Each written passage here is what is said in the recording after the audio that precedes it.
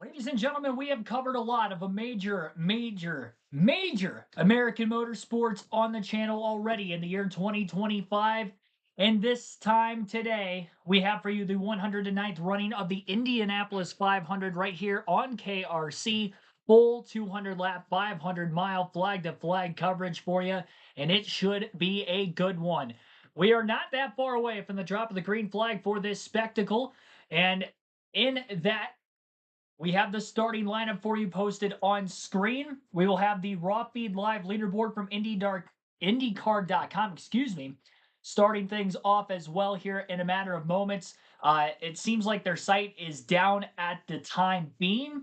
It's showing the race results from 2 years ago in the Indianapolis 500 and not even last year's Indy 500 results, but from a couple of years ago. So as soon as the race gets started, I'm sure their leaderboard will have the starting lineup or the obviously live race results or live lap by lap results as the race is going on.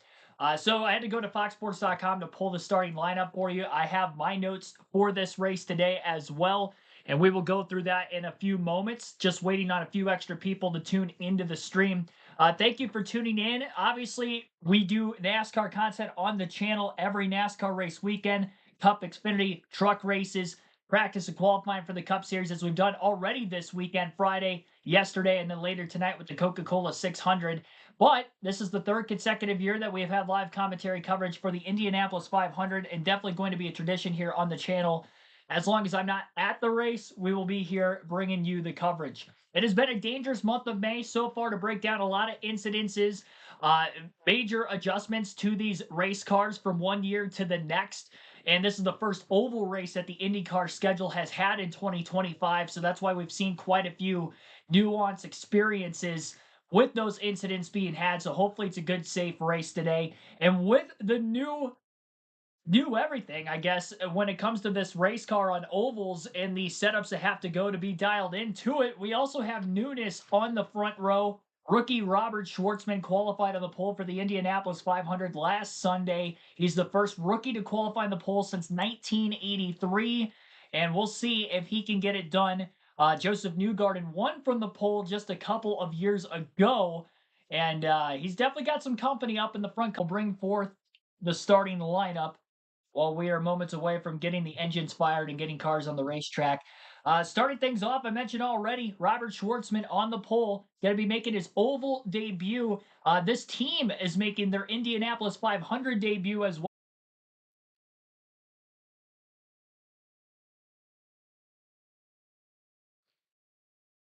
Oh boy. You have to let me know in the chat if the stream is up and running again.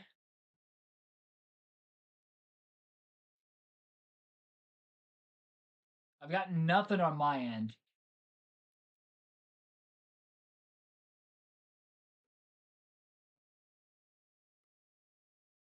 I don't know where we left off. I might have to go through the full starting lineup again.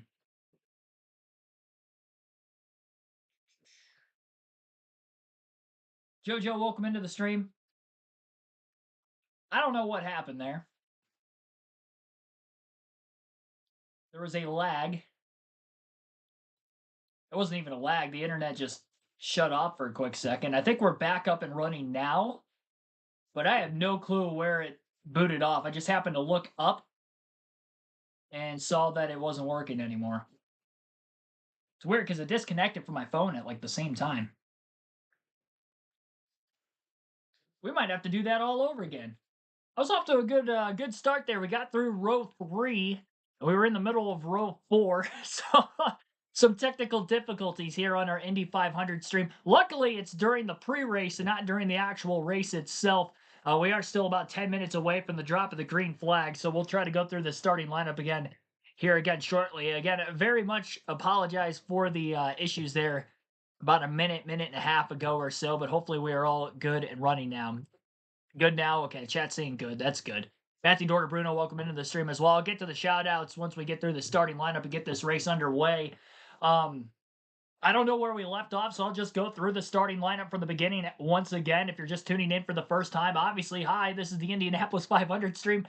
I don't know how far into the intro we got before it cut out. but it looks like we're back up and running now. So again, here is the 109th Indianapolis 500 starting lineup. Robert Schwartzman on the pole, as he'll be on the inside of row number 1, leading the field of the green. He is the first rookie to qualify in the pole since 1983, making his oval debut as well in IndyCar today. Takuma Sato, the two-time Indianapolis 500 winner from 2017 and 2020, will be in the middle of row 1, and Pato O'Ward, who was runner-up twice in his career in the 500, including last season, will be in row number 1 on the outside. In row number 2 on the inside will be Scott Dixon, the 2008 Indy 500 winner. Felix Rosenqvist in the middle as an Indy 500 best of 4th in 2022. And Alex Palou has never won on an oval, but he's been fastest in most of the Indianapolis 500 practices in the month of May. Row number 3 on the inside will be David Malukas, making his 3rd career Indy 500 start. In the middle, Christian Lundgaard, who has 3 Indy 500 starts already. Indianapolis 500 winner Marcus Ericsson on the outside. In row number 4, the defending pole sitter of the race, Scott McLaughlin. He finished 6th in that event a year ago. Connor Daly, who has 3 straight Indianapolis top 10 finishes, and Alexander Rossi, the 2016 winner. He won as a rookie in that season. Row number 5, as we scroll down our screen now, which is where our audio, or at least where I noticed that everything froze out on us. Kip and Simpson will line up on the inside of row number 5, 21st in his only Indianapolis 500 last season. Ed Carpenter going to be making his 22nd Indianapolis 500 start this weekend, and this will be the most of any driver that is in the field starting this race today.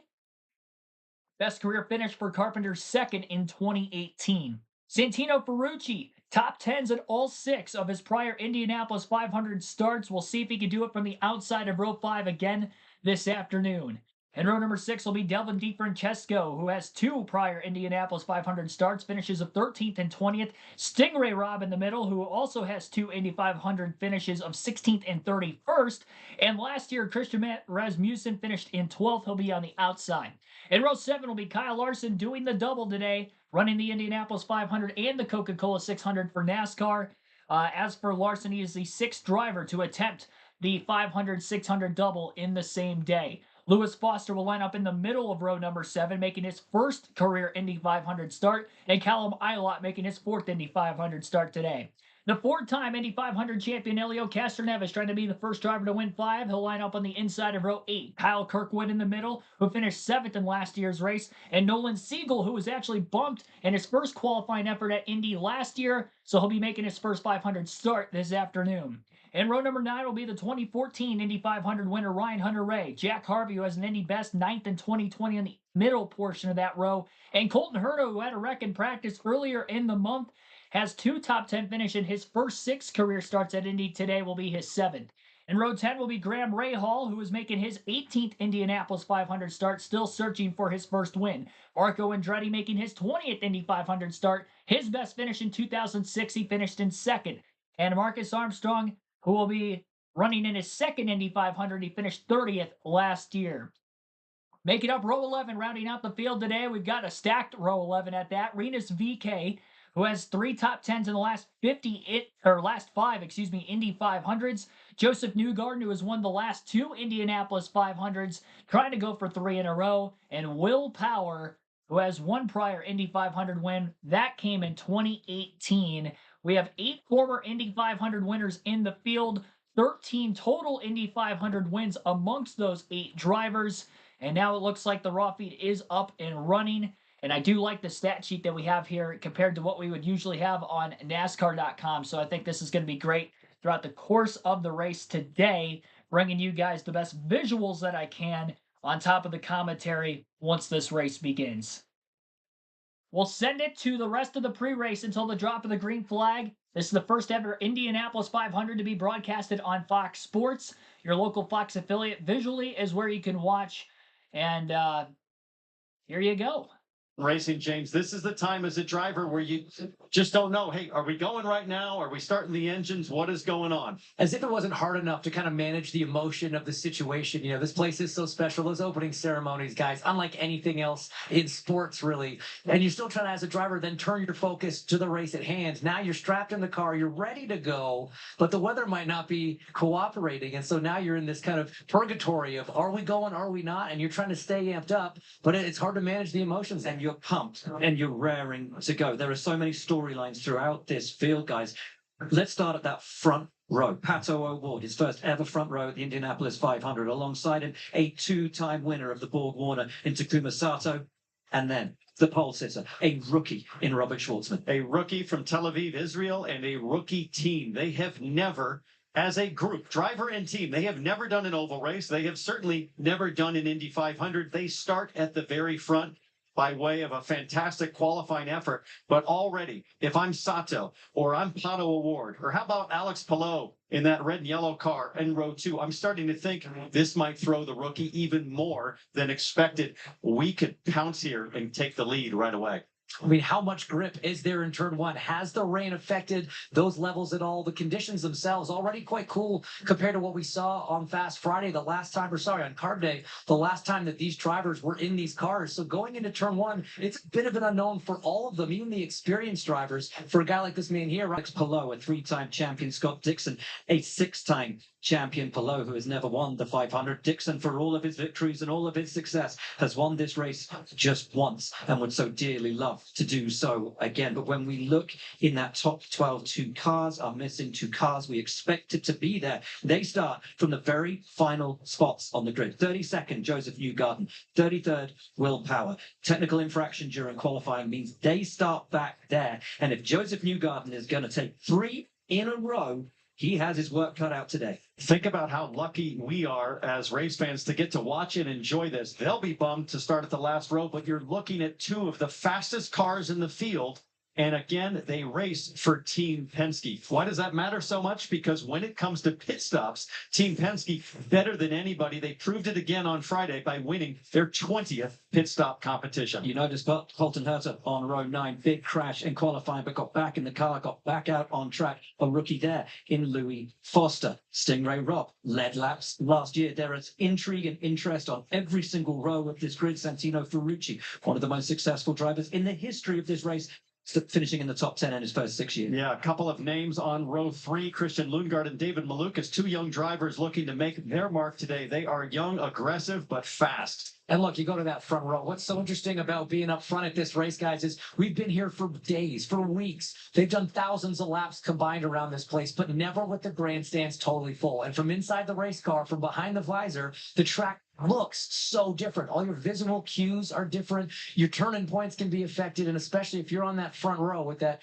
unobscured view into turn one, you notice how much more narrow the track looks because of all the people. Guys, I want you to take me back to your first Indy 500. What is going through the head of Robert Schwartzman right now? Does he have any idea what stands ahead of him? There is a burn in your heart and your stomach right now as you contemplate the opportunity as a driver to make your first start in the Indy 500. You try to block out all of the distractions. Robert Schwartzman has picked up 3 or 4 new sponsors in the last 4 days. They've flown in from Monaco, from Israel, from Los Angeles to support this guy. All of a sudden, he has hoopla around him for the very first time, and you have to block all of that out. But let's not forget, in any other racing series in the world, there is no such thing as a race weekend where you go 48 hours without doing anything before the start of the race.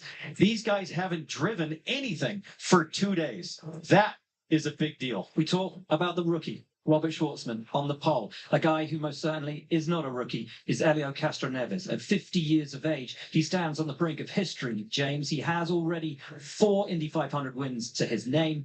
Today, he could become the first to win 5. And he's doing it with the same team he won the 4th with back in 2021. And look, it had been since 2009. Before that, that was his 3rd win. So a lot of people weren't sure he was going to make the 4-timers club. So when we talk about the opportunity and the potential of Helio Castroneves to win that historic 5th, yes, absolutely. Is he capable? Is it possible? The team knows how to do it. He knows how to do it. And this guy is one to watch every time we unload here at the Speedway. And this is the first sellout in 9 years. And we talked about Schwartzman having to focus in. Helio Castroneves, completely different. He absorbs and embraces the spiritual tsunami that is this place.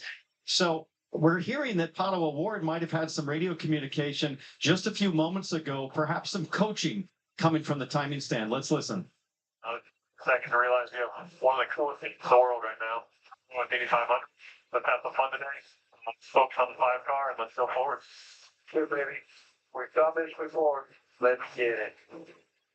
He has done it before. It's broken his heart twice before. He's never started on the front row before. Is this Pato O'Ward's best chance to win the Indy 500? I think so. I mean, the starting spot, obviously, that helps, but you can win from almost anywhere on the grid here. Joseph Newgarden certainly is going to try that from the back row. But for me, the drivers have been talking a lot this year about how the cars are handling a little bit differently. They're a little bit more on edge, and no driver can handle a car around the speedway on edge better than Pato O'Ward. He proved that last year in that street fight with Joseph Newgarden in those final 10 laps. I think the conditions, the situation, and the way these cars are handling plays into Pato's strengths. This is by far his best chance. And I feel like we haven't talked anywhere near enough about Takuma Sato, who has returned for a one-off drive here in the IndyCar Series on the front row for Rahal Letterman Lanigan Racing.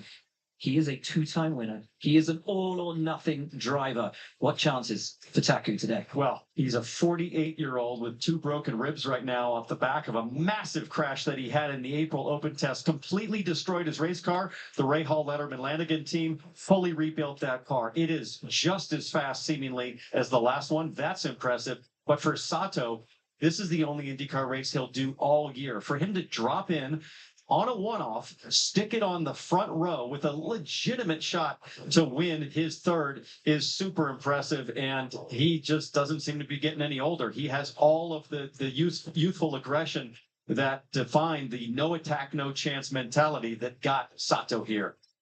Another couple of storylines I want to pull out.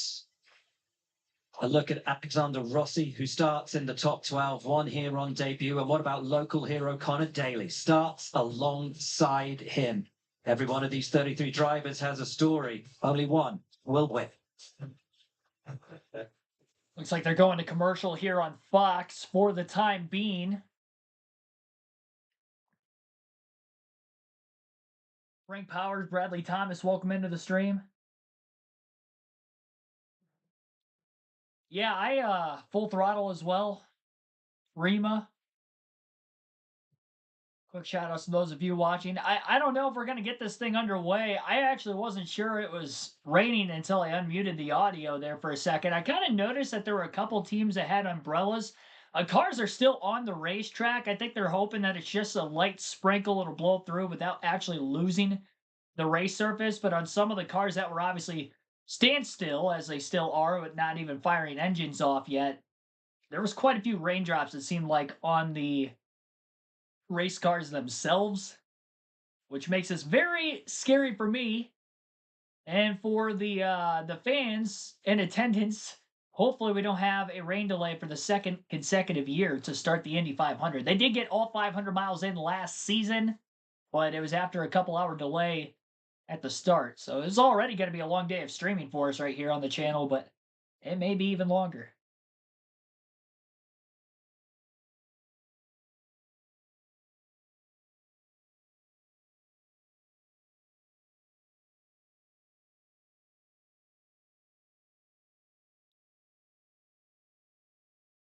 If you're just tuning in for the first time, appreciate you watching. Be sure to hit the like button. Our like goal will be for 50 on today's Indianapolis 500 stream.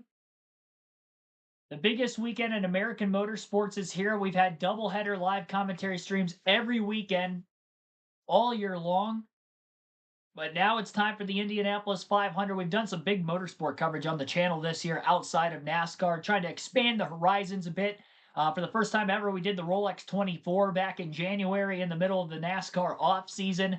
And then we ended up having, obviously, the Indy 500 the last couple of years on the channel. This is the third consecutive year of Indy 500 coverage. Ronnie Packman, welcome to the stream.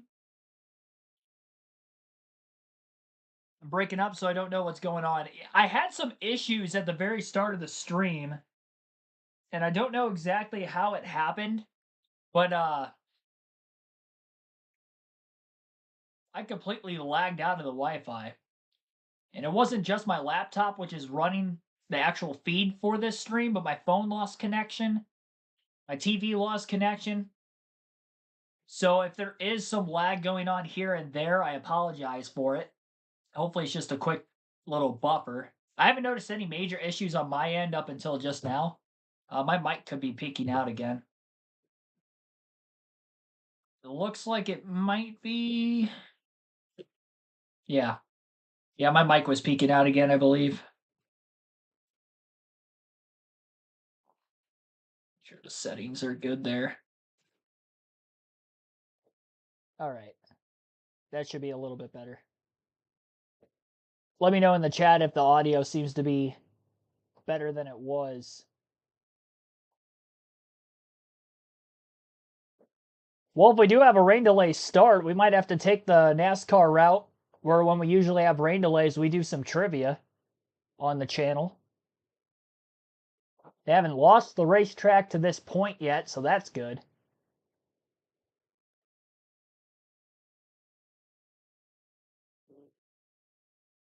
Ace Alshire, welcome to the stream.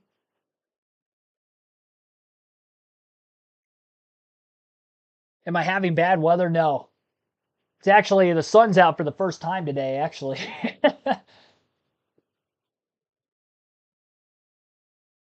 Bad weather in the sense that it's another cool day in Northwest Ohio, yes. It's been in the 50s and 60s, low 60s, mid to high 50s like all week, from last weekend through this weekend. Definitely doesn't feel like Memorial Day weekend compared to most years.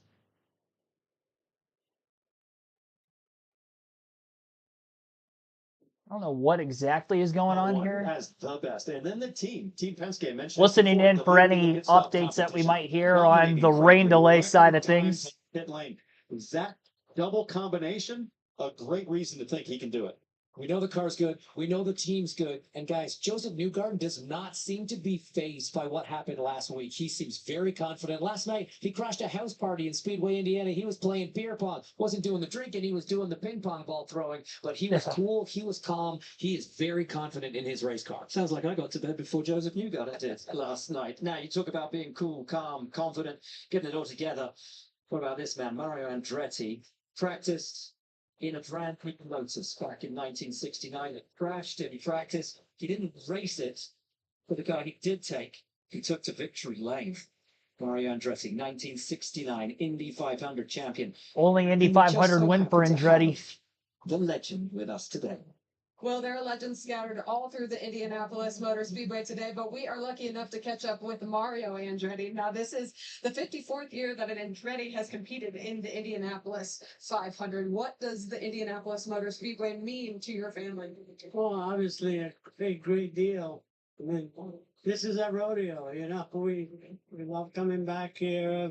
As a family, I think we enjoy so much here over the years, as you can imagine, since 1965. So we'll keep right on going as long as we can. Father to Marco Andretti. Now, Michael Andretti. Michael, what advice did you give Marco before he strapped into the car today? He doesn't really need more advice. I think he's got more starts here than me now. So no, he's pretty happy with the car, to be honest with you. It doesn't have much of the speed that he'd like, but the handling's good, and obviously to win this race, you got to have a good handling car. So fingers crossed. Fingers crossed. Thank you, Michael. Thank you, Mario. Great to see Mario. Great to see Michael. Of course, Marco runs in his 20th Indy 500 today. No Andretti has ever taken victory at the Indy 500 since Mario's win back in 1969. They call it the Andretti curse. Can it be overcome today? Well, one guy who was a hugely popular winner here, TK, Tony Kanaan, back in 2013, one of the coldest Indy 500s in history, started in P11, ran home, an incredibly popular win. Today, though, he's the team principal at McLaren. Had 9 top fives in this race, and third as recently as 3 years ago. We know somebody like you could always jump in the car, but you might have to. Who's more anxious, Kyle Larson or you? You are the reserve driver if it rains for 45 minutes. I think I've never thought I was going to experience two pressures. One is to maybe hop in the car, and the other one to help run 4 cars. But hopefully, looks like it's going to break out. But we want Kyle to do the 1,100 miles. But if not, I guess I'm ready to do it. What is the timeline? What are the circumstances that would have you driving the car today? We're going to play by ear. Obviously, he needs to leave here on a hard like 4:07 or something like that, like 4 o'clock. So we still have time. Mr. H is here. I'm available, but if it takes a green flag, obviously it's over for me or anybody. So hopefully is what's going to happen. But the deadline for him to leave, it's up to us to decide. If it gets too late that he's not going to do that many laps, and they want me to hop in the car, I'll be ready to go. And just a reminder, there are no more relief drivers, so you would have to start the race. What if he pulls away and it starts raining again and never takes the green flag? Have you guys looked into that scenario? Yeah, if it's just under the yellow, they can actually try park it, and then I have to jump in and start it from last. So we'll see. Hopefully, I don't want to play all the scenarios, Kevin, but it is a possibility. One more question. We know you're good at this. We know you're one of the greatest ever, but you've had 20 some laps in the car, not at full speed. How would you approach if you got in and raced the Indy 500 today with virtually no practice? I have 200 laps to try it, so we'll see. Obviously, I'm not going to be out there thinking I'm endangering other people and myself, but at the end of the day, I think I'm a racer. It will take me a few laps to figure out the hybrid and traffic, this and that, and we'll go. If it's good enough, we go. If not, I'll figure out parking. I'm going to have to answer to the team principal, and in this case, will be me talking to myself. So we'll see. You know he's a racer. He'll be cautious, but if the car is good, Tony Kanaan would go for it no matter what. We've got a fascinating story with the number 17 Arrow McLaren Hendrick car today. Kyle Larson hoping to take the start here at the Indianapolis 500, but they say the track chooses you. Right now, it's not really choosing anything. It's just giving us a bit of a hard time figuring out exactly what's going to happen. But he looks pretty chill. Is he looking at his watch? He's checking his watch. He needs to, he knows he's got a hard time that he's got to get out of here to get back to Charlotte. He's desperately wanting to get this race in. Crazy emotions right now for Kyle Larson, and even more for Tony Kanaan. Can you imagine running a race team the last several months? He got that little 20-lap shakedown. Tony Kanaan might be jumping in cold turkey. They're going to have to maybe throw a seat in this thing, get the seatbelts close enough, but there's going to come a moment where Tony's going to just have to flat get after it. That will be wild. And as the crowd does the wave around here, can you imagine the response from this crowd if Tony Kanaan climbs in to go for his second win? They love him here. They love him here. They absolutely adore TK, and with good reason. He has always been competitive around this circuit. He loves it, and they love him. I mean, he had so many strong runs here before he got that victory back in 2013. It was one of the most celebrated, one of the most adored wins that we've seen here at the Speedway. And, you see that ring that that's on his finger right now. That's what you get. It's one of the many things you get when you win the 500. He wears that thing every day of his life to remind himself and everyone else he's conquered this place. I will tell you one thing about that Tony Kanaan victory. The last time the Pacers played on Indy 500 Sunday was that day when Tony Kanaan won the Indianapolis 500. They play today. Is that prescience? That just seems like part of the magic of this place. And I think the look that I see there on Tony Kanaan is him starting to actually dialogue with specificity about, okay, we might actually have to do this, but we'll find out soon as the weather hopefully improves here shortly. Beat the Knicks, kiss the bricks, the two checklist points in Indianapolis this week. Well, the crowd are excited. We're getting ready for the cars to roll off. The studio follows, and we'll be back. Still waiting for this brief rain shower to hopefully break through, and we can get this race underway shortly. Bond 1771, Rebel Soul, welcome into the stream as well. Steve, welcome back. Greg Powers, I don't think I shouted you out yet. Thanks for tuning into the stream.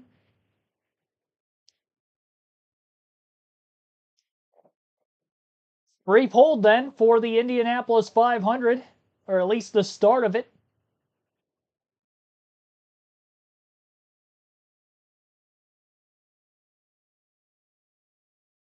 No Air Titans, I believe, have hit the racetrack at all for any sort of track drying, so that tells me that they haven't lost the racetrack to this point.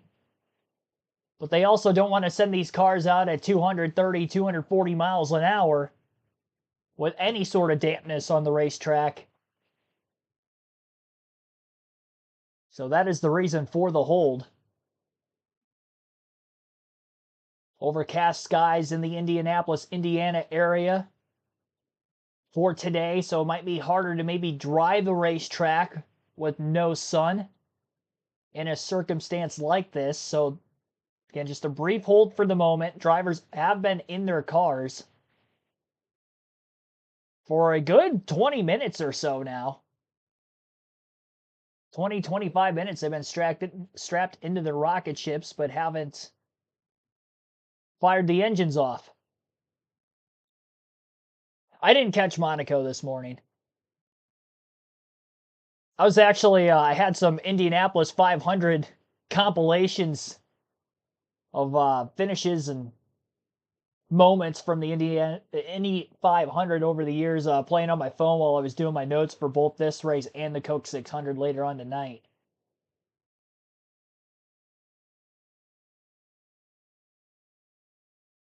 They're coming back from commercial break, it looks like, at the moment.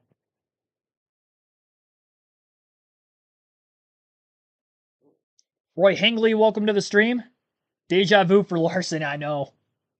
It's tough. Hate to see it. I think the percentage of rain today was less than 20% when I woke up this morning, so I don't know where the shower came from. I haven't looked at the radar myself yet. I would imagine it's a quick pop-up. Let me check. While we're waiting anyway. Speedway, Indiana.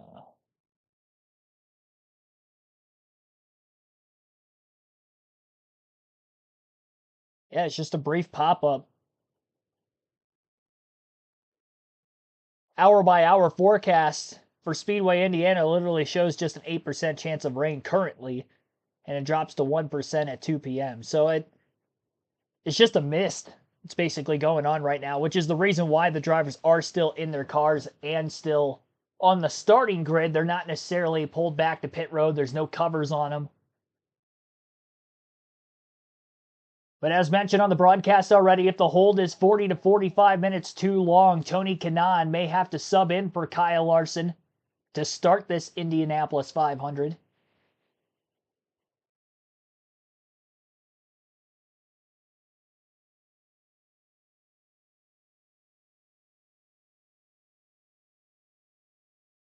Radar weather is saying the showers have moved through. They did not lose the track.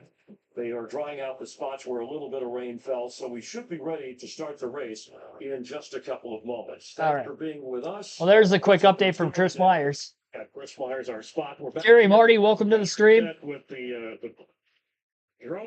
thank you. Some fans have scattered, but the rain has stopped. The pagoda behind us and the row of bricks as well. Tony, I just want to ask, as we await this, what drivers, and you both have experienced different parts of this, getting ready to roll, fired up, boy, those opening ceremonies got to all of us, and then a driver has to sit and wait. What's going on in his head? Yeah, that's the fun part that Danica and I were talking about is we kind of have different approaches to it, but I think that's the great thing is you got 33 different drivers out there. They all have different personalities. They all have different quirks. The thing that I would not like is I was so routine driven that when I got in the car, I wanted to get going. I didn't want any delays. I didn't want anything to be different or change. So to sit there and I guess I would probably be like Kyle Larson, who we just saw was looking at his watch, checking time already. I want to get going. Once I get in that car, that's my mode, that's my office, and I want to get to work. Did you wear a watch in the car too? I've never wore a watch. I still don't wear a watch. Exactly. I mean, from my perspective, I think this is an opportunity actually for the drivers to relax. Outside of Kyle Larson, who has a hard out, has another 600 miles to do after this 500. You've had so much going on before the race. There's a minute by minute all morning long. So many people, so many obligations, so much energy. You get to the car before you get strapped in. There's so many people there too. Now it's peaceful. They're all gone. You're just sitting in your car. You're making sure that radios work. Are you comfortable? Belt's all good. It's time to relax. So look, if this continues on, it does get a little arduous as a driver to just sit there very strapped in, but a little bit of time is kind of nice. Yeah, but a good sign that it's not going to drag on too much longer. I mean, we really should within moments here get rolling because look, that's Tom Brady, and you said Michael Strahan earlier talking about the Silent L Scribe, welcome to the stream. As well, and the experience for champions of their sport to try and just see what a little bit of it feels like for the guys going through the Indy 500. How does Tony? How does Strahan look in that one? So he just genuinely looks nervous. When he was walking by, I said, "Hey, you going to do any work today?" He goes, "Yeah." But he does look nervous to me. I mean, it's a big responsibility driving the pace car. I mean, you're pacing 33 cars. These guys, from the moment they roll off the grid, and Dana can tell you this, they are already in fuel saving mode. So every move they make from the time they pull off the grid is calculated, and you know, it's very important. And what they tell you when you're the pace car driver is they're like, look, as soon as you come around turn 2 for that last lap, you need to go as hard as you can. And even for myself, I was like, oh shoot, like, I don't know, I haven't tested the limits of this car. How hard can I go? So I'm sure Michael's sitting in the car thinking, did I really want to be a race car driver? This will be the test. Yeah, things worked out well for him in his career. Let's check in with Jamie Little. And Jamie with a previous 500 winner. On the 3 box for Scott McLaughlin, different role for you. So how are you helping him for today to try to get that first win? Well, it started really 2 years ago. Scott contacted me and wanted some help to speed up his process of learning the Indianapolis Motor Speedway. And it's a special place, isn't it? We get the crowd roaring. It's so cool. It's back today, 350,000 people. It's magical. So I'm just behind Scott, trying to give him the tools to become the best driver he can be quicker. And, you know, it's such a learning process here. Anything you can get from another driver is a good thing. But I got to say, it's very rare to have a champion like him ask another driver for help. So, you know, we share the same value. We share the same love for the sport. He's very, very passionate. He's a tremendous talent, like one of the best talent I've ever seen. Now, if you give him the tools, he's going to use it, and then slowly but surely he's going to become better and better. And I've loved seeing his evolution within Team Penske. He's just been tremendous. So we'll see what he can do today. He's in a good position, actually, to do very well. So cross fingers.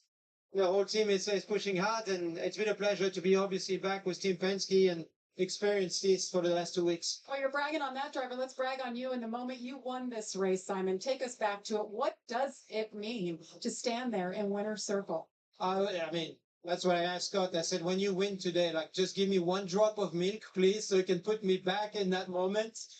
It stays with you your whole life. You know, today it's my pride and joy. My kids, when they see the Indianapolis Motor Speedway, they think of the yellow car and the win. And it's just amazing to have accomplished such an incredible thing in my career and my life. And you know, it's going to stay with me and my kids forever. So it's really, it's a gift that keeps on giving. Everybody says the same thing, but it's so true. And every year, you know, you stand on the grid and the goosebumps still happening. Even though I'm not driving, it's actually more stressful to be on this side of the fence than being in the car and controlling things. But it means everything, because it's a dedication. You dedicate your life to this since you're a little child. You know, I started thinking about go-kart at 4 years old, and I watched Rick Mears win. I was 6 years old, and I said that someday I'm going to go to Indianapolis 500. And being part of it is one thing. Winning is just a privilege. Stays with you forever. So good to see you, Simon. Good to see you too. Thank you. Let's go back to Chris. All right, hey, thank you very much. All right, so we saw in qualifying, they surpassed speeds of 230. We also saw more crashes, I think, than we had leading up to the race qualifying weeks here. But what kind of racing speeds do you think we're going to see today? And obviously handling the corners and avoiding the low. Well, things definitely slow down. But it's cooler now, too. It's cooler, which does help. That's going to give them more downforce usually. The rain won't help. But look, when you get into the race, you're doing much longer runs than you would otherwise do if you were in practice.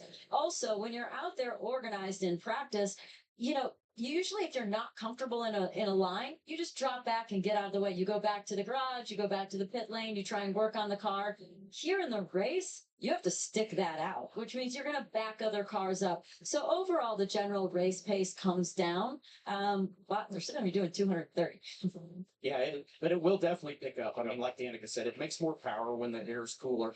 The track temperature being down is a lot more grip as well. So the pace could be higher than what we anticipated, but at the same time, there's still going to be those comers and goers. There's guys that aren't going to hit the balance perfect because as the temperature changes up and down, then the car's balance changes with it. So everybody in this first stint's going to be thinking about the balance of the race car, and they're going to be feeling out and just kind of settling in this first stint. Yeah, as the drivers wait this out, you talked about checking their watch. I'm sure for Kyle Larson, right, he had that 40-minute window to try and do the double, something that you accomplished very successfully. So from that standpoint, in terms of his time and weighing on his mind, how difficult was that for you in terms of racing here, obviously, and then thinking, hey, I want to do well, but then I want to get to the next one. Can you block it out and stay focused in that moment?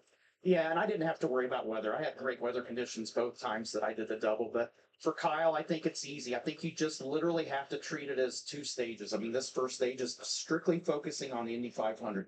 Don't think about the car in Charlotte. Don't think about what you have to do later in the day. Strictly focus on the task at hand. Once that's over, then you kind of have this little middle phase, an intermission, I called it, of getting on the plane, getting hydrated again. He'll get an IV fluid on once he gets on the airplane. He talked to me about the meal that he's going to have, a protein bowl, just to get some food in his stomach and get some energy back for the second half. But then once he gets to Charlotte and he lands, his mind will automatically switch gears without him having to think about it, of getting reacclimated to that cup car. And it will take zero amount of time for him to get used to it at all. He's not going to have salad on the plane. Kyle Larson is a salad lover. The bigger the salad, the better for him. Yeah. I mean, look, the good thing is, as a race car driver, once you're strapped in and you're going, you're not thinking about anything else. Your focus is completely on the job at hand. This is going to be the worst part. Right. The flight, sort of waiting it out. Can the jet go any quicker? Those are the things that are going through his head. But when it comes to the job at hand at 230 miles an hour, you're laser focused. Yeah, so these are the best drivers in the world. And when you think, hey, driving is driving, but the difference, and we know about the cars between a NASCAR and an Indy car, is it like just driving a car versus driving a truck? What's the best way to explain that in a very elementary way? It's like driving a tennis ball and driving a bowling ball. Oh, that's the difference. I mean, that's what I've always told everybody about the difference in driving here at Indianapolis. These guys can run wide open around this racetrack if their car is comfortable. You could never do that in a stock car. So imagine taking a tennis ball. If you want to make that thing change directions, you just bat it with your hand and it's going to change direction. Okay. The bowling ball, you have to slow it down, then get it to change direction and get it to accelerate again. So it's drastically different, but this is not in his wheelhouse. This is not his normal feel. So thank God this is the first of the two races that he has to run. I think it's way easier to do the from here and run the 500. That's it. I never had you as a tennis guy. A bowler I could see. But you did both. I drink a lot of beer and bowling, so it fits me very well. All right, let's I'm a pickleball guy. let's check in once again with Jamie Little. Jamie? Well, look who I ran into, Michael Strahan at the front of the field. He is pacing the field. What is this moment like? You are strapped in. I'm looking in your rear view, Michael. You've got the entire field ready to go. Yeah, they're ready to go. I heard Danica and I heard Tony talking about me being nervous, just slightly. But I'm ready, Danica. You saw that little piece we did earlier in the show. I could have been a race car driver, but I grew out of it. Too big. All right, what's your coach telling you here for these laps? Relax, be smooth, calm down. He's an incredible driver himself. So he just got me through that. But he's having a nice, pleasant conversation, keeping it nice and calm in the car. Slight delay, getting to know each other a little bit. First off, this view. What do you think of this place and these moments that you've taken in so far? Well, this is absolutely amazing. I've never seen an event with this many people ever. Ever, the biggest sporting event in the world for a reason. And I'm talking to Tom earlier. And Jimmy was saying when you come down this straight and just that line of fans, you get that nowhere else. So I'm looking forward to that. I'm looking forward to pacing the field. I'm looking forward to getting off the track. You're going to do a great job. We saw you talking to David Letterman. How did that go? I think you picked him up last week. I saw some footage of you guys. Yeah, I picked him up when he had his show. He had me pick him up again last week. I said about Dave. I'm always picking up Dave, but he's great. And I'm happy for him and his team to be starting where they're starting in the race. I know he's excited about it, and I'm wishing him a lot of luck. Well, we're wishing you luck. Keep those nerves at bay. We're going to go here any minute. All right. Good luck. All right. I'm ready. All right. Danica, Tony, you're lucky you retired because I'll take your job. We got a little bothered by this scare line. By the way, Letterman's working on Michael Strahan's top 10 list of bucket list items. He's checking off the Indy 500 in this one. Yeah, in case you missed the AI thing a little bit earlier, that was the setup. What if Michael, who grew up a car fan and is a car fanatic, if he had been a race car driver? You probably know me as a football guy. But when I was a kid, growing up in Germany, They were playing this a little bit earlier on in the pre-race. I've been watching the pre-race for the Indy 500 since about 11:30. Some of you might have been watching it from when they went on the air on Fox locally at 10 a.m. Eastern Time. We'll go through the starting lineup again while we've been waiting for what has been a little bit over a half hour now. I couldn't imagine sitting in the car for as long as these drivers have been sitting in it and just being stationary, not moving, car not running. So again, for the Indianapolis 500, you can follow along on screen this time. Starting things off on the pole, we've got Robert Schwartzman, who was the first rookie to score a pole in the Indianapolis 500 since 1983. Takuma Sato, the two-time Indy 500 winner, will be also in the middle lane of the front row. His wins in 2017 and 2020. Pato O'Ward, two-time runner-up in the Indy 500, including last season, starts in the third spot. In row number 2 will be Scott Dixon, Felix Rosenqvist, and Alex Palou. Dixon, the 2008 Indy 500 winner. Rosenqvist, an Indy best of 4th in 2022, and Alex Palou has not yet won on an oval in his IndyCar career, but he does have 4 wins in the first 5 races so far this season, and momentum is on his side. He has had the most top spot, or I should say it was fastest in practice for the most times of any practice sessions that have taken place in Indianapolis so far this month. In row number 3 on the inside, David Malukas, who is making his 3rd Indianapolis 500 start today. Christian Lundgaard in the middle, who's making his 4th Indy 500 start. He's still in search for his first top 10. And Marcus Ericsson, the 2022 Indianapolis 500 winner. On the inside of row 4, Scott McLaughlin, who was the pole sitter a year ago, finished 6th in that race. Connor Daly, who was coming in with 3 straight Indy 500 top 10 finishes, looking for 4 consecutive today. Connor Daly has the second best average finish in that stretch of races as well of any Indianapolis 500 starter. Alexander Rossi, 2016 Indy 500 winner, hasn't won since. That was his rookie season. He'll be starting on the outside of row number 4. In row 5 will be Kiffin Simpson on the inside. 21st in his only Indy 500 start last season. Ed Carpenter, who will be making his 22nd Indy 500 start today. His best finish 2nd in 2018. And Santino Ferrucci, who has not finished outside the top 10 in his first 6 career Indy 500 starts, so trying to make that 7 for 7 this afternoon. Delvin DiFrancesco will line up on the inside of row number 6, 13th and 20th in his only 2 prior Indy 500 starts. Stingray Robb also has 2 Indy 500 starts to this point. He finished 16th and 31st the last 2 seasons. And Christian Rasmussen, a 12th place run a year ago. Inside of row number 7, Kyle Larson for right now. Hopefully we get things started. Otherwise, we would have Tony Kanaan stepping in as a substitute driver. As for Larson, he is the 6th driver to attempt the Indy 500 and Coke 600 double in the same day. Attempted it last year, unable to run the Coca-Cola 600 due to rain, both in Indianapolis and Charlotte. So looking to get it done here today. Kyle Kirkwood finished 7th in this race a season ago. He's on the middle of row 8, and on the outside will be Nolan Siegel, making his first career Indy 500 starts. He was bumped from Indianapolis a year ago in qualifying. Scroll down the screen a little bit more here. Inside of row number 9 will be Ryan Hunter-Reay, who was the 2014 Indy 500 champ. Jack Harvey, who has an Indy best 9th place finish in 2020. And Colton Herta, who has 2 top 10s in his 6 career 500 starts. Graham Rahal making his 18th Indy 500 start today on the inside of row 10. Marco Andretti, his 20th Indianapolis 500. Runner-up best finish for him, which was 2nd in 2006. And Marcus Armstrong making his 2nd Indy 500 start. He was 30th a year ago. And in row number 11, rounding out the field, Rinus VeeKay on the inside. 3 top 10s in his last 5 starts at Indy. Joseph Newgarden, who is the defending Indy 500 winner of the last 2 years, going for 3 in a row. And Will Power, the 2018 Indy 500 champ. So again, that is the starting lineup. We went over that about 40 minutes ago, but time has passed on here as we await the start of the race.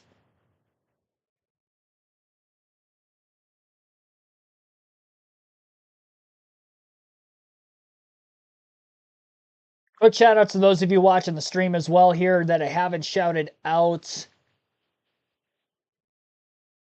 throughout the stream.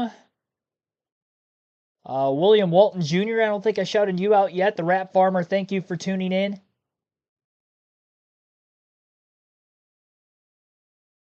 Mystic Shadows, and many others who have been watching throughout the course of our extended live commentary coverage of the Indy 500. Roger Penske about to give the command to fire engines. At the Indianapolis Motor Speedway. Here we go. Roger Penske. Here we go. Race friends, this is a great day for all of us. And to thank you, we want to say thanks to all the fans, the 300 plus thousand fans that are here with us today. And the millions of fans that are watching on television around the world to see the greatest spectacle in racing in the world.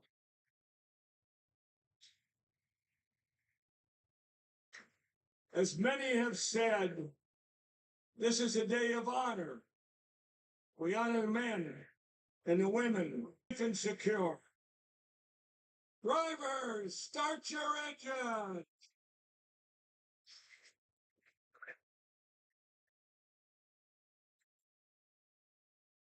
Here we go.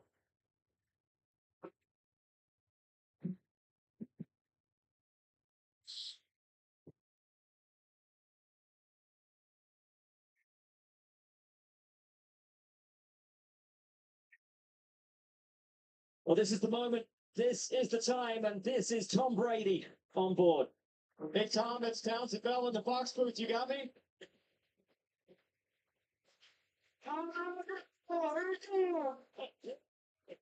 Tom, you just went blasted past the snake pit. I don't know if you can hear us. You won 7 Super Bowls with the best eat in the house, but what are you seeing and feeling right now? Oh, it's incredible.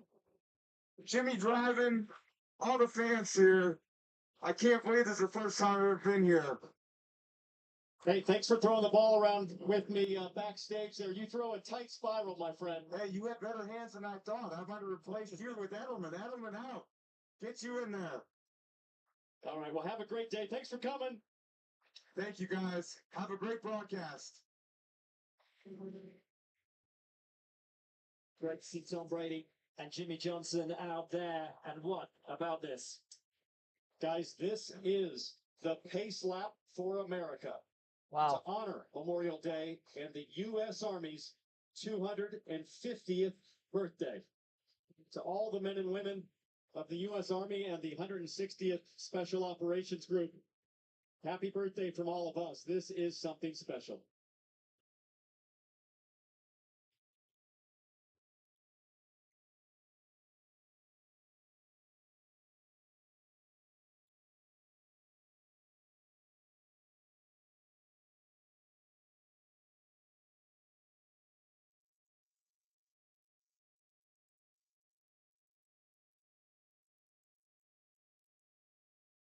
It's amazing how low they're flying with the cars just below them.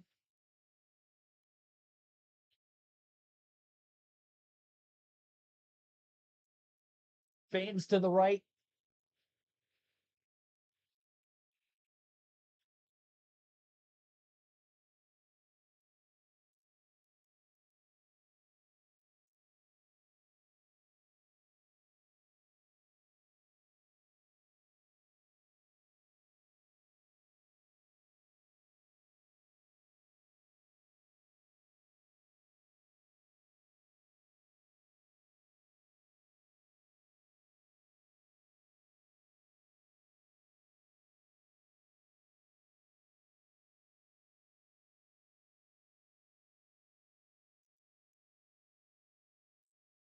Scenes here at the Indianapolis Motor Speedway, and what a moment. I mean, this place was born to test one thing, James. How fast can you go? And I guess the second thing, of course, how big are you going to go to win the biggest prize in racing? No audio now? Good now. Well, now no audio. I'm not sure exactly what was going on with the audio there. That's all right. I'm taking over now. We're almost to the drop of the green flag to get this Indianapolis 500 underway. Roughly 45 minutes after when we were initially supposed to start this race, but it looks like Kyle Larson will be running the Indianapolis 500 still, so that is good. Just going to have a slightly tighter window to get out of Indianapolis to get to Charlotte before the race starts there. But I'm sure he's not even worried about that at this moment because he's about to go for 500 miles here today at the Indianapolis Motor Speedway first.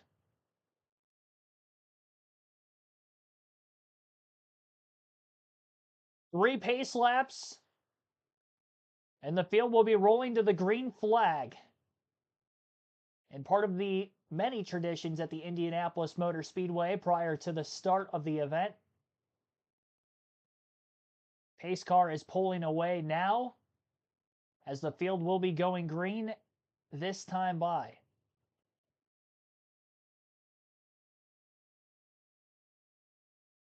Next time by, it looks like. They're on their second lap right now. Yellow light's obviously still on. Three wide formation start,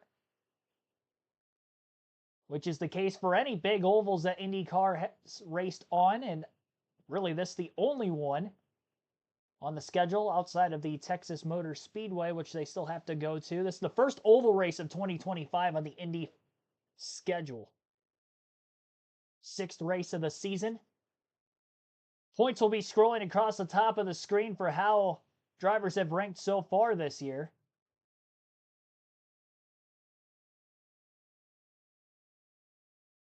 Just as we would have for a normal NASCAR broadcast on the channel. Now the field will be getting the one to go signal.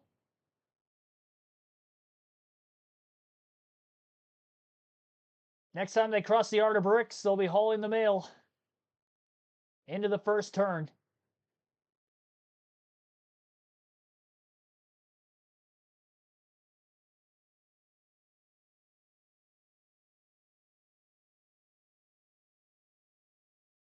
Oh, what happened here? Yeah, Scott McLaughlin has crashed. It's to have your race ended before it's even begun. It is over. What happened? It was off camera. 1992 was called Scott Dixon. as Scott Dixon, the number 9 PNC car smoking, and you have to wonder, was there contact or is that moisture on the track? And maybe there was still some moisture for McLaughlin and his spin, but his left front suspension is destroyed. His day is over. Scott Dixon is on fire on the left rear. What is going on the pace laps? Out there on track between these two. Two of the favorites coming in, two very strong contenders. See massive fire inside the left rear tire there at Dixon. That's in the brake system. It's behind the left. He didn't pit. We heard the call over the radio to pit this lap. They left him out there. That could be a huge issue as we see the devastation on Scott McLaughlin's face and his body language. At that's tough. That is what it means to have your dreams wrenched away from you. Didn't even get to start. Even had an opportunity to make them real. Galling, utterly galling for Scott McLaughlin. And I wonder, guys, Scott Dixon on row 2, McLaughlin on row 4. How could they have come together? They're 2 rows apart. Well, we don't know if they had contact. I don't think they did. Let's get a report maybe on what's going on with Scott Dixon's car as the EMR safety team goes to work on McLaughlin. Did we not have a camera on this? Number 9 radio, it does not sound as dire. They need to just cool the brakes. Michael, his strategist, is telling him, let's just cool the brakes. It's all going to be fine. They are not planning to pit at this moment. And they have the benefit. Felix Rosenquist, who's right behind Dixon, can radio in and get some information because there's a relationship between Chip Ganassi and Jim Meyer. Here's what happened with Scotty Mack. You're right on board. With McLaughlin warming his tires. Oh, no. On the front stretch. Oh, no. Warming his tires, swerving just to put some temperature into the rubber and just loses it. The track is cold. The tires are cold. These cars are set up to turn left. They don't do straight very well, Townsend. And when you light up the rear tires to try to get a bit of heat into them, it is so easy to have that happen. Well, especially if there's any of that residual rain moisture on the racetrack. And for Scott McLaughlin, the worst feeling I can possibly imagine as a racing driver. This race is starting under yellow. Trying to come to grips with what seemed like the most bizarre moment of his life. Jamie, the 3 out.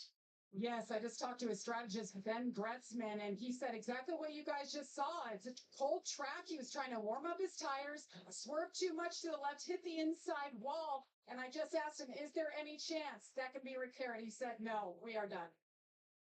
And obviously, with the cars still circulating, laps are counting now. Yes. Yeah. Under caution.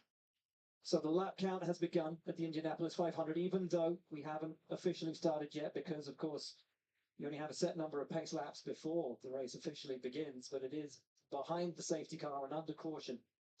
Lucky for Dixon to be able to get that out, because had the carbon diffuser actually gone up in flames, now the whole car is alight. So it was a gamble, but it's paid off. As we understand, Dixon's left rear braking system is cooled back down as Scotty Mac's Yellow Submarine, the Penzo #3, goes back to gasoline out. Well, my concern would be, is the brake system okay? I mean, that caliper inside that left rear wheel was on fire for quite some time. Yeah. Delicate brake. The fact that Dixon's still on the track is amazing. Now, so I'm not sure he even knows if the brake system's okay. He was on fire We wait to see. a few laps ago. Waits to see. We wait to go. Brake system. Well, I haven't seen this before. I'm sure it's happened in the Indianapolis 500 before, but we have some crashing getting to the green flag. They were just getting the one-to-go signal on the front stretch. Scott McLaughlin trying to put heat in his tires in the middle of the scuff. Lost control. Smashes the inside wall nose first. And he will not be able to make the start of this Indianapolis 500. Meanwhile, and simultaneously, Scott Dixon's car catching fire on that same lap. He has not come down onto pit road to this point. The fire has dissipated. And this race has started under caution. 3 parade laps, and on the 4th lap, they go green at Indianapolis, and still doing that here, just race starting, obviously not under green flag conditions and under caution. We're actually on lap 4 of 200 as cleanup continues from the McLaughlin crash on the front stretch. Daniel Williams, welcome into the stream.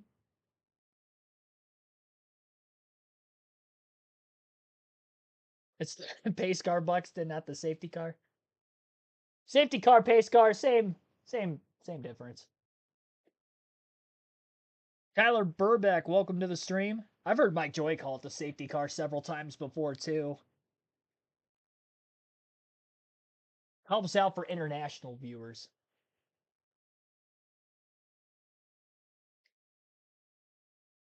So Dixon's brakes are overheating. Scott McLaughlin has crashed, and we haven't even seen the green flag. We had rain for a brief moment.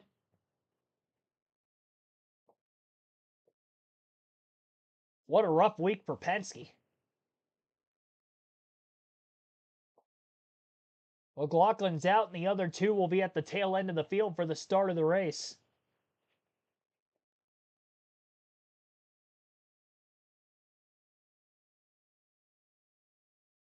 Feels like the Coke 600 over again, where the whole field whacked because of rain. That was actually that was the All-Star race that you're thinking of back at Charlotte. Is it 2001? Is it the 2001 All-Star race where there was rain and they went off into the first turn? They all crashed. I know of what you're talking about. It was definitely an All-Star race. I think it was 2001.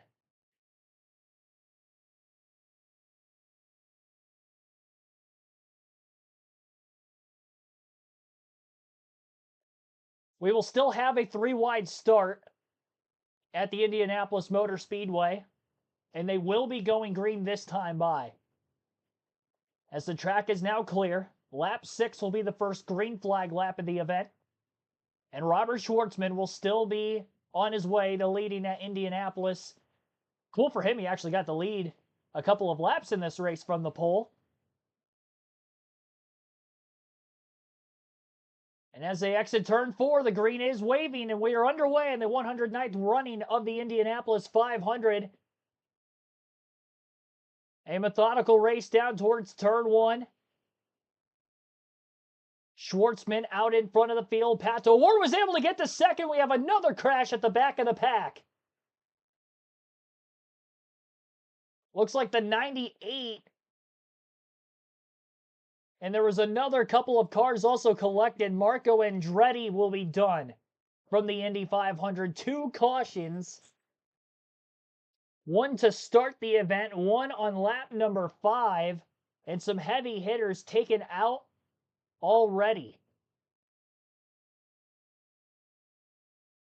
There's smoke from several cars. Andretti into the turn 1 wall.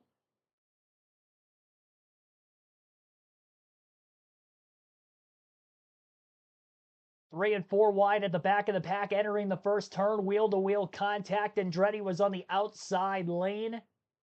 Not sure who exactly he made contact with. In the process of spinning up the racetrack against the wall, driver's side first. There was another car that also made contact with him. I believe that might have been Marcus Armstrong.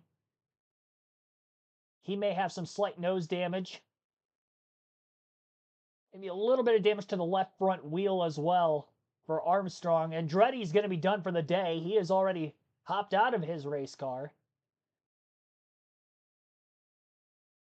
So now if we get a restart this upcoming time, it will be single file as we have finally gotten the green flag, but we have still yet to complete a green flag lap. And this very obscure start to the 2025 Indy 500. And your brain's trying to, again, assess where the cars are around you to make sure you're It's unbelievable. room. And sometimes room just runs out. Marco climbs out, not even making it through one corner of 800 today. He waves to the crowd. Now watch this. Watch Ryan Hunter-Ray there move up a little bit. And Jack Harvey, you know, he went to avoid Hunter-Ray, but I think he expected Hunter-Ray to keep coming up. It might have been a bit premature there from Harvey. But let's take a look at an onboard again. Onboard with Newgard way back. Smart move from Newgard, just hanging back. Boy, that is a veteran. Yeah, I was going to say, veteran move. Trailing way back. And even though it's slow, you know, it's first lap of the race, that's still a good lick of the wall. First back-to-back DNFs for Marco Andretti in his Indy 500 career. Wow. And the devastation will come because this is his only race of the year, and it means so much to him, so much to his family. And these guys went through so much on qualifying weekend, having to go into bump day and make his way into the race. And as we sit on the court, 3 weeks of preparation. the big stories. You know, you're down here for 3 weeks and to have the opening lap and the time come and this happens. Auckland's day is done. How do you dissect a moment like this? Rookie, I don't know I really have no idea what happened. Just really upset for my team. They built me a fantastic car again. But I'm really sorry to my sponsors, my fans, my family. I don't know what happened. I can't believe we're out of the race. I just had so much hope today, and yeah, it's by far the worst moment of my life. So I'm just, I know it's probably dramatic, everyone's whatever, but it's just like I put so much into this race that everyone does, and I'm just didn't get to see the great play. Devastating moment for Scott McLaughlin. And this is the thing, isn't it, guys? This is more than a race. For so many drivers, this means more than a championship. It's an entire year's worth of work as we get stops under caution early doors for these drivers. Will Power was in, Joseph Newgarden was in, making up a couple of places there ahead of Marcus Armstrong. Rios VK just ahead of him. Quickly here, the worst day of his life for Scott McLaughlin, and you, more than anyone, guys, having Possible the track is still damp, potentially. How that feels. I can't imagine. It appeared to me on the very start, it didn't seem like the leaders were at full pace compared to what I would usually see, or we would usually see at the Indianapolis Motor Speedway in the start to the 500. And I thought it was going to be a safe start because of that. And then, sure enough, at the back of the pack, running 3-4 wide, there was contact wheel to wheel, and now Marco Andretti is done for the event, as is Scott McLaughlin. Scott Dixon did still take the start even after his car was on fire before the get-go. He is in the 4th spot. Pato Ward was able to make a pass on Takuma Sato coming to the green, so he slides into 2nd, and Robert Schwartzman is still at every lap of the Indy 500 with still a green flag yet to be completed. We'll say this though, Will. Track temp at 72 degrees. We haven't seen an Indy 500 with a track temp that low for a very, very long time. The last I can think of, 1992, which is where Roberto Guerrero, as you documented, spun on the backstretch on the pace lap before the green from pole position, no less. And it was a day filled with many cautions because of the low track temperatures. How much will that come into play when we finally get back to racing? Here's the news though. Robert Schwarzman from pole managed to hold off Pato O'Ward for all of, what was it, 1.5, 2 corners until that portion came out for Marco Andretti. It was a good start for the rookie, did everything he needed to do, kept his head and his wits about him. Now he has to contend with his first Indianapolis 500 restart. That's true, but this is a lot easier to deal with than taking the field to green 3 wide. Schwartzman will have tire temperature in his Firestones. Through turn 3, the field single file. As Schwartzman prepares to take the 109th running of the Indianapolis 500 back to green, All right, so we will be going green this time by once again here. Schwartzman single file with the rest of the field of cars that still remain in the race lined up just behind him. Full speed ahead. Green flag is in the air. Lap 10 of the Indy 500, and we'll see if we can get one completed this time. A lot of movement and pass for the lead coming to the line. Pato O'Ward out in front into the 500 as we enter turn 1. Couple of cars still side by side inside the top 10 as they battle for position. You don't want to stay on the outside for very long. Could be in danger of losing several spots, having to give up time to allow the car on the inside to take that spot. Still building speed down the back straightaway. Alex Palou looking to make a pass on his teammate Scott Dixon, it looks like, for position. Oh, a couple of cars going well down low into turn 3. Almost making contact with one another. It looked like somebody threw a bit of a block entering the corner. Sort of appeared to be the case on the long shot from the main camera that Fox is using on their broadcast. Felix Rosenqvist going to get by Schwartzman as well, as Schwartzman, who started on the pole, opening green flag lap, drops to 4th. Sato back into 2nd again. Pato O'Ward leads. Rosenqvist is now 3rd. Marcus Ericsson looking to make a pass on the rookie as well, and does to the inside.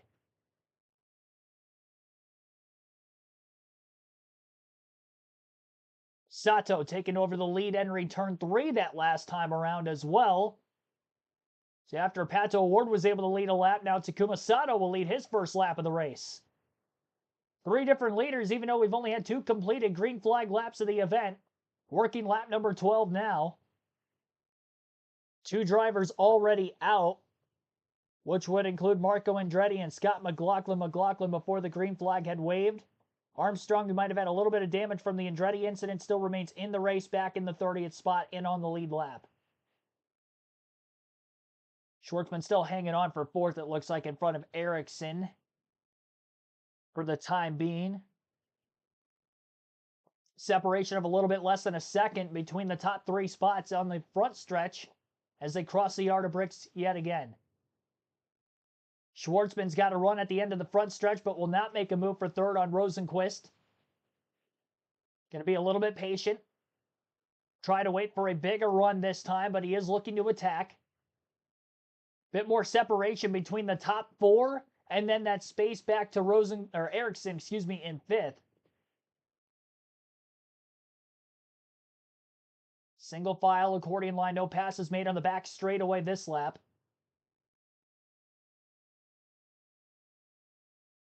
And I would imagine after the early calamity we have seen in this race, maybe drivers being more patient than usual. No matter where they seem to be running in the field in the early laps.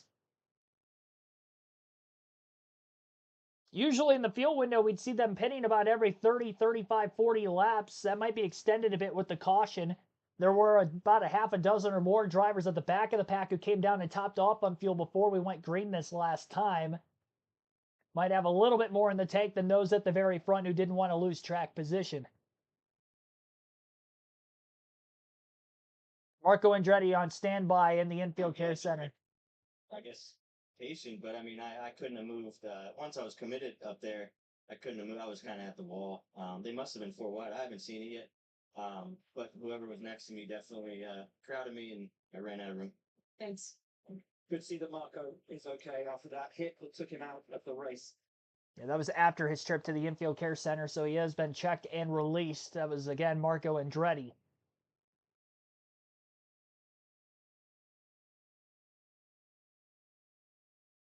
In traffic, onboard camera now for Kyle Larson in the 17. I'll try not to call him in the number 5 today. The 5 driven by Pato O'Ward on the IndyCar Series. That number 17 is actually the same number that the HendrickCars.com Chevrolet, driven by William Byron in the Xfinity Series race, was able to win yesterday, with the same colors that are on Larson's Cup car and Indy car for this afternoon and later on tonight. Same colors we would usually see on his car most weekends. Larson also has a couple of Xfinity Series wins this year, including one in the 17 back at Bristol. As for the NASCAR side of things, 4 positions gained for Marcus Ericsson from 9th to 4th since the start of the race. Christian Rasmussen is up the most positions, 7 spots gained from 18th to 11th. 6 for Colton Herta towards the back of the pack, and Joseph Newgarden, who started in the last row, is up to 26th. 32nd start spot exactly for Newgarden.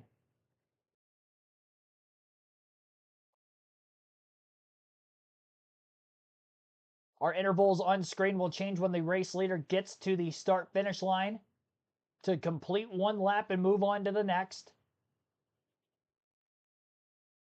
Pato O'Ward just ran his fastest lap of the race that last time by. Speeds are definitely down for the start of this one. Last lap time is a 41.358 for O'Ward.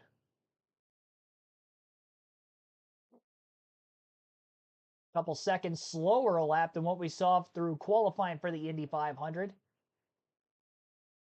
Cooler track temps, but once these drivers get the gist of how their car is handling on this race day, the speeds will pick up as we get further along. There is probably some fuel saving, not probably, there is fuel saving going on in the draft as well. Most of these drivers going to be running the pace of pretty much what the lead cars are doing in control of this giant line. So they continue to snake their way down the straightaways, staying in the draft as long as they possibly can. It's a way to keep the speeds up while using less throttle input. And a part of that fuel-saving metric. Caution lights seem to be on the exit of turn 2. And we're under yellow for the 3rd time in the Indianapolis 500. They're on a side-by-side commercial break as of right now, so it's tough to tell exactly what the yellow is for. Hopefully it is not for weather again. But caution at lap 19, our 3rd yellow already. It might be for weather, because it doesn't seem as if anybody was involved in an incident there, unless there may be debris on the racetrack, but I don't think that's the case either.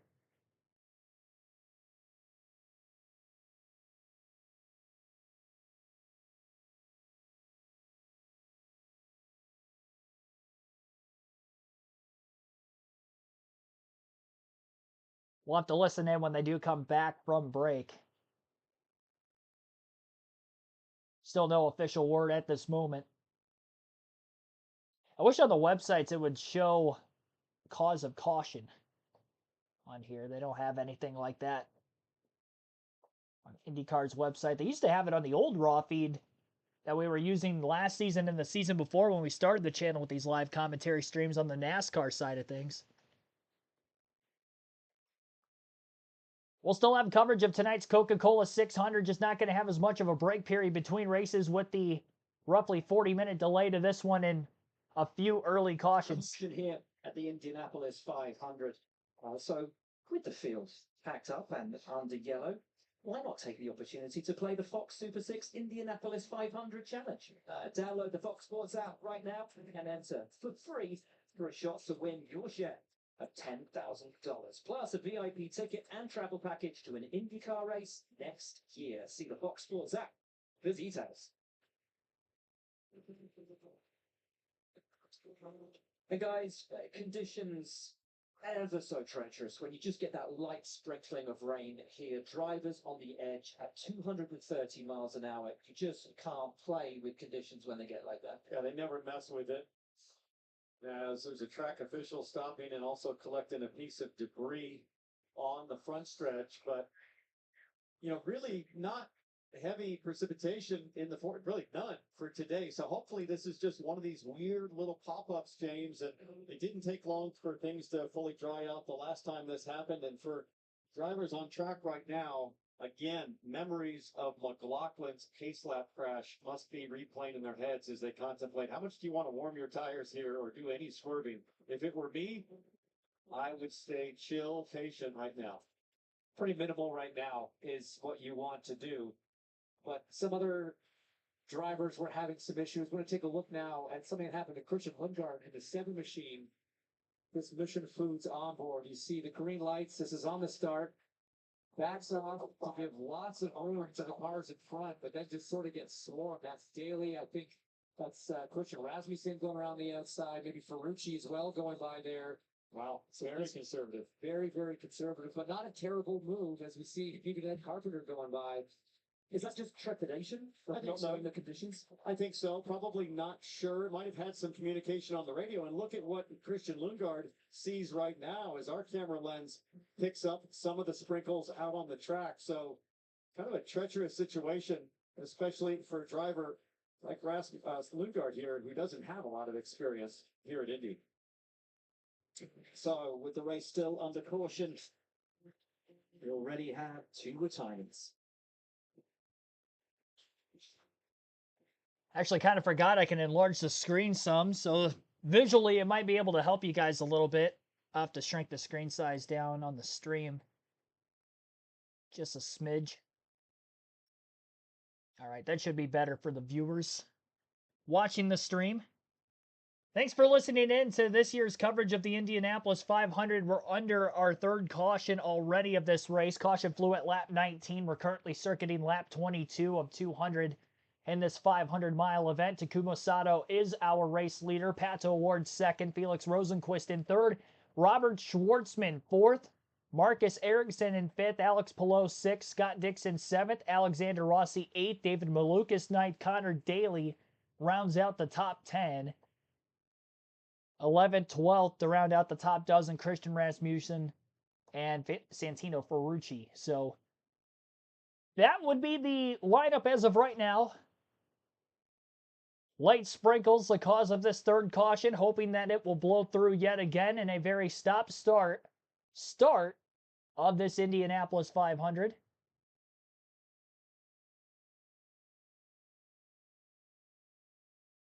Yeah, Larson's still right around where he started the race. 19th spot. Yeah, exactly where he started.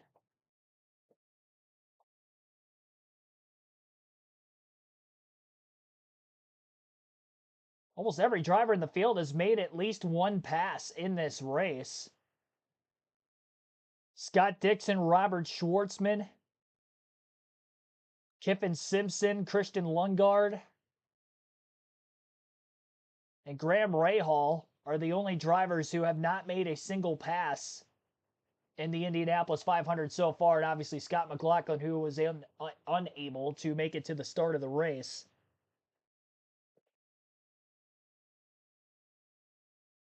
Work from 1:30 to 7 tonight. Oh, that's tough, man. You're gonna miss most of this race.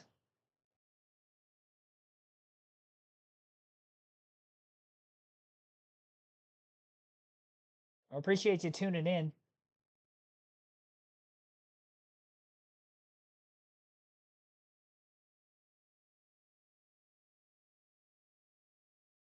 Yeah, hit the like for the stream, but thumbs down for the race. Don't hit thumbs down on this stream specifically for the race. I can't help the weather in Indianapolis. I don't control that.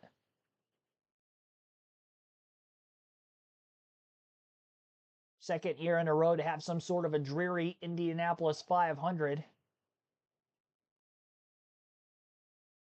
Slight delay, but definitely the weirdest start to an Indy 500 that I have seen in my time, in my years of being able to watch the race. Why would you? Levels, pumping. The greatest spectacle in racing, James. I mean, it reflects the heartbeat of the drivers right now as they contemplate another restart. Oh, hello, Mr. Reeves. Johnny, down on pit lane. Good Canadian lad right there. Nice to see him. I was a simulator instructor for him a few months ago before he made his debut here in the Toyota GR Cup at IMS last October. He looked at me and goes, "What are you doing here?" Humble brag. I'm like, I work here. There is Keanu.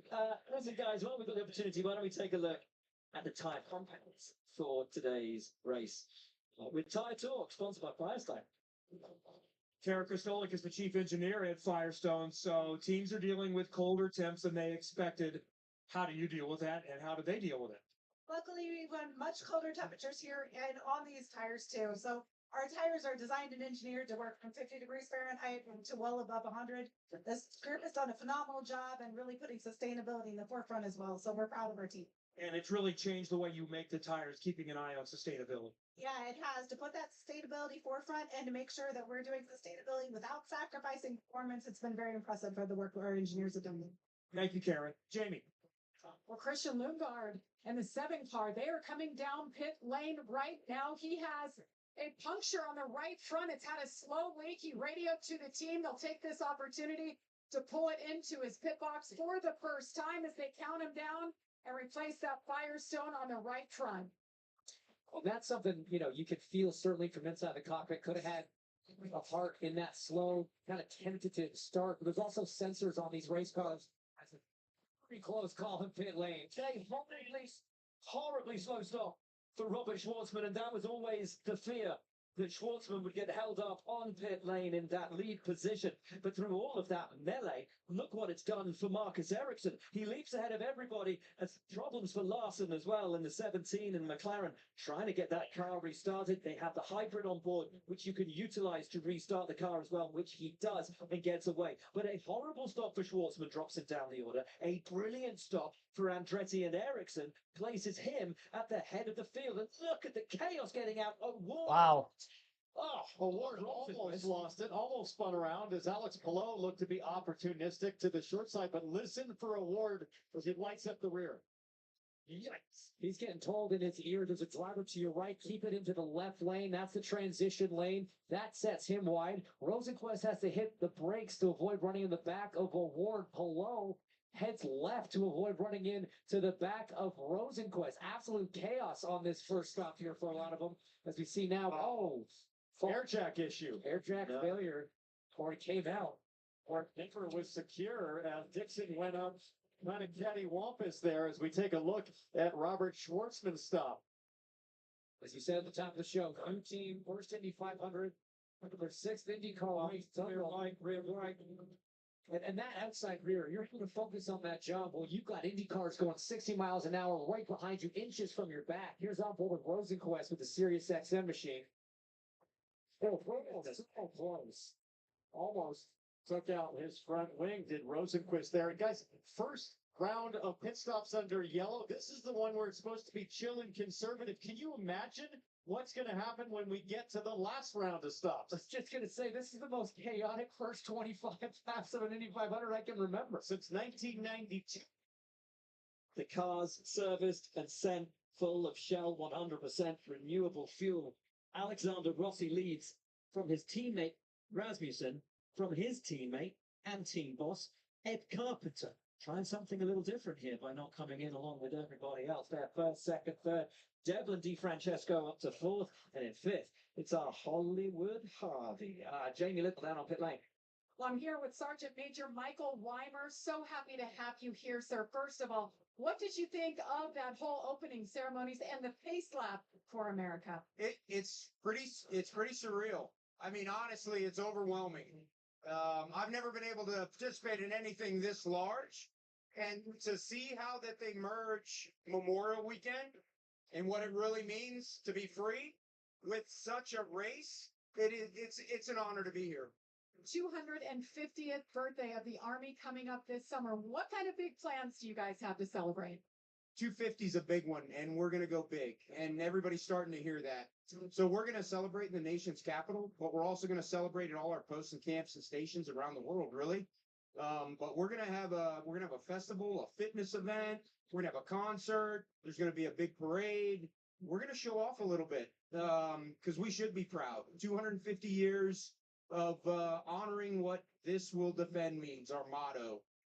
And we have a commitment to that, and we're going to show off. On behalf of all of us here at Fox Sports, thank you for your service. Thank you very much, Jamie. It's an honor. Well, Really was an incredible sight on the formation laps here at the Indianapolis Motor Speedway.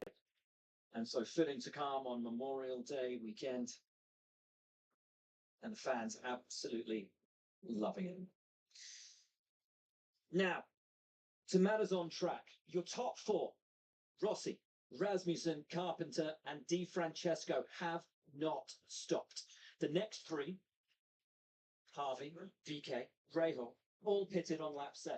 Behind them, you have Takuma Sato, who emerged ahead of the rest of the pack, which was led by Ericsson on Ward, Rosenquist, Paloma, Lucas, when they all stopped together. Chris Davis, Tim Brown, welcome into the stream. More from pit lane. Mr. GDM Awful, welcome. With a slow stop, and he's fallen all the way to the tail end of the field.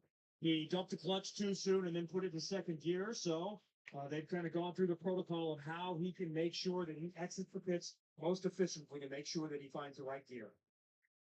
And still learning. We forget that this driver with so much experience, so much pedigree, is still learning with every lap turned around the Indianapolis Motor Speedway. Of course, he contested the 500 last year. He spent the last 12 months doing everything but racing in Indy cars. Great effort from Takuma Sato's team to effectively get him out in front of all those other cars he was racing. Ericsson have jumped 6 cars in pit lane. Amazing work from the 28 crew down on pit lane. And those yellow flag stops, guys, they can make or break your day as you try to move forward. And just to keep an eye on the Penske watch, Newgarden up to 24th, Will Power right behind him in 25th. So they're slowly making their way up. They pit on that last stop with the rest of the field. Georgia with more on the Penskes. yeah, and Joseph Newgarden and Will Power, as you alluded to, 24th and 25th. When Joseph was asked how his car was, he said it was okay. He was battling a little bit of understeer, but they're going on a little bit of a different strategy. They have both pitted twice. And Joseph has been pretty vocal as through the race, it would be hard to work with your teammate. But I did talk to strategist Luke Mason, and he said that Power and Newgarden will help each other on pit lane. You can see them working through the same strategies that we already started out with both of them pitting class. Working together on the racetrack is so tough here in Indianapolis. There's not really a lot that teammates can do short of maybe giving them a couple extra inches, on the inside for some clean air to the car behind. But it is sort of tough to work together as we see this unprecedented ECR 1, 2, 3 at the front of the field. How intrigued are you by their decision to run an alternate strategy here to take this place so early? Well, very intrigued because you really have 30 lap stints to do it. And so when this yellow came out for the lead group to pit on lap 24, it's sort of in that window as we ride on board, thanks to Honda, of the hottest man in IndyCar racing, frankly, the last several years, Alex Palou, thanks to the Fox Driver's Eye. Beautiful look out the DHL car. Let's listen to a little radio. Well, a lot has happened already in just 25 laps. Work our way back to the front. Yeah, I can see that. Don't worry, car's good. Lights off on the pace car means we will go racing next time by. No worries, car's good. That's the reply from Alex Palou. You don't have to tell this guy to stay calm. This is what he does. This is why he's been so successful, Townsend. Yeah, born calm, raised calm as the number 9 of Scott Dixon comes down pit lane. Remember that air jack issue the last time. We'll have to see what they do. Is this a top up? It is, and something, maybe that brake. Remember at the start of the race, he caught fire back here. They take the brake cover off, and maybe they're going to start ducting this a little bit more. Oh, there's actually some debris. Kevin, what do you see? So they're going to perform a brake and caliper change is what I'm hearing on the left rear. So as you guys wondered, yeah, I just couldn't help but think. That's what the issue is. Sorry, Kev, just couldn't help but think that there may be some damage with the fire burning that long. As we see Christian Rasmussen or Alex Rossi, your 2016 winner. You got Yeah, so that's going to drop Dixon off the lead lap. There's no way he's going to get out of pit road before the leaders come back around. Alexander Rossi will take over the race lead for the restart with Christian Rasmussen in second, Ed Carpenter third, Delvin DiFrancesco in fourth, Jack Harvey in fifth, Takumo Sato, who was first out of the pit lane, is in sixth. Top five stayed out, green flag back in the air. 4 wide in the middle of the pack as they race across the yard of bricks and head for turn one. As disorganized as they were, they get at least organized enough to enter through the first turn. Now it's circulating through turn two. Couple of cars still in the outside lane, and down the back straightaway, 3 wide appears to be happening again. At the front of the pack, Alexander Rossi lost the lead to Christian Rasmussen. First time that Rasmussen has led now. 4 different drivers have led in the Indianapolis 500 already. And despite the fact that we are on lap number 32, this time by at the start-finish line, we have still only ran about 10 green flag laps total in this event. Second lap following the restart, and there's still 3 wide on the front straightaway with moves being made in the back half of the field. Very tightly, a move will be made into the short chute by the young gun, Robert Schwartzman, who was back 20 positions from the restart from where he started the race on pole and trying to play catch up after a slow pit stop during that last yellow. Don't usually see cars trying to make passes through the chute like that, but Robert Schwartzman getting it done there. As aggressive as a young driver would be. Once again, this is his first career oval race at the IndyCar level. And obviously no bigger race to have that be the case. Positions 3 through 5 have not changed from the restart, so Sato on fresher tires is still back in the 6th spot. Being patient. And he also knows that this is a great chance for him to try to save fuel. And I think the big thing for him is to just try to stay in front of the cars who also pitted, knowing that the front 5 will have to pit before he does. Another lead change as they cross the stripe. Alexander Rossi to the front of the pack. Rasmussen back into second place yet again. Rossi led initially on the restart and on that first lap of green. Rasmussen made a pass. Rossi again making a pass several laps later.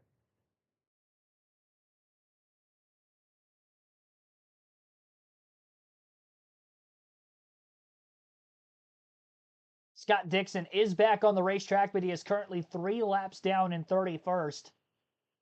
Kyle Larson still the last car in the lead lap in the 30th spot, following him stalling out in his pit box. Took him an awfully long time to leave pit road. Joseph Newgarden put in a battle with Stingray Robb for 19th. In the pack, Newgarden's already made his way into the top 20, despite the fact we have not seen many green flag laps in the event.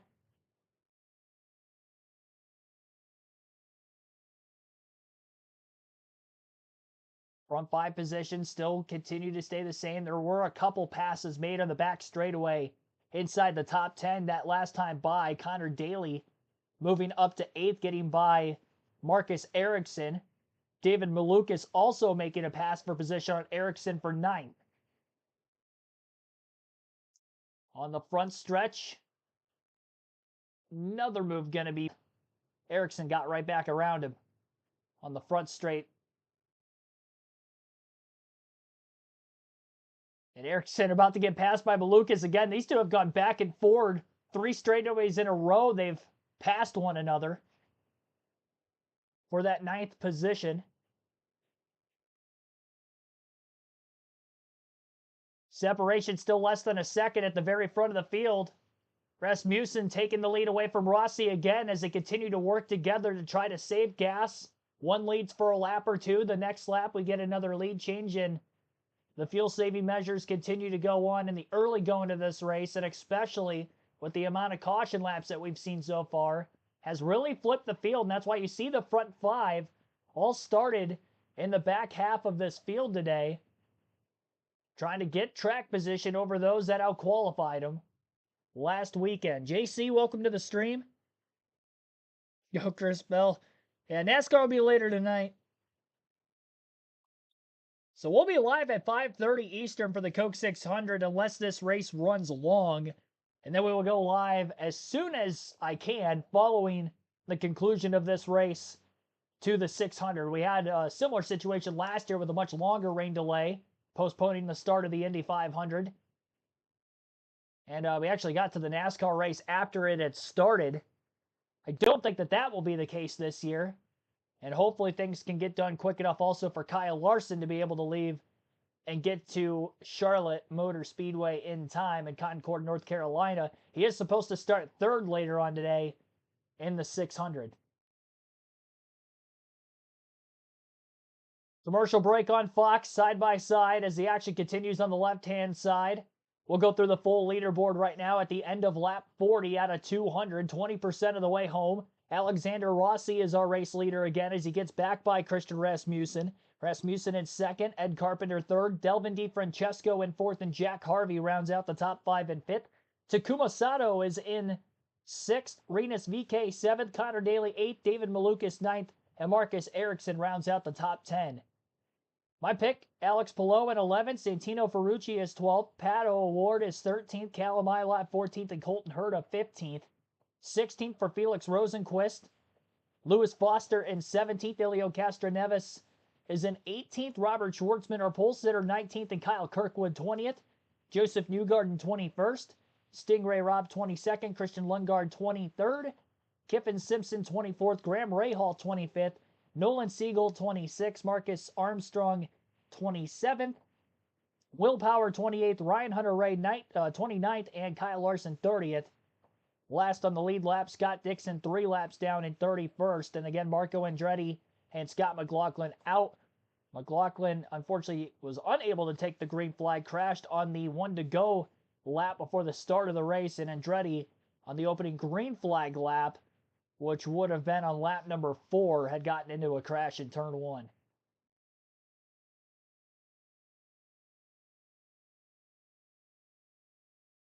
So as Rossi leads 7 passes amongst some of the most in the race today, 13 for Kyle Kirkwood, back in 20th.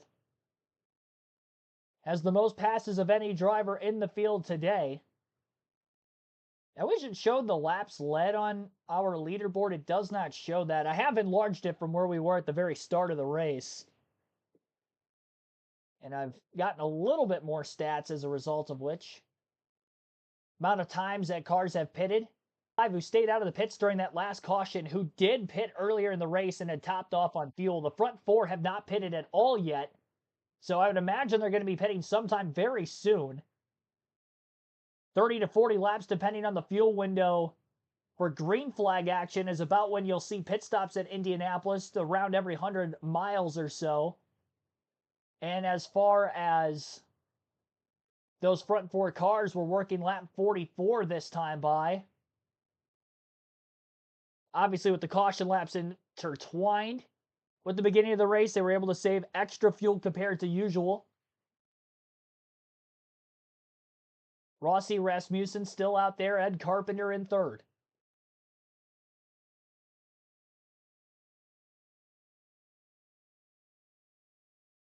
Someone posted Larson's 3 laps down. No, Scott Dixon's 3 laps down. Larson's on the lead lap.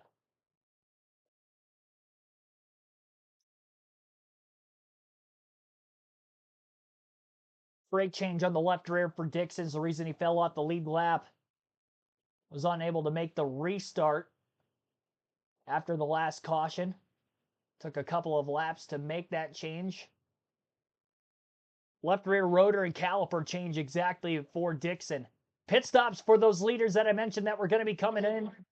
Leading again, he told me the car. Rossi is in. Good enough to win. He's making his first stop of the day, coming down pit lane in the Java House car. What's no changes, the car is strong. Slight delay on the rear left. 100% renewable shell fuel goes in. Devin DiFrancesco almost out ahead of Rasmussen. Brilliant stop from the RLL guys. And this has allowed their team boss, Ed Carpenter, to take the lead from Harvey, from Sato. So Carpenter, the only driver who stayed out of the pits for an extra lap. Now he is on pit road, surrenders the lead himself. Jack Harvey will take over the front spot. And now Takuma Sato will slide into second. Rinus VeeKay in third after he had started in the last row of this race. Connor Daly up to fourth. Alex Palou rounds out the top five. Strangers to the Indianapolis Motor Speedway. But a storied history here. Right now, their boy out front, leading laps as he gets hounded by a two-time winner, Takuma Sato, for RLL. We have to be impartial. Of course we do. But then it's always going to be a little bit of joy for us seeing our friend Jack here in the Indy 500, not just at the Indy 500, but reading the Indy 500 as Daly now puts the moves on VeeKay round the other side of turn one. It's going to have pretty tough to get around there, and VeeKay kept his foot in. Oh, careful, Connor. Now, Connor might get some trouble from David Malukas on the back straightaway as both the AJ Foyt cars have looked really good. Ed Carpenter blends out between Harvey and Sato on the backstretch. That was a close one for Connor. VeeKay not willing to concede any track position at this point. It's interesting because those two aren't really on the same strategy. VeeKay last pit on lap 7, Daly on lap 24. A few of the fastest cars on the racetrack right now. Diablo Di Francesco now trying to clear Christian Rasmussen. But here's the issue with that strategy that ECR have employed. You see them roll through there, but there's the race leaders. They're coming up to put a lap on them. That is the risk you run when you take an alternate strategy, when you take that chance and stay out, and everyone else has stopped under caution. Yeah, it'll be interesting to see if Harvey can pick up the draft of that group that's off strategy. Here comes Daly up the inside of VeeKay. Wonderful move for the boy from Noblesville, Indiana. The home hero and local favorite. The crowd will love that kind of a move from Daly. Not driving like we're in the first quarter of this race, guys. Look at one of those guys. As we see Harvey dive into pit lane from the lead of the race, which puts Sato now back to the point. And what a lead Sato has over the rest of the field. Just ran his best lap. Caution stops out the front. Georgia down on pit lane. Yeah, I just want to reiterate and emphasize just how special a moment that was for him. He said now that this is just a one-off race for him because he's on pit lane with us. This whole month means more. Every dinner, every appearance, every on-track session, and the opportunity itself. So I know that was a very intense and cool moment for Jack Harvey. Hollywood back out on track. Now in comes VeeKay, which will release the rest of the field. Benton Sato. Now P1. Ed Carpenter, a lap down. Connor Daly moves into second place in this race. David Malukas in his third Indianapolis 500 sits third. Then, guess who? Mr. Perfect. Alex Palou is fourth. Santino Ferrucci fifth. Pato Award is sixth. And it's Ericsson. Callum Ilott in the Prema is up to eighth. Colton Hurton ninth, Felix Rosenquist 10th, all change in the top 10. Yeah, some of the less known names and a few of the smaller teams having great runs. Here comes Stingray Rob to the outside of Schwartzman, has a look, decides to tuck back in. But guys, Sato with a fast race car comfortably leading right now. We're on board thanks to Goodhart Animal Health Centers with Stingray Rob. Walker's proved to be racing around the Indianapolis Motor Speedway, led here last year on debut. As we run lap 48 at the Indianapolis Motor Speedway, there Takuma Sato ahead of him. This will be the issue for Taku. He's coming up to traffic he will want to pass and lap. Yeah, now he's got about 25 laps on the tires, which tells me he might be in the 5 to 7 laps until he hits. If Jack Harvey makes a move up there. But for Takuma Sato and frankly everybody in the top 10 right now, if you check your mirrors, Joseph Newgarden is up to 14. Wow. And James, we're not even at a quarter way in this race. And this is a story we've been talking about all weekend before the race start, is the number 2 car. There he is, the red and yellow shell car. He's about, not even a half a lap back, but in the draft and right where he wants to be to get things done today. George, what can you tell us about Newgarden? It's a team. vibration, and they can burn with the left rear. So New Garden up to 14, facing a left rear vibration right now. So vibration for New Garden.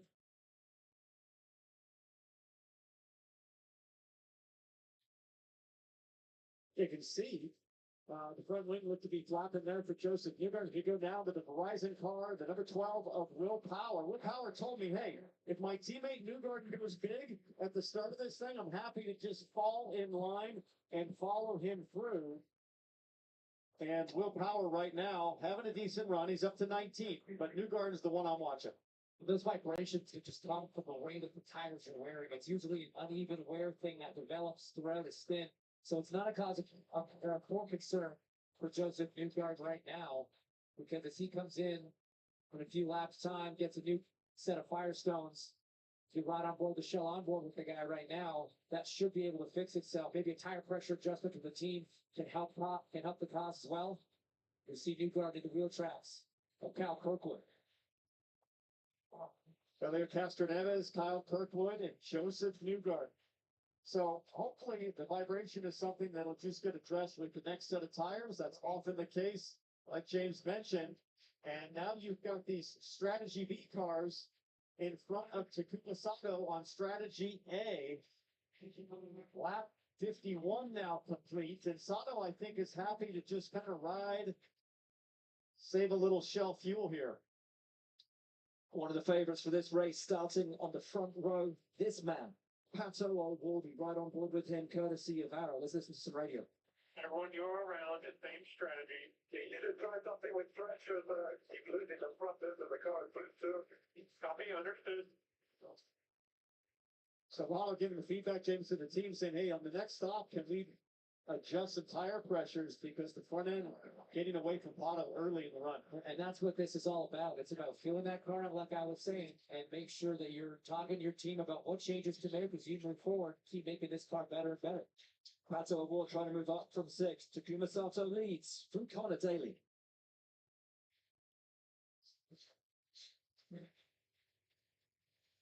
Zero cap. Alrighty. Side-by-side commercial break once again on the Indianapolis 500 coverage on Fox Top 10 as we are about to see pit stops for a lot of the front runners over the next 5 to 10 laps. Takuma Sato is still out in front after starting in the 2nd spot. Connor Daly is in position number 2 currently. David Maluk is 3rd. Alex Palou back up to 4th, and Santino Ferrucci in the top 5 for the first time today in 5th. Pato O'Ward in 6th. Marcus Ericsson 7th. Colton Herta 8th. Felix Rosenquist 9th, and Lewis Foster is in the 10th spot. Quarter of the way home on the Indianapolis 500, lap 57 right now. Fox's leaderboard's been stuck at lap 51 for a while.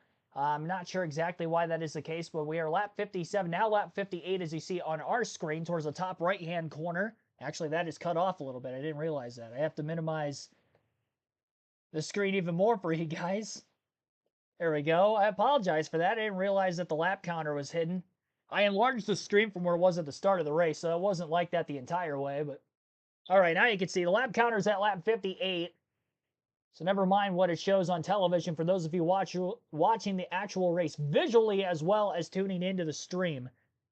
Bam Hall, Gregory Bradley also welcome in. We'll take our first ad break of this live commentary stream.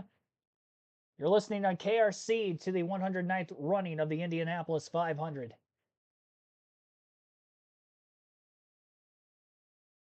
Our like goal for this one was 50 likes.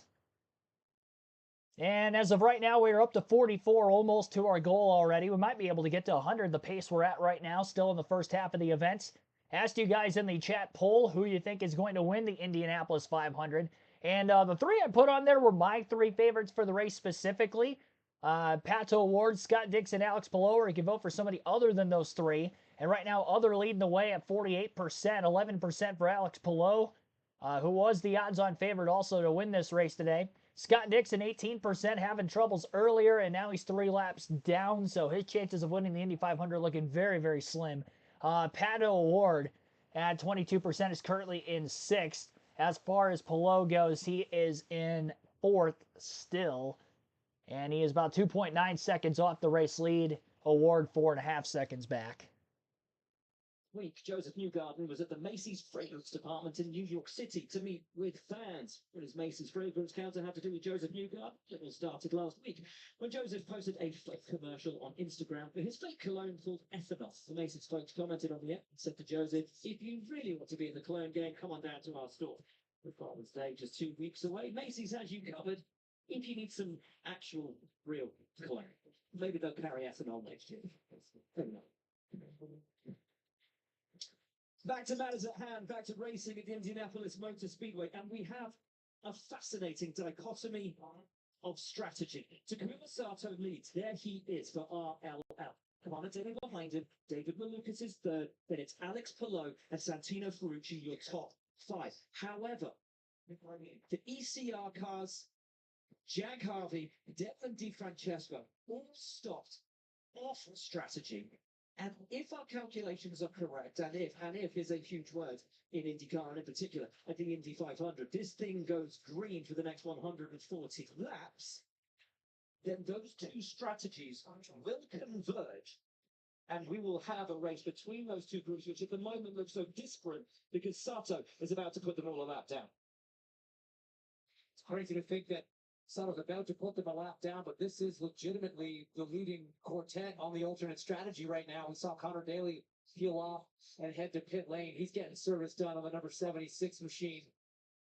Jamie, what do you got? Yeah, Connor Daly, as I mentioned, he's happy with the race car, much better than on Friday. Climbed through the field up all the way up to second. You see it there. Full air pressure for Connor Daly. He is down and away. Takuma Sato on his way down. And you know what? I like that from Daly. Take the initiative, take the stop first. Don't react to everybody else. I love that from Punkos Hollinger.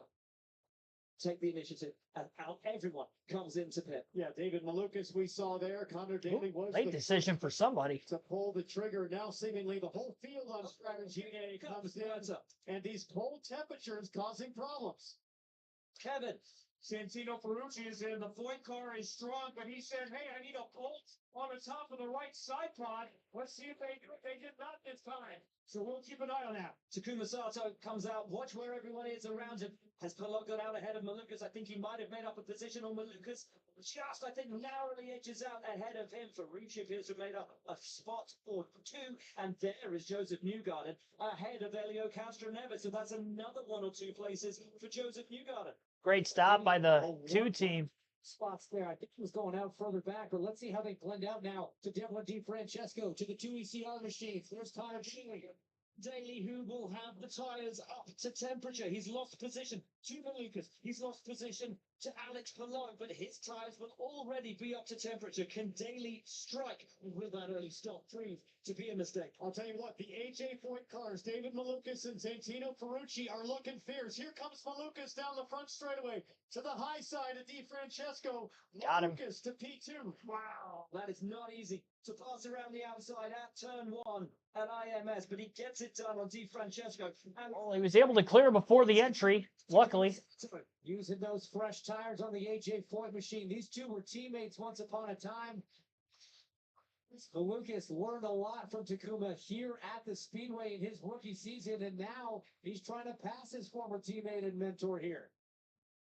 What a drive from Takuma Sato so far. He still leads the Indianapolis 500, but the pace of Malukas is relentless. A driver who came into this season with so much talk around him and his potential future. Maybe at Penske, were they looking at him to replace World Power and one of the biggest teams in the sport?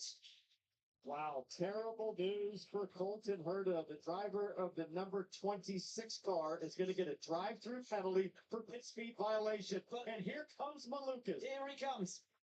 Tucked up behind Sato, but just choosing discretion at the moment. James, Colton Herta in the Indy 500, it's just not meshing with him. Whether it's crashes or in this case penalties, a brutal blow under green flag conditions. It's funny, I was about to mention him because he made pretty good progress. He was running decently as we see Rossi looking at the inside of DiFrancesco and thinking better of it into turn 1. But now that pit lane speed violation is going to hurt. It's going to put him a lap down. We're not even at the halfway mark. This is by no means over for Colton Herta, but it definitely makes his afternoon a bit more complicated, which will continue. Still in the wheel tracks at Takuma Sato, not quite close enough that time.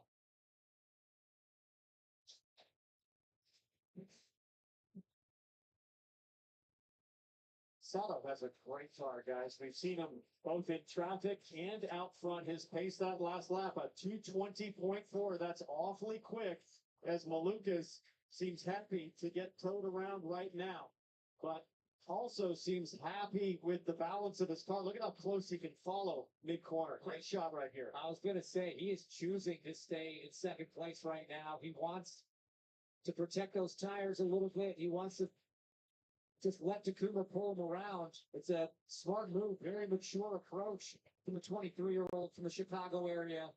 In his fifth season in the IndyCar Series, best finish here at the Indy 500 was a 16th back in 2022, tracking to do much better than that. And as David Maluka sits in second place, eyeing a move for the lead, his teammate Santino Ferrucci is in eighth. And we know Santino Ferrucci has a history for top 10 finishes here. Kevin down on pit lane. But I mentioned he was asking about the right side pod. They did not adjust or do anything there that time. Let's listen to radio after the pit stop. The right side, that pit stop will please just slow the car around and go down under in a bit. So Ferrucci just needing something taped down on that right-hand side of the car just to make him feel more comfortable. And of course, decrease that amount of drag if it's flapping around on the straight. David Maluka's jumped up behind Takuma Sato. But what a run for Taku. 68 laps completed here. He's led the vast majority. The 48-year-old Japanese driver in a one-off for RLL is leading the field as he pushes for his third gold award. So Sato leads, David Malukas in second. Delvin DiFrancesco's moved up to third. Alexander Rossi on an alternate strategy is now in fourth. Alex Palou rounds out the top five in fifth. Those on the alternate pit strategy will have to pit relatively soon compared to the others in the field. Sixth place is Connor Daly, Jack Harvey 7th, Santino Ferrucci 8th, Ed Carpenter 9th, and Christian Rasmussen rounds out the top 10. Renus VK 11th, Pato Award 12th, Callum Islat 13th, Felix Rosenquist in 14th, Joseph Newgard in 15th, Elio Castro Neves in 16th. 17th is Kyle Kirkwood, Christian Lundgaard in 18th, 19th for Robert Schwartzman, and Will Power rounds out the top 20. Stingray Rob in 21st, Nolan Siegel 22nd, Ryan Hunter-Reay 23rd, Marcus Erickson 24th, and 25th Marcus Armstrong. Kyle Larson 26th, 27th for Kiffin Simpson. Graham Rahal 28th is off the lead lap. And then also a lap down is Lewis Foster 29th. Colton Herta 2 laps down. He did have a speeding penalty during the last set of green flag stops. He's in 30th, and still 3 laps down is Scott Dixon after the brake change during the last caution.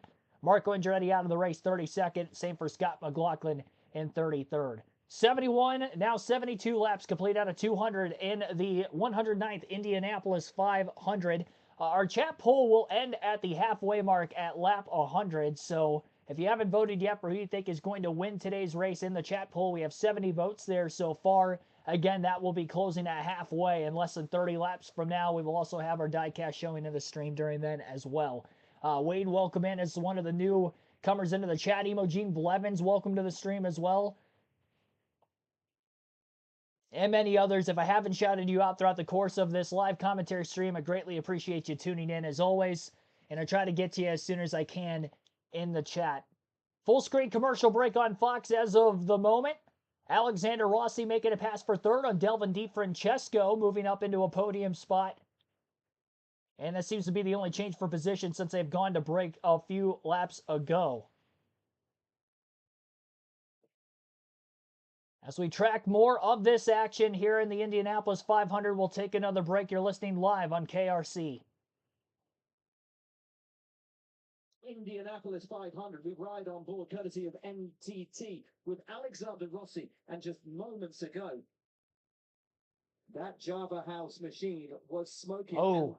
Is that a dry part of the track, or is that smoke still coming out of the back of that Is it car? steam or is it oil? That is a critical question as you see the left side I'd like to think it's not dumping oil. A tremendous amount of either smoke or steam. And James, there's not much either oil or water to supply that smoke.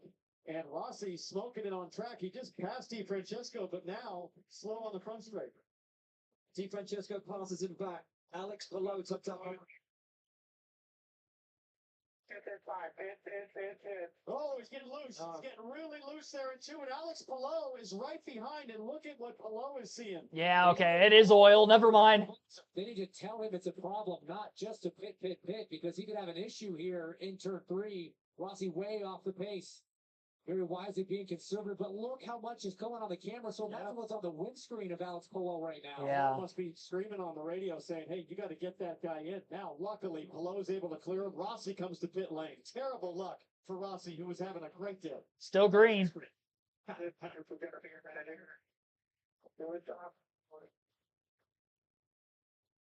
Kevin.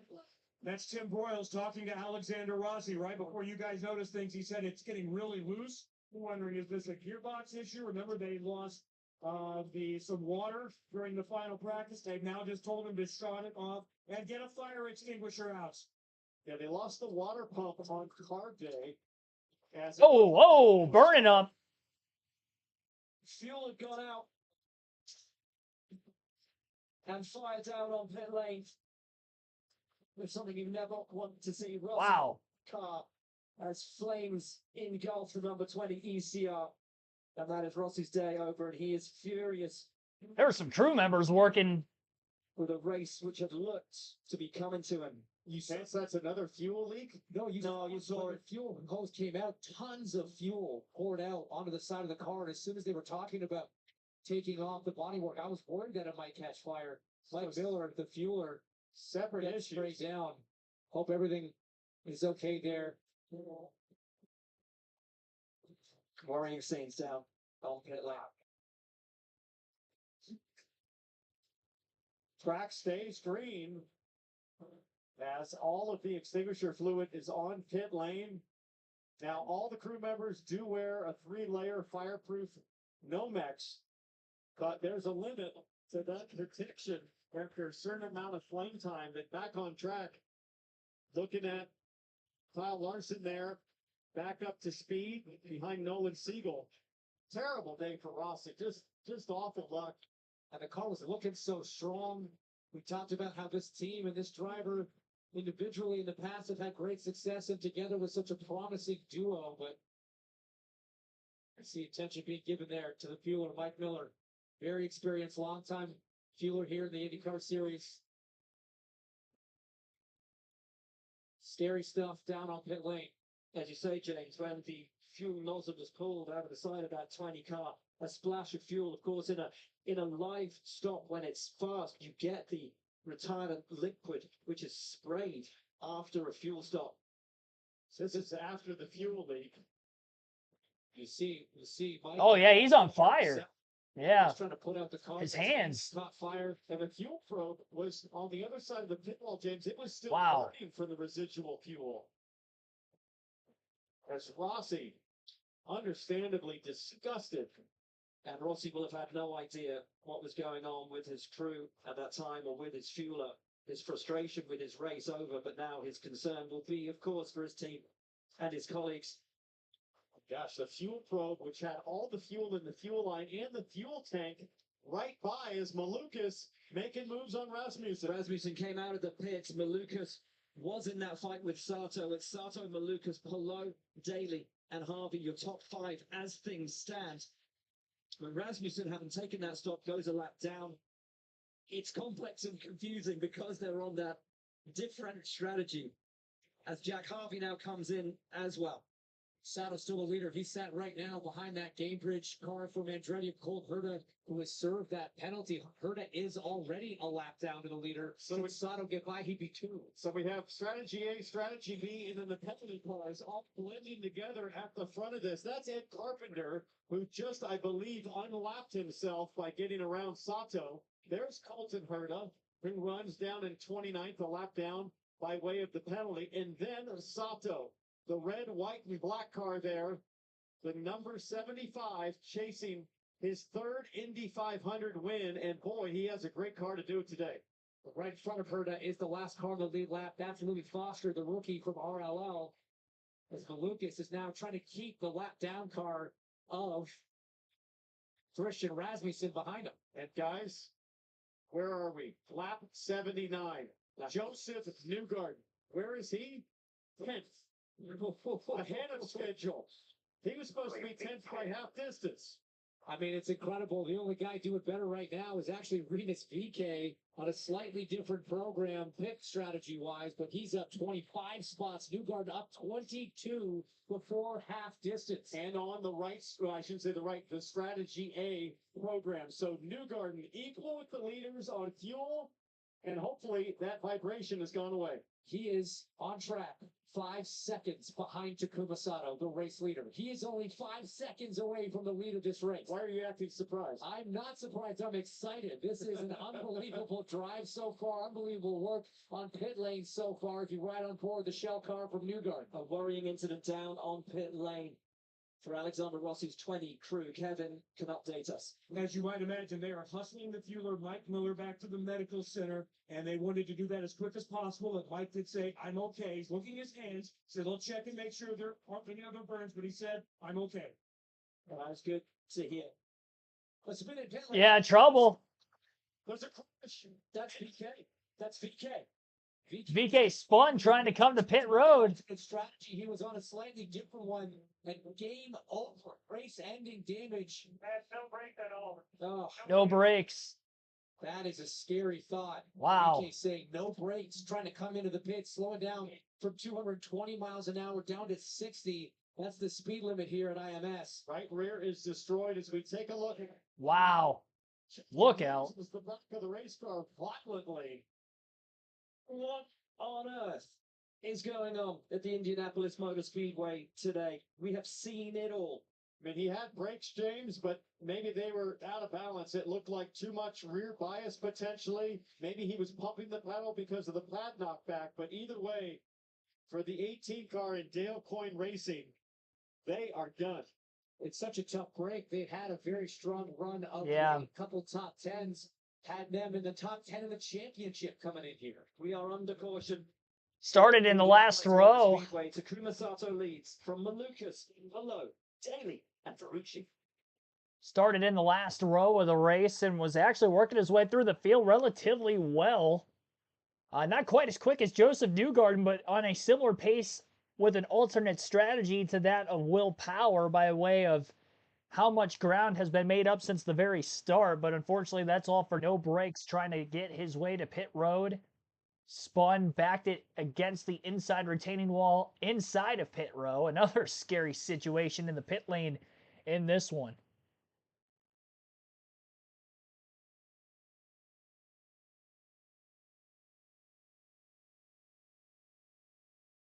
John Fleming, welcome to the stream. Caution going to hurt Larson finishing. Larson's going to finish this race. I mean, we're almost halfway. There's no way he's hopping out early. I think he's going to finish it out. He's going to have to rush to Charlotte. There's a chance NASCAR maybe postpones the start of the race by like 10, 15, 20 minutes if they have to, but I don't think they're going to do anything more than that. We shall see. Drop of the green flag isn't scheduled in Charlotte until just after 6 p.m.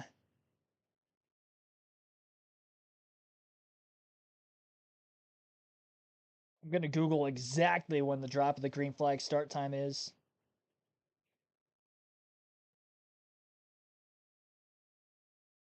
I think I'm going to have to go into NASCAR.com.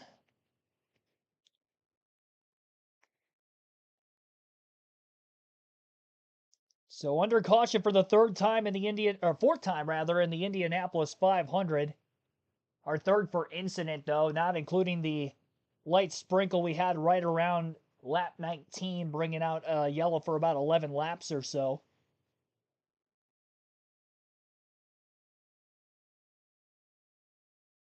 Yeah, just after 6 o'clock.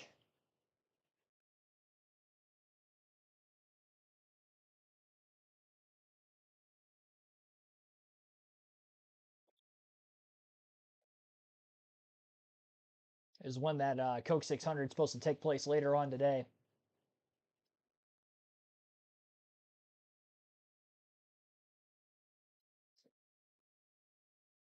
Well, Indy 500 coverage continues on, still in the first half of the race, lap 85 of 200. Takuma Sato is the race leader under caution. David Maluk is second. Alex Palou third. Connor Daly fourth. Santino Ferrucci in fifth. Pato Award sixth. Callum Ilott seventh. Felix Rosenquist in eighth. Joseph Newgard ninth. Elio Castor Neves rounds out the top 10. HD screen dubbed Megazilla, located in Manhattan and takes up an entire city block. It's considered the largest and most impactful digital screen in the world, measuring 329 feet, 10 inches wide by 77 feet, 8 inches high.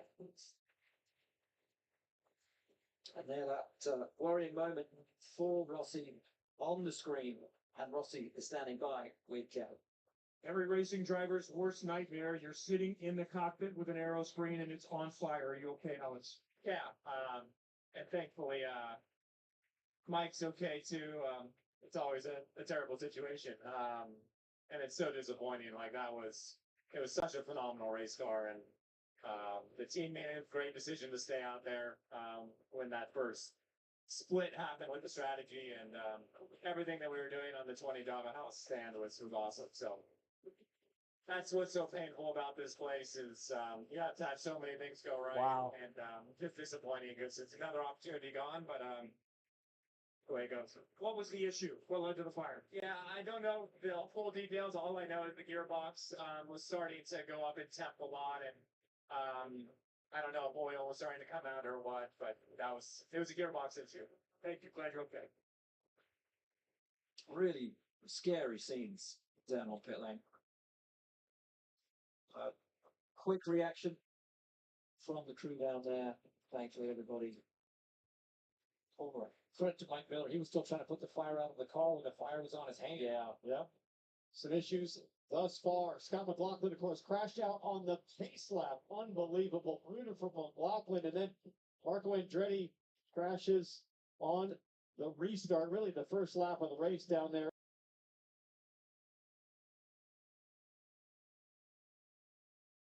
And crash as he entered the pits, seemingly with little to no brake function.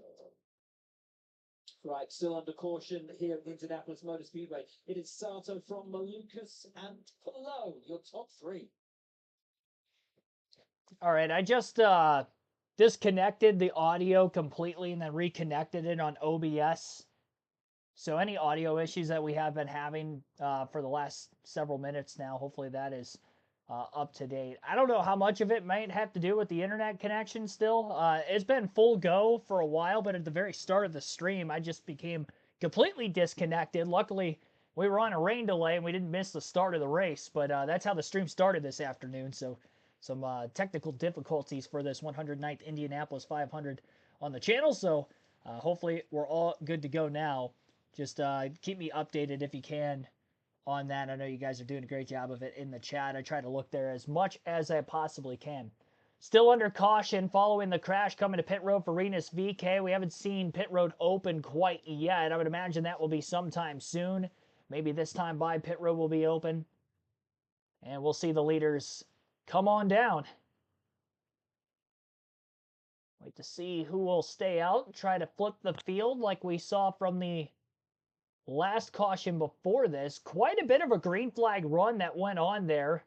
Just over 50 laps. Our longest green flag run by far of this race. Again, 4 cautions in the early going of the Indy 500. The race started under yellow.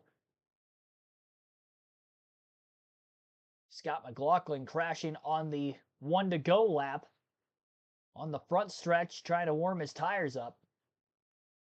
Still a side-by-side commercial break going on Fox right now, but pit road is open. Cars are on their way down. VK's car still parked against pit road, but it's up against the wall for the moment. So there will be a couple more laps yellow following these stops so they can get VK's car back into the garage area. Oh, somebody just slid too far into the box. 75, Takuma Sato slid too far into the box. had to back up, and this is probably going to cost him winning the race off of pit road. More positions gained for the Penske 2 of Joseph Newgarden. He's going to be one of the top 5 cars leaving pit road. There were a couple that did stay out.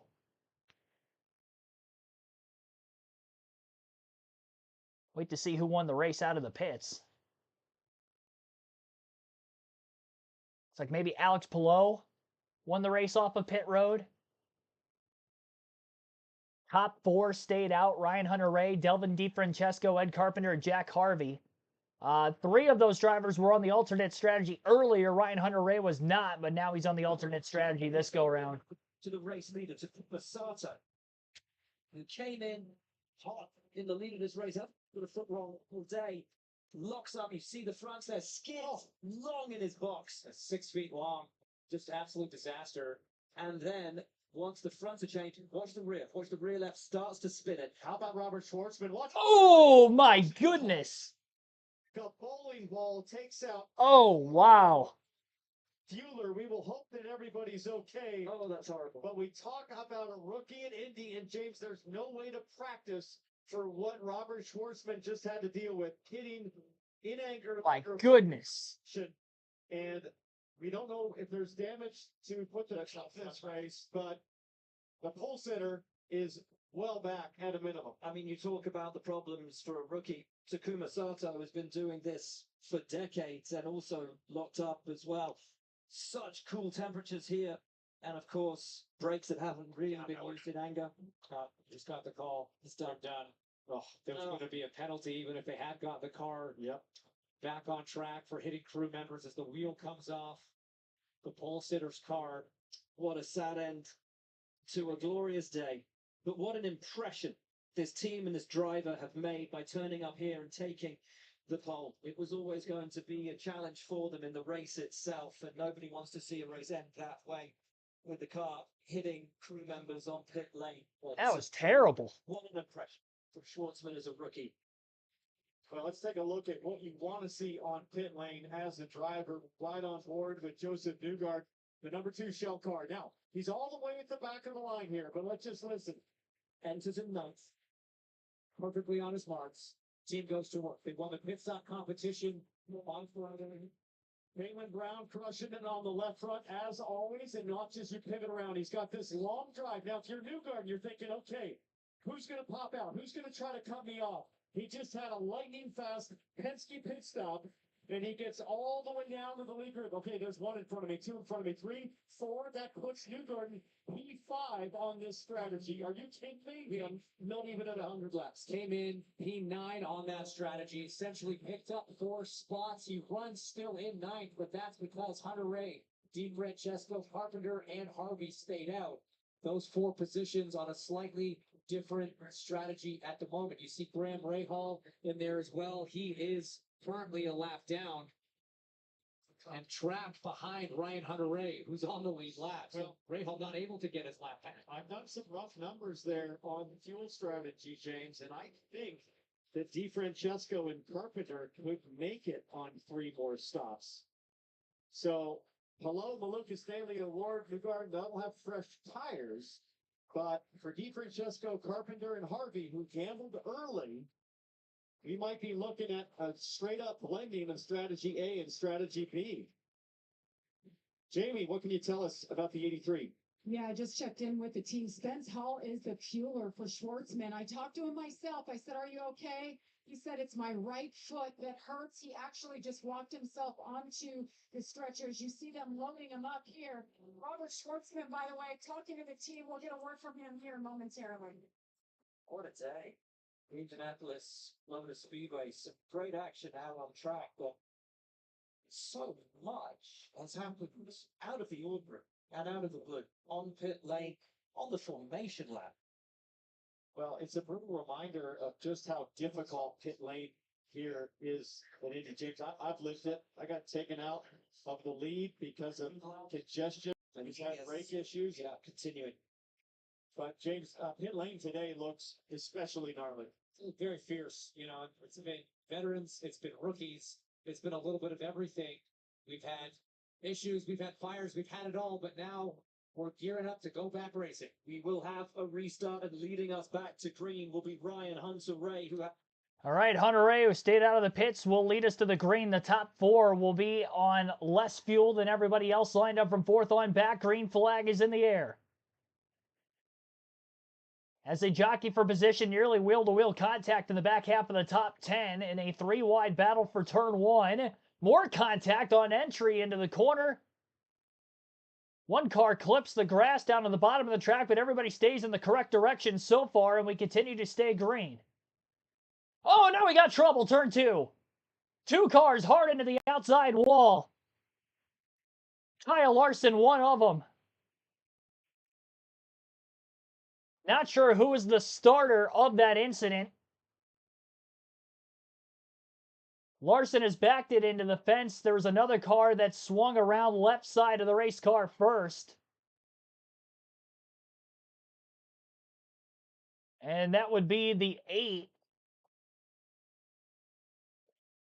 of Kippen Simpson, who has also crashed. His car is sitting driver's side door first.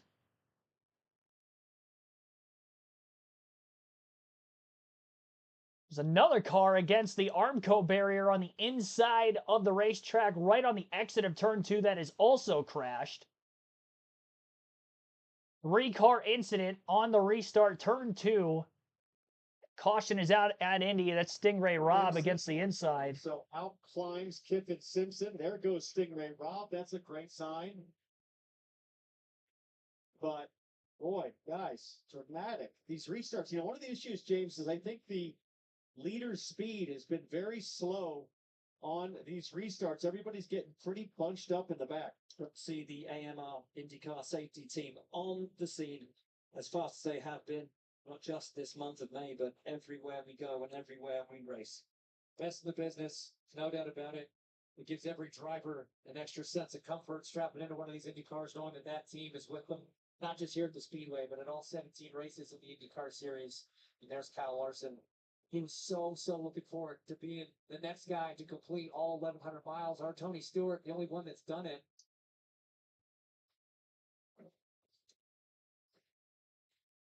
So let's take a look at this from the outside. There goes Larson to the bottom. A little wiggle, and it just goes. He just lost it. All on his own. Entrance to 2, and Kippen Simpson almost got around. Stingray Rob did avoid contact, but got up in the gray, cranked the wall. That would have been the suspension. Then you see the car just pitch left. Nothing the driver could do at that point along for the ride. Let's look again here at Niels. Oh, let's just hit the bottom. Right rear toe length, and at that point, he's a passenger, as we'll take a look from Kyle Larson on board.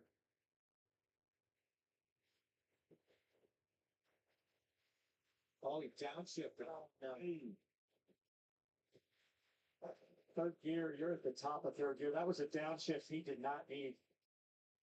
That took his hands, tore up to the rear tires off the leather. Marcus Ericsson having to avoid. You see the car spinning. Wow. It's so hard to know which way to go in that moment. He kind of just held steady. Didn't make anything with some moves. Who's on board with Stingray Rob now outside of Larson on the restart.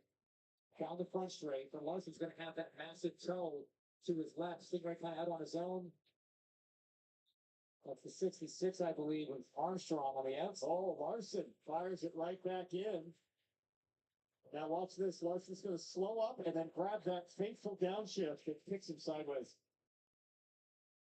Oh, and it looks almost like he reacted to Larson spinning alongside him, trying to get it just a little too. Oh, you rarely see cars get down into that wall. That's a hard impact.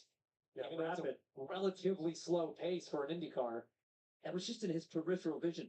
And so he just saw Larson coming towards the side of his car in the rear view mirrors. He just reacted to that, and that inch or two movement to the right at that speed, up and into the wall. Well, Hunter Ray still leads from Di Francesco under caution at Indy.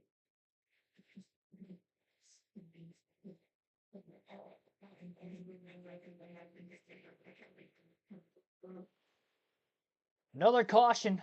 5 of them now in the first half of the Indianapolis 500. We are on lap 95. Ryan Hunter-Ray continues to lead as he did up to this last restart. Crash in turn 2. 3 cars taken out of the race.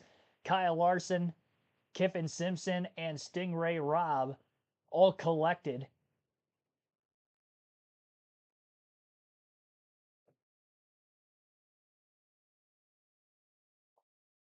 Quite a few cars have DNF'd. McLaughlin, Andretti, Rossi, VK, Schwartzman, after his deal on pit road during that last set of stops. And now Simpson, Larson, and Robb are all done.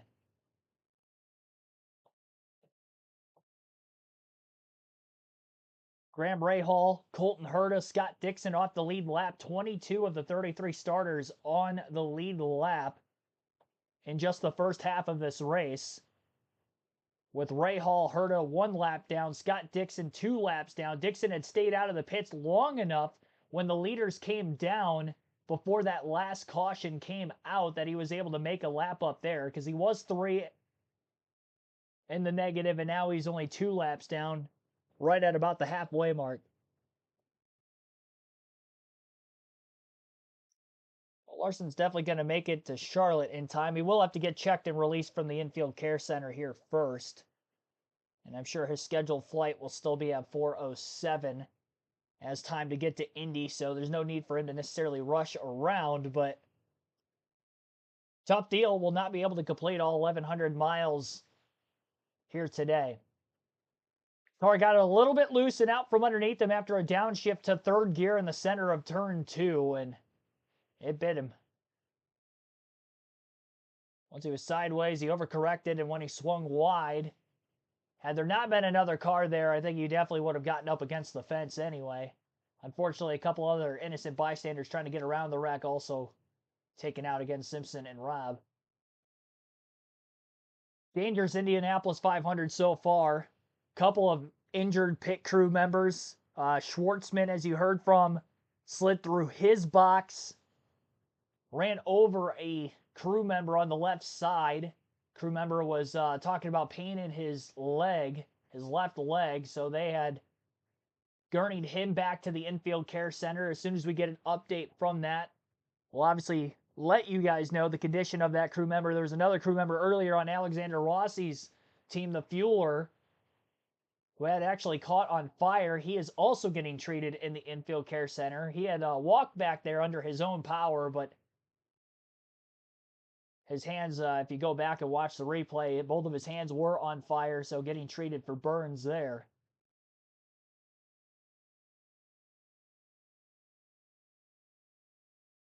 Speedway where Ryan Hunter Gray leads from Devon DiFrancesco, Jack Harvey, David Malukas, and Connor Daly.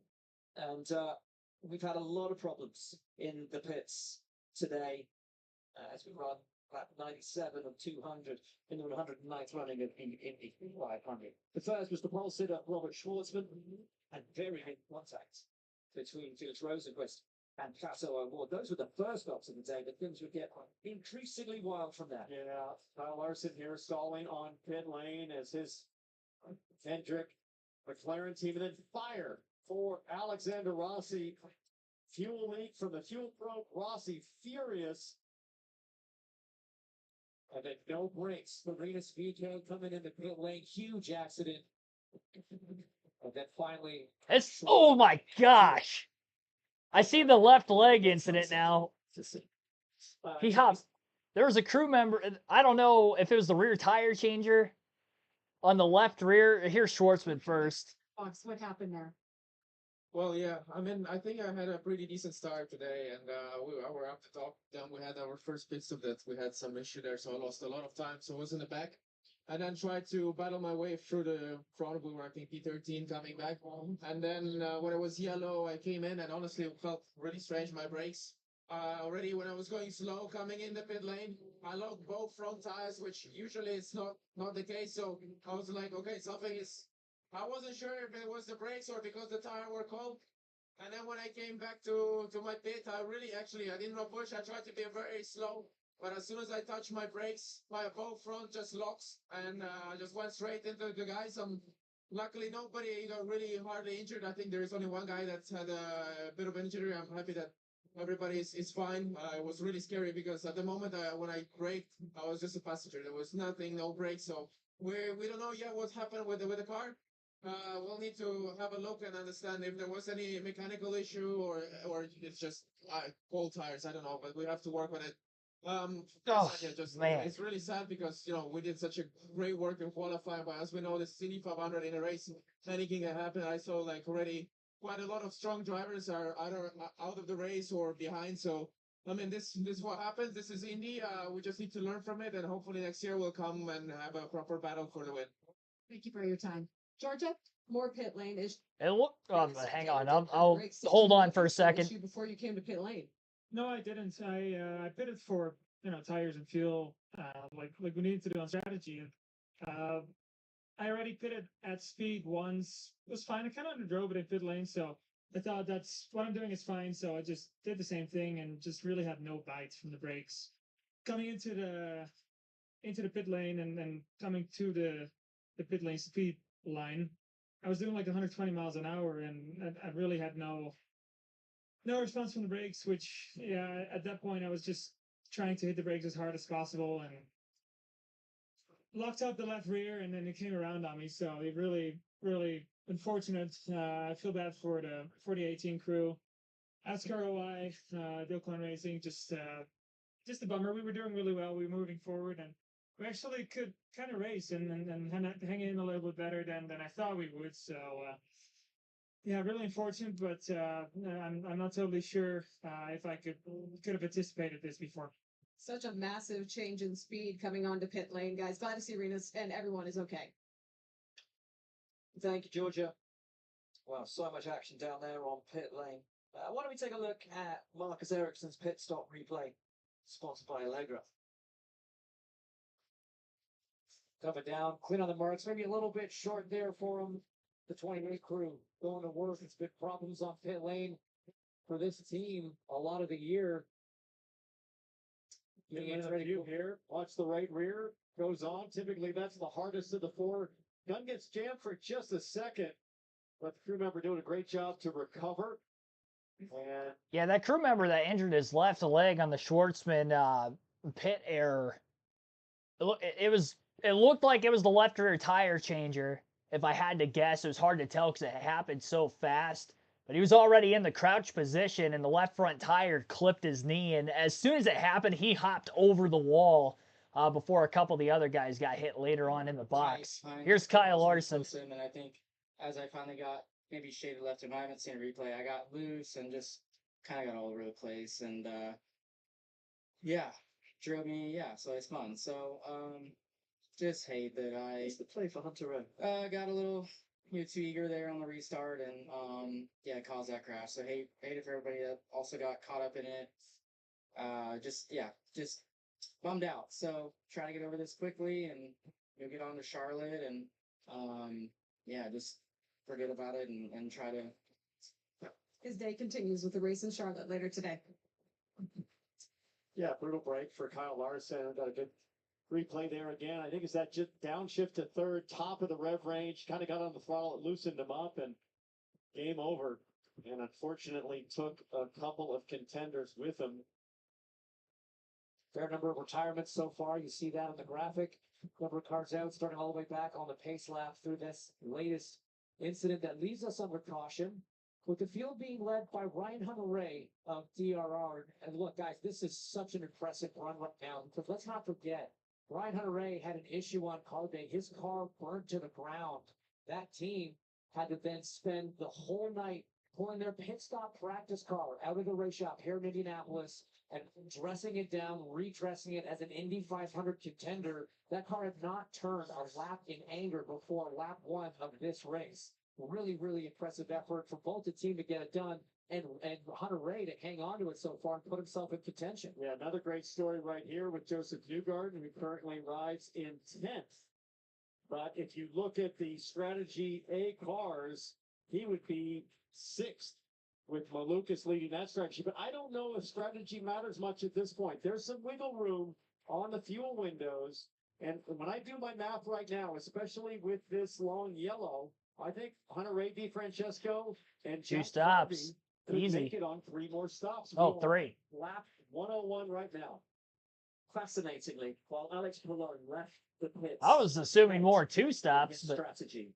On that restart, he lost position to both David Malukas and Connor Daly. So we have a real fight within that group. Malukas, Daly, Palou, they've looked phenomenal all the way through the day. Ferrucci as well, makes it 2 AJ Foyts in that group of 4. And let's not discount Joseph Newgarden, who has come from 32nd and sits now with a phenomenal chance of fighting for a 3rd consecutive win at the Indianapolis 500.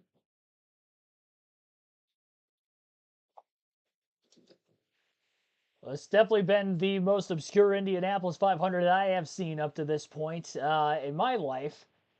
With the way things have started through just over the first half of the event, we're on lap 103 of 200, under our 5th caution of the race already. And again, Ryan Hunter-Reay is our current race leader. Delvin DiFrancesco in 2nd, Jack Harvey in 3rd, David Malukas 4th, Connor Daly rounding out the top 5, Alex Palou in 6th, Santino Ferrucci 7th, Felix Rosenquist in 8th, Ed Carpenter 9th. By the eye test, I feel like Takuma Sato and then probably a Joseph Newgarden coming from as deep in the field and is already getting up into the top 10 by around lap 80. I feel like they have the 2 fastest cars in the race itself, but it's so hard to tell because of how many caution laps that we have had. There's been a lot of drivers who haven't been able to work their way through the field that didn't particularly qualify as well that I could be missing on that list of drivers that could be contenders. David Malukas was looking pretty fast too, riding in line behind Takuma Sato when he was in 2nd. And definitely had a couple instances where he could have passed, but he was being patient. So I'd probably throw Malukas in there as well.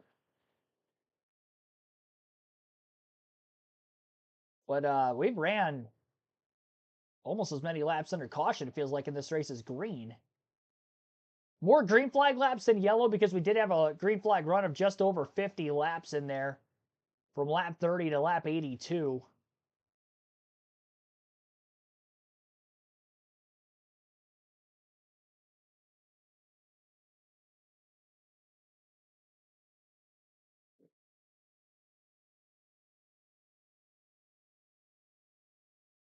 Still single file. Not sure how much more cleanup we have to go through yet to get back to green. It's like there is a safety vehicle up around the outside of the racetrack. It turns 3 and 4, maybe checking for debris. So I would assume 1 to go will be given this time by for our leaders. Hence the restart being at lap 105. When Meyer Shank Racing made history. What a moment. The same day, baby Helen. Helen Bourne, a close relative of the Meyer family, will always be connected to the Indy 500. But this year's race, all who love her, will be different. In March, at 3 years old, Helen was diagnosed with CLN2 Batten disease, a rare, progressive, and terminal neurodegenerative disorder. It has no cure. Upon the devastating news, Helen pointed toward a pink sky as a sign of hope. It was the spark to create Helen's Pink Sky Foundation, dedicated to funding research and finding a cure. Pink lemonade is being sold at this year's race, encouraging those across the country to set up lemonade stands next weekend and donate the proceeds in honor of Helen's 4th birthday, and in hopes of giving all those affected many more pink skies to come. Thanks for the hope for Helen. We are still under caution here at the Indianapolis Motor Speedway as we have some moisture in the air, some more rainfall on the track, so just keeping things under control just for the moment. That is why we are still under caution. Oh, there you go. We got slight raindrops again. Come in for a fuel stop. He was running incredibly lean on his strategy. That has put Devlin DiFrancesco into the lead of the race from Jack Harvey. They are still on that alternate strategy. Then it's David Malukas, Connor Daly, Alex Palou, Santino Ferrucci, Rosenquist, Carpenter on the ultimate strategy, and then Newgarden on the prime strategy. So Newgarden has got a shout at this. Bear in mind, this race has never been won from further back on the grid than 28th. And no one's ever made up more than 31 positions in a field of 33. And that was a run for second place. George is standing by with Stingray Rob out of the West. Stingray Rob has been released from the IndyCar medical unit. Was that a wrong place, wrong time situation? Is there anything else you could have done? I mean, looking at it in my head, I don't see a way to get out of that. I mean, when Kyle started losing it, I was checking up, and once he spun, I was trying to get on the outside, but and there's just no grip out there. Cold track, cold tires on the restart. It's just tough conditions, and these cars are much more difficult to drive this year. It's unfortunate. So I wish there's an all. Yeah, I wish we could do something different, but that's not the way I would end the race. Watching the replay now, though, right there, he just lost it, and yeah, we were just too high to try and avoid it. Not much to do. I mean, they did sweep the high line, but not that high. You know, if they were to have slept one more lane up, I think that would have been okay, but that's frustrating. Thanks, Stingray. Thumbs up for the Stingray Rob. And we will have one more. There we go. on All the right, caution, one to and go then this we'll be time. Racing once again. 64 green flag laps, 41 caution. There certainly has been a huge amount going on in this race, whether it's been on track, in pit lane, on the warm-up lap, it hasn't stopped all day. Yeah, that was a tough break for Stingray, and he's right. He did a great job to avoid contact with Larson, but just cold tires, cold track in the dirty part, nothing he could do.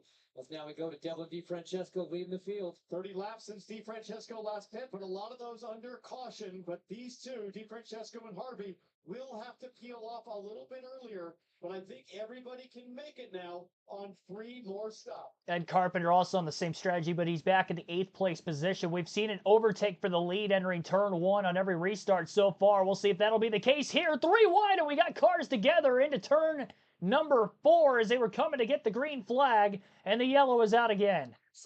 Oh my gosh. They waved it off. So I was sloppy. I was losing it because I saw Raskin. He never spot, but wait till you see the replay. Yeah. And race control saw what I saw, and then you said, you know what, hit the button. Yeah. He had about a 5 tank slapper moment and barely held on to it, and we're lucky that many weren't taken with the chaos there. Tons of tire smoke back there. Rasmussen so close to losing it. So we remain as we were. It will go back, I imagine. We're going to get another chance. Take a look at the top of the screen right here, Christian Rasmussen. Now, we heard green. Oh.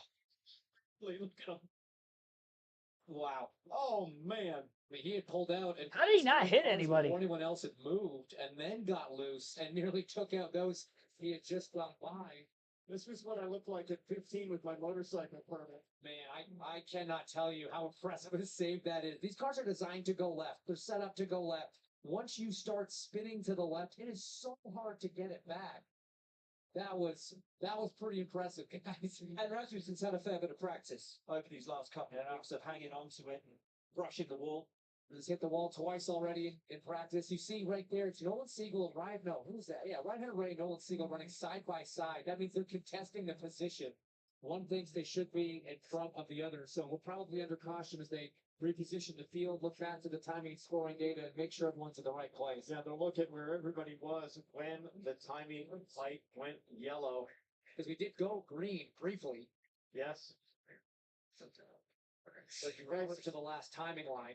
Guys, such a cold day. We've seen so many issues, not only on restarts, but also on the brakes. We've had issues on the throttle, issues on the brakes. Let's take a look at how drivers deal with issues as they decelerate for the pit speed line or their pit box. It starts with the Dallara cutaway car here. Will fly down through the foot box, and on the left-hand side is the brake bias knob. You turn that clockwise, you put more brake bias to the front. Counterclockwise, you move it to the rear. Well, what does that knob do? It turns a cable inside a line that goes down here to the pedal assembly, and it basically is moving this cylinder, this threaded cylinder, adjusting the torque, or I should say the pressure on the master cylinders. It's something you adjust a lot here as you get your balance just right coming to pit lane. You're coming off a 4 at 200 plus miles an hour. You got to get down to 60. And again, the car's setup is all asymmetric because of the oval. So hard to get the car wound up. Playing with the brake bias that you need coming to the line can be different than the one you want going into your box. And sometimes you're adjusting it even down pit lane. And the reason it's so hard, Will, is that the brakes are cold and you just don't know what you're going to get the first time you apply that pedal. You're trying not to apply that pedal until the last possible second. And I bet we know who's on that helicopter. I believe it's Carl Larson on his way to Charlotte. And he'll have a lot to contemplate about what happened this year and if and how he might approach Indy next year, because it's been some issues, some errors, frankly, in the cockpit in his first 2 tries as these cars come on lap 109 for another pit stop. Foster, Ericsson, Rasmussen, Grable, all on pit lane. Kevin, update us on strategy. So even people that didn't stop are trying to get it done. Some, not DeFrancesco and Harvey necessarily on 2, but this group can easily get it done on 2, and others that came in on 87 are also hoping for a little more caution to be able to get it done on 2 more stops. I know. Roll the dice on a day like this. I kind of like this right here. Could get it done, I think, from there on 2 more stops as DeFrancesco cleans and warms his tires. Backs the field up, gets them ready for the restart. Wait for the call of green. There's a restart line, by which time, if the leader hasn't gone, the race director throws the green, but DeFrancesco puts his foot down. The green is out and racing is on. DeFrancesco trying to get out to a big enough lead that he won't get overtaken on the front straight with the draft going on behind him. The battle is now on for second place as they fan out to 4 wide as they cross the yard of bricks and head for turn 1. Gonna narrow up in there just a bit. Jack Harvey was in second, fell all the way back to the 5th spot. He's still side by side with the car to his outside, gives up another. That's Alex Palou, who takes him by on the top lane of the racetrack. And Harvey still trying to get his momentum up as he goes backwards through the running order. DeFrancesco holds on to the lead meanwhile. Connor Daly moves up to second. David Malukas in third. And now a pass made on Daly. Nope, it's just the leaderboard that was getting reorganized on Fox's graphics. Daly does remain in second right now.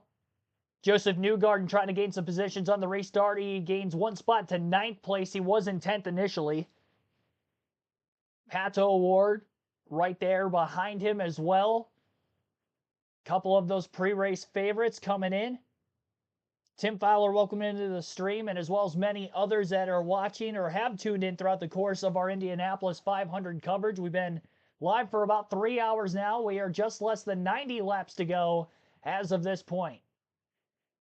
First time that we've seen DeFrancesco leading in the 500 between these last couple of restarts. The caution coming to green and now under green for a couple of laps. Daly hasn't led yet, but he's been as high as second one other time in the race. He's closing the gap on the leaders. Everybody mainstays in the top 5, top 10, this time down the front stretch. The difference at the timing line that last time is just under 0.3 of a second difference between Daly in second and the race leader DeFrancesco. Top 5 has Delvin in the lead, Connor Daly second, David Malukas third, Alex Palou fourth, Santino Ferrucci is up to 5th. He's been quietly in the top 10 all day, looking to continue his streak of top 10s at Indianapolis, longest active of any driver, 6 straight, including the fact that that's been all 6 of his Indy 500 starts in the AJ Foyt Racing number 14 car. 2 spots gained on the restart for Daly to get into P2. Callum Ilott up 3 positions as well to get to 6th. Harvey loses 6 spots from 2nd back to 8th. Felix Rosenquist also losing 3 positions of those in the top 10. He's back to 10th. Kyle Kirkwood is up 11 spots to 12th place. 18 for Will Power. Oh, that's since the start of the race. Okay, never mind. I was gonna say. I was like, that's a lot of spots gained in 2 laps, 3 laps. Since the start of the race, that makes a little bit more sense. They changed the graphic on me. It was since the restart, and then the numbers got inflated. Bones does also welcome to the stream. I don't know if I gave you a shout out yet. Love to see Daly win it. Local been competitive. He's had 3 straight Indy 500 top 10s. He's led laps in all 3 of those races. Hasn't led yet today, but he's definitely in contention for the race win. As far as the strategy game side of things goes, everybody pretty much on the same amount of stops from here to the end of the race with the amount of yellows we've seen in the first half of the event. It was start-stop at the beginning, then we had just about 52 laps of green flag action before it going start-stop with 3 yellows in the span of about 30 laps once more. Back under green flag for the moment. 85 laps still to go. Only 2.2 seconds separating first through sixth on the leaderboard. Looking at the lap times that are being ran right now, some of the quicker laps of the race. As the pace quickens, the further along we get. Track temps relatively cool all day long. Haven't really seen the sun peek out yet today. Very overcast in mid to high 60s in the Speedway, Indiana area all day long. School temps have caused a lot of issues, especially those on pit road. And sliding tires in and out of the pit boxes. Restarts. Warming tires up under the cool down leading to the green.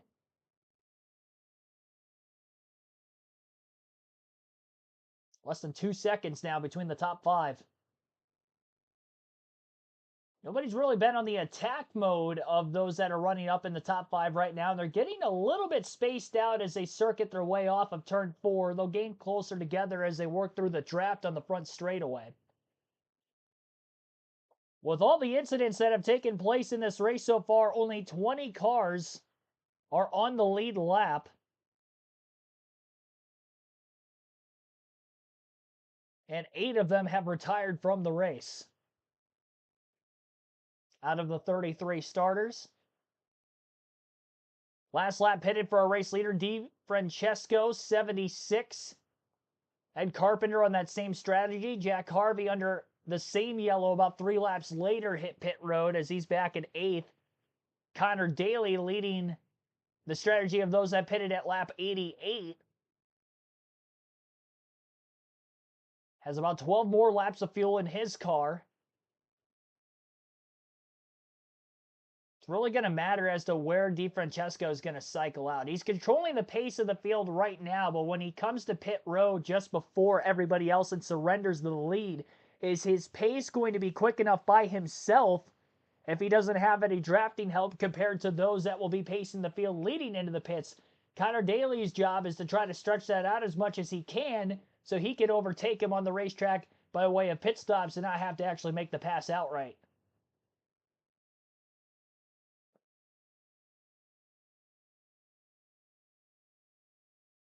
Down to 82 laps remaining.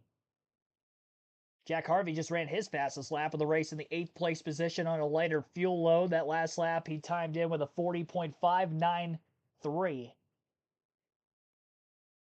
Not the fastest lap of the race overall, but pretty quick.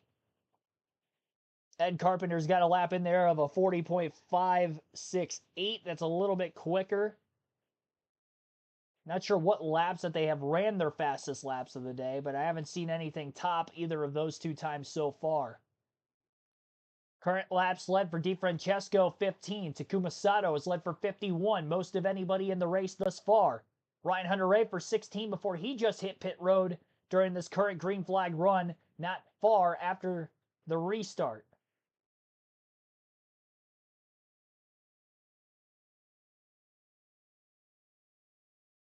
Top 10 as they run has Delvin DeFrancesco still in the lead. No changes for position since we got a couple laps into the restart with the patience growing onward. Connor Daly in second still. David Malukas in third. And we've got Daly. No, not Connor Daly, excuse me. I don't know who that was that just pulled out.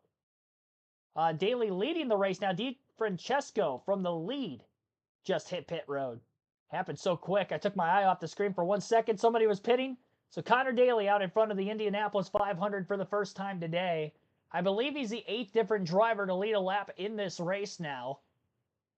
He's getting ran down on the back straightaway by Malukas, who was very good, able to run close in the corners in the same line And in that dirty air, compared to really anybody else we've seen charging from second place on the leaders all day long, tells me that his car handles great in traffic.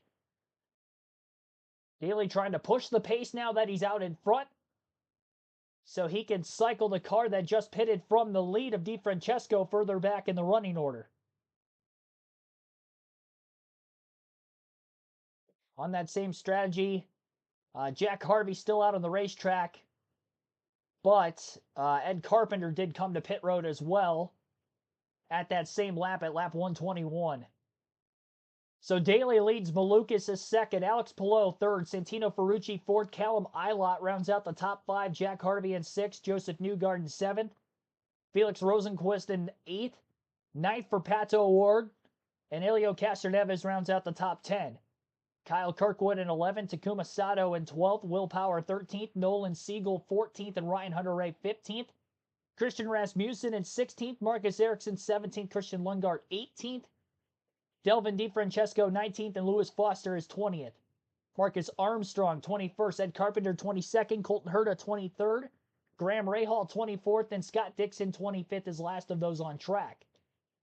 Stingray Robb and everybody else 26 on back out of the race, with Robb finishing 26th, Kyle Larson 27th, Kiffin Simpson 28th, pole sitter Robert Schwartzman 29th, and Rinus VeeKay in 30th. Alexander Rossi 31st, Marco Andretti 32nd, and Scott McLaughlin rounds out the 38-car field with 75 laps to go and the 109th running of the Indianapolis 500. We'll take a quick break. You're listening live on KRC, the full flag-to-flag coverage.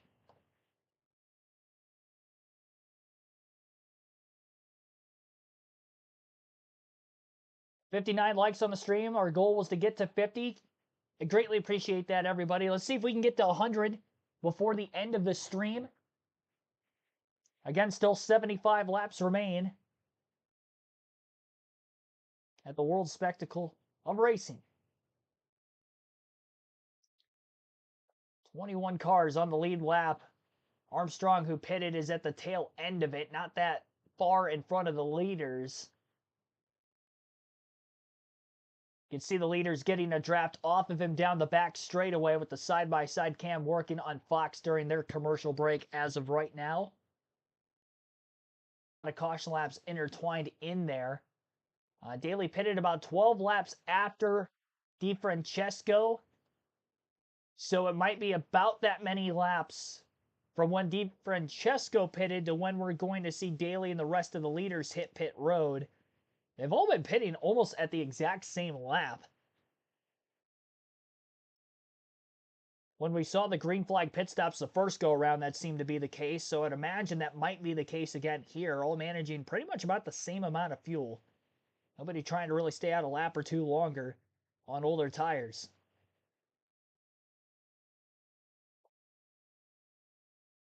Trying to look back in the running order. DeFrancesco pitted 6 laps ago, so I would assume 6 more laps we'll see the leaders pit. Used a bit of discretion. It's been nice to see trusting his Team Penske guys on pit lane to make up stops, but this guy right here, up 25 positions. Never been done before, winning the race from this far back, but James, as we talked about, he is literally on schedule, picture perfect right now to get it done. Look, you can't really plan out how far you want to be up at what lap. That's not really how it works, but you do know that, by 50 to go, you got to find yourself in the top 10 and start creeping your way up. He's well ahead of schedule in that sense. You're absolutely right. And look, Scott Goodyear went from last to second, made up 31 spots. If Newgarden wins today, he's going to go from 32nd to first. That would match that, but take the victory. Again, he's sitting pretty right now. He knows he doesn't have to force the issue on Jack Harvey and the cars in front.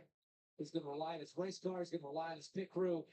And he's got time on his side at lap 128. It'll be interesting to see how far this lead group can go here and potentially get this done on 2 more stops as we can listen to a little radio on fuel strategy.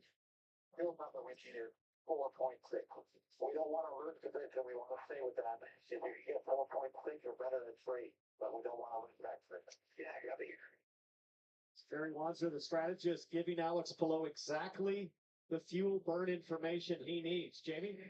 Yeah, what had happened just before that? It's he runs third right now.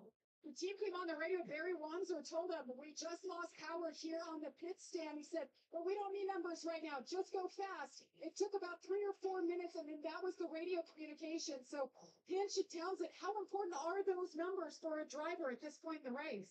Yeah, very important. You know, again, at this point, you're past halfway. These strategists, they're looking from lap 200 backwards. They're trying to minimize the number of stops. That's the number that he needs to hit. But he also said, we don't want to lose track of the guys in front. So it's get this number if you can. But if you got to burn a little bit more to maintain the track position, that's what you got to do. Georgia, what's going on with Joseph? You got it. Joseph Duke asking for a little more trim in the car. Before this race even started, Luke Mason, strategist now, told me that this car is set up for the last 10 laps. They were thinking all the way ahead. They knew what Newgarden had to do and that they had a good car. He's worked his way all the way up to 6, and right now just wanting a little more trim in the car. This is mesmerizing from Joseph Newgarden. Absolutely incredible drive. 70 laps to go for the 109th running of the Indianapolis 500. It's Connor Daly, David Malukas, Alex Palou, Santino Ferrucci, Callum Ilott. What a shock. Then Newgarden is 6th. Rosenquist is 7th. On board, Castro Neves, Kirkwood, your top 10. The top 12 are all on the same strategy, what we call the primary strategy. So a strategy. 70 laps to go. We think you can go 32 laps on a long stint. So the question is, can these guys make it to lap 64? Would be a happy spot to make your second to last stop. As we get to green flag stops, you have to think out of those top 6 drivers, advantage Palou and Team Penske, Chip Ganassi and Newgarden and Team Penske. That's where the flex might really come to the front in these closing stages. I wonder how much of a curveball the likes of AJ Foyt having 2 cars in the top 5 might roll. How much having Connor Daly and the Juncos Hollinger up there, how much that might come to bear in these last 70 laps. Somebody we haven't talked a lot about today is this guy, Elio Castro Neves, who has quietly moved to get into that top 5. He is not out of it at this point. He's 50 years old, will be the oldest winner of the Indianapolis 500 if he can somehow make it happen. And obviously the first 5-timer, car is pretty good. He's going to need some help, though, to get it done. Here he comes. And he's followed by Takuma Sato. So the old wily hands at this race who know it better than anybody else out there. 48-year-old Sato, 50-year-old Castro Neves. They've both won it multiple times. They know what they're doing. 6 500 wins between them. Should other drivers be taking note and thinking, hey, what are we missing? Wow. Takuma Sato comes to his box, the 48-year-old. A lot better than the start of the race. Perfectly hits his marks. The Rahal Letterman Lanigan team gets it done. Waiting on the fueler, he pulls Sato down and away. And let's not forget how much of this race Takuma Sato led with ease, as now Daly comes in, as does Palou, as critically does Joseph Newgarden and Pato O'Ward, Georgia. Starting Pacific pit lane, this pit crew on point all day long. They won the pit stop competition just yesterday. He comes in 4 tires. They're going to fill it up to bring for fuel. Jamie, Connor Daly, what a great day he has had. The 5th time he has led this different race at the Indy 500. He said, my car is fine. It's all good. The 10 of Alex Palou, heard that radio communication as they fuel it as full as they can go. There's applause in Daly's pit. They're happy with that stop. Out comes Newgarden, ahead of O'Ward. Wait to see where everybody else siphons back into the grouping. But 67 laps to go, James. That's at the far end of the fuel window as Santino Ferrucci, AJ Foyt Racing comes to pit lane. Kev. Going to try one more time to fix the top of that side top with the battle wrap coming up. I think they needed 2 or 3 more laps to be able to get home and one more stop without cautions, because they're going to need a little bit of help, Jamie. David Malukas in his box as the team goes to work hasn't said a whole lot about the handling, but he has been running up there in the top 10 all day long for AJ Foyt Racing. I tell you what, we've been talking all week about the Penske stops and how fast they've been. AJ Foyt with their technical partnership with Penske, those stops were slick as anything. Joseph Newgarden is back up there. Oh! Joseph Newgarden has a fuel pressure problem. Came up with radio. Luke Mason told him. So he came back in the pit lane. They top it off with fuel, and they're going to try to send him back out. Oh, disaster for Newgarden's run from the back. under green. That's a nightmare as Pato Award makes a move on Rosenquist into 3. Jack Harvey. Well, that's going to take him out of it. These are all the cars that just pitted, James. Is Pato Award looking to make a run on Harvey on the front straightaway? We'll have to see how things shake out here, but I think Connor Daly and Alex Palou. It's got a hit of Daly, passes him. It's below Daly. Malukas, this is effectively the fight for the win of the Indianapolis 500. And after those stops, it's Palou who takes the advantage, but Daly will not want to let him go. Neither will Malukas. All 3 of these drivers who've had such a phenomenal crowd. Malukas on the inside of Daly. Got him. Makes him stick. Now, these guys are racing hard, but they're going to have to be mindful of their fuel mileage because, as Kevin talked about, they're right on the far end of the bubble to be able to make it. I think they might need some caution or maybe a splash and go at the finish. These are the drivers to watch. The drivers you see on your left-hand side. Ryan Hunter-Reay, Christian Rasmussen, Marcus Ericsson, and Lundgaard. Yes, they are effectively leading the race at the moment, but their top strategy is now Ferrucci puts the move on Di Francesco to move himself up and try to take the fight to Louis Foster himself, who is out of position as these strategies begin to converge. And now Daly up on the inside of Malukas and has a look at gets them both in one move. Wow.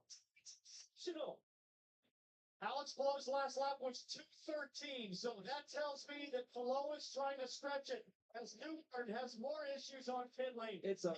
2 laps down. It's over for Newgarden's dream of fighting from the back all the way to the front. But Palou now having a look at Ferrucci goes to take the pass on Foster. Chops him off into turn 1 and through. Meanwhile, Ferrucci says it's a block. David Malukas got around Palou. Guys, I know Palou is just managing that fuel number. The rest, James Daly and Malukas, they're going racing. If I'm Palou, I want to sit back, save a bit of fuel. You heard Kev say it, Foster even taking a look later, not what he wants to do. Being behind 2 cars, you can manage that. Fall back to 3, 4, 5th in line. It starts getting a lot harder. So Palou right now is sitting exactly where he wants to be. Connor Daly's last lap, 211 miles an hour. Big time save going on at the front. Well, Lucas doesn't want to pass him. He wants that toe as we see Rosenquist now make a move on the inside of Di Francesco for a position. Ferrucci still looking racy on the back of Foster.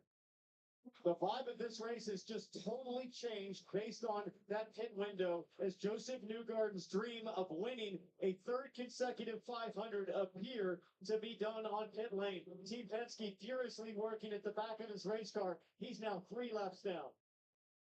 Dream in tatters for Joseph Newgarden. And it came so close. It was a phenomenal drive through the field. What might have been. Tracking brilliantly as we see Award getting around Di Francesco. Malukas sitting on the inside. Rosie, having a look. Ferrucci. Connor just did a 2:08. This is life-saving. This is Indy next speeds almost, guys. He's just trying someone to go behind him as you get the call from Newgarden. We're done. Hop out. Malukas has surely got to make the move now. He can't lift if Daly is saving like this. As Foster now has a look up the inside of the championship leader, Louis Foster makes the move, makes the pass on Alex Palou to unlap himself. That's because Louis Foster is on a different fuel strategy entirely. He's going to have to make those 2 more pit stops. So they're saying just go, just pass and get to the front. Connor Daly comes across the line. That lap. A 2:07. Oh, my word. If I'm Connor Daly, if I'm David Malukas, I want Louis Foster to go out in front of us. Louis on a different program. He's not trying to save that fuel. You want someone to tow you around. Kevin, tell us more about what's going on with the number 28 car. He is making his next to the last stop. He'll have to do 1 more, but if it were to stay free the rest of the time, those that came in 132, 134 may not make it. Marcus Ericsson is one of 3 that has no fuel save to get the rest of the way home. Puts the move on Callum Hilott. These guys all on the primary strategy. Foster pulls in from his position on track and releases Alex Palou to try to fight back towards Malukas and Daly, who have stretched their legs out in front of the field. Di Francesco around the outside of Hilott. It's starting to get a little bit racier now. We saw a little bit of this in the first half of the race, but as we close in on 50 laps to go, that's the phase of this race where the elbows really come out. And all up and down pit lane, there will be smoke coming out of the laptops from the engineers as well. As Ericsson coming out of the hits on the back straightaway. Everybody trying to calculate what do you need for fuel to get to the end. 58 laps to go. Strategies converging and still no clear answer as to who's got this in the bag. We'll go through the full field running order with 58 laps to go in the Indianapolis 500. Ryan Hunter-Reay is our current race leader on an alternate strategy. Connor Daly leading those of that are still out on the racetrack, looking to make it to the end, hoping they can save enough gas along the way. They may be a couple of laps short with where they run currently based off of how the yellows all transpired in the first half of the race. We've had 5 of them so far. Behind the top 2, we've got David Malukas in 3rd, Alex Palou 4th, and Santino Ferrucci in 5th. Felix Rosenquist 6th, Marcus Ericsson 7th, Pato Award 8th, Delvin DiFrancesco 9th, and Christian Rasmussen rounds out the top 10. Callum Ilott in 11th, Jack Harvey in 12th, Kyle Kirkwood 13th, Ilio Castroneves 14th, and Christian Lundgaard in 15th. 16th for Takuma Sato, Nolan Siegel 17th, Will Power 18th, Ed Carpenter 19th, and Lewis Foster 20th.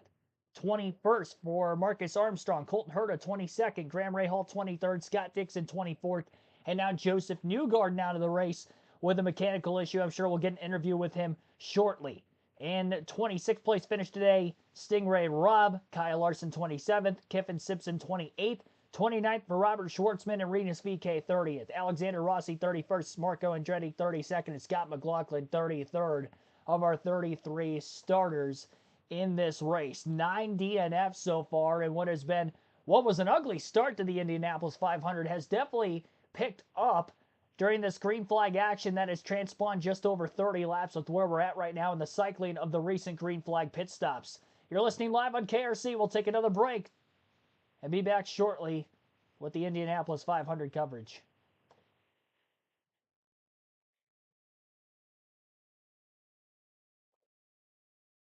Going to end our chat poll, which I meant to end at the halfway mark in this one. 96 votes were casted for who you think will win the Indy 500. 48% taking somebody other than Pato Award, Scott Dixon, or Alex Palou.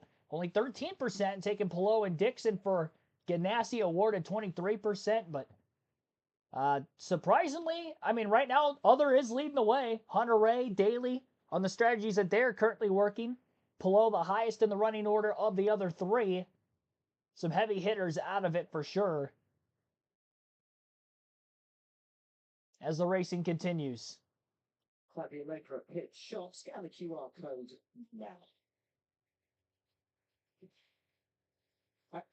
I don't actually hate that call. Right now, he's no fuel concerns. He's only 3 seconds off the lead of the race as DiFrancesco peels off into pit lane. And we might see a lot of fuel saving from some of these cars late in this race, so it's one stop all, but he can go flat out. I'm excited about Will is Ryan Hunter-Reay because as he leads right now, last pitted on lap 140. That would mean 60 laps to the end. That perfectly splits 2 30-lap stints for Hunter-Reay. He's in better fuel situation than Daly, Malukas, Palou, Ferrucci. They all pitted on 134 in a backup car. That is a pit stop practice car for Dreyer Reinbold Racing. They had to go to that strategy after they turned up their primary on-car bidding. The light blue and black car down of Louis Foster, RLL, looking to go a lap down, and I think Ryan Hunter-Reay just... Yeah. Not happy with his weaving, raises his hand out of the cockpit to salute him in a certain style, Ryan Hunter-Reay. And Foster's going to try and make it back past him again to unlap himself. Hunter-Reay will be furious with the rookie. Well, but Louis Foster has every right to go unlap himself, and my fear here is that Ryan Hunter-Reay's pit stop backup car just is not very fast out front by himself. Falling back into the clutches of Connor Daly, David Malukas, and Alex Palou, but a driver who found himself in the mix for the win today, having started 32nd, was Joseph Newgarden. Just galling disappointment for him not to still be in this race. He is standing by on Taylor. It's a masterful drive through the field, but Joseph Newgarden's day is done. How do you digest this situation? It's tough, to not have a shot here at the end. Felt really good and was trying to be methodical today. And, it's a team sport. It takes everything to win here. Still immensely grateful to run at Indianapolis. That's how I felt going into it today. I love the race the most. Love the opportunity to be on the grid. And so as tough as it is to take, I still feel thankful to have been out here today. I just wish we had a chance to fight for it. You know, we didn't even get to see what we had there. We were just slowly working forward. You know, thank you to our partners, our whole team. Everybody put so much into this. It's a big team effort, so it's, you know, it's a shame that I'll be there in the fight. Thank you, Joseph. The triple win, the 3-time repeat, has never and continues to not be achieved at the Indianapolis 500. Another driver who came close was Will Bashaw, Indiana-born Connor Daly, running a tribute helmet to him.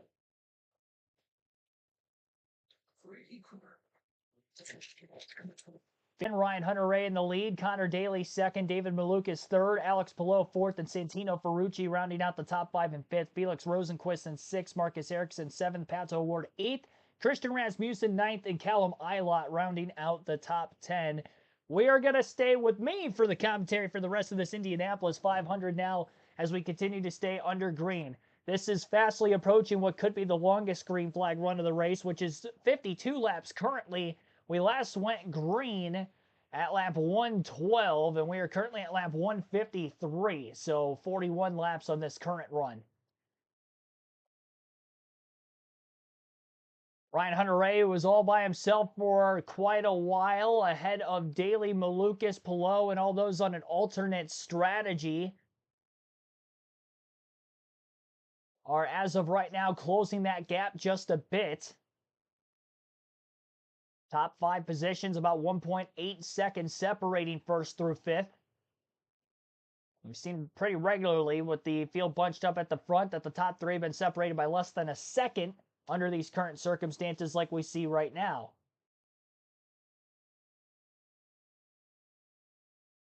Hunter-Reay last pitted 13 laps ago. He's probably got the best fuel of anybody up inside the top 5. Also on that same strategy is Marcus Ericsson, who last pitted 12 laps ago. Daly, Malukas, Palou, Ferrucci, Rosenquist, they all pitted about 19 to 20 laps before, so they have about 5 less laps of gas to try to make it to the end if this does turn into a fuel mileage race, which looked during their last green flag stop. We saw some drivers pitting right around 69, 68 laps to go when that sweet spot was looking at 34 or 64 to go to try to split the run 32 and 32 to the end without having to save much gas. So with saving along the way, Ryan Hunter-Reay, who is in the best fuel spot, can continue to lead. And he is starting to fastly approach Takuma Sato for the most laps led in the race today.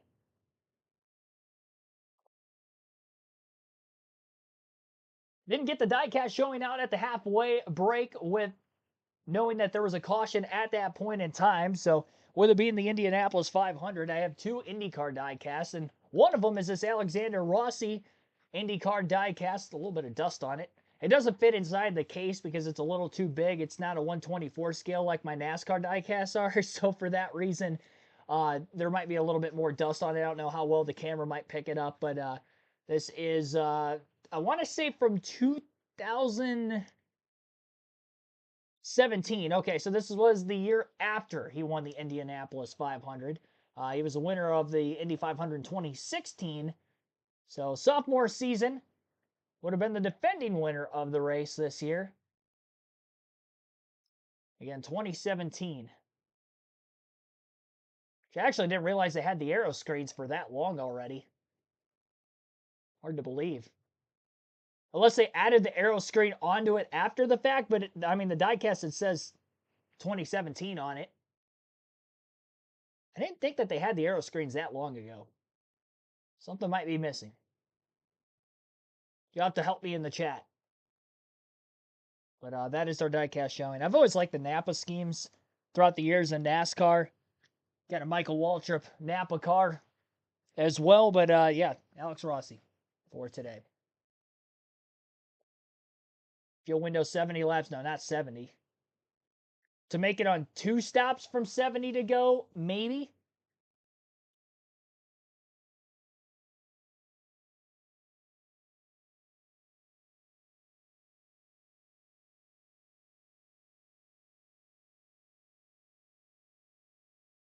Talk about laundry. Tells me if it's time for the 600. Yeah, we still got about 2 more hours until the Coca-Cola 600 a little later on. Our live commentary for that stream is supposed to start at 5:30 p.m. Eastern today. Still scheduled to have that despite the delayed start with the rain at the beginning of this Indianapolis 500. Kyle Larson is retired from the race already. He'll be able to make it to the Charlotte area in time for the start of this race, as he was involved in an incident on the second to last restart that we had. Also took out Stingray Robb and Kiffin Simpson in that same wreck. That was already 67 laps ago from where we're at right now. Fox has been pumping out a bunch of commercials here lately. I think they've had 3 commercial breaks since we got to about, well, the last green flag pit stops, actually, now that I think about it. In 30 laps. Less than 30 laps. 68 to go. 25 laps. They've had 3 ads. Taylor Walston, welcome to the stream. Aero Screen was introduced 2020. I was going to say, I didn't think so. Maybe the plastic mold was formed in 2017, the scheme 2020. Yeah, that would make more sense because I went to the Indy 500 in 22. So I'd imagine it would have been a maybe more recent diecast. Paint scheme wise, for that reason. Thanks for the help. I was gonna say, I mean, I don't watch IndyCar racing as much as the Indy 500 itself, but I definitely don't remember there being aero screens back in 2017. And I know Formula One had them before they came to IndyCar too. But I wasn't sure on the exact timeline of it. I would have guessed somewhere around 2020. Glad to know I was right. Thank you for backing me up on that. Ronnie Sisk, welcome to the stream. 40 laps to go this time by in the Indianapolis 500. Tonight will be the first NASCAR Cup Series race on Amazon Prime Video. We will have, obviously, live full flag-to-flag coverage for you for that, beginning with our pre-race at 5:30 p.m. Eastern. We usually go live a half hour to 45 minutes before the drop of the green flag for every Cup race. No different today, even with the Indianapolis 500 stream as going right now, happening beforehand. We'll still go live early, have our normal pre-race show for that NASCAR Cup Series event. Again, that will be a little later on. That will be the final stream of the race weekend. Doubleheader Friday, doubleheader yesterday, and now the doubleheader today. Big weekend on the channel. The biggest weekend in American motorsports, and we've had all of it live right here on the channel. Ryan Hunter-Reay, again, continues to lead. His lead is now 1.5 seconds over Connor Daly as he continues to try to push the pace with everybody from second place on back trying to save a little bit more gas in hopes that they can make it to the end on just one more pit stop. As we reach 39 laps to go as they cross the yard of bricks, still about a 1.5 second lead. Daly and Malukas, second and third. Palou waning just a little bit behind them, and fourth, Santino Ferrucci rounds out the top 5.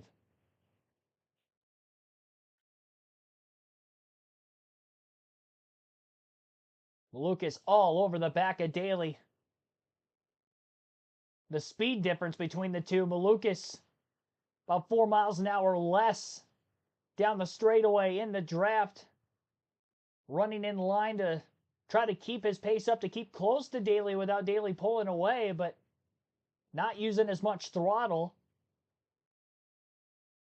To add on to that, Malukas also pitted 1 lap after Connor Daly, so Daly might not be in the best fuel situation right now. He was doing good being able to save when they caught up to Ryan Hunter-Reay, but now that he's back in such a fuel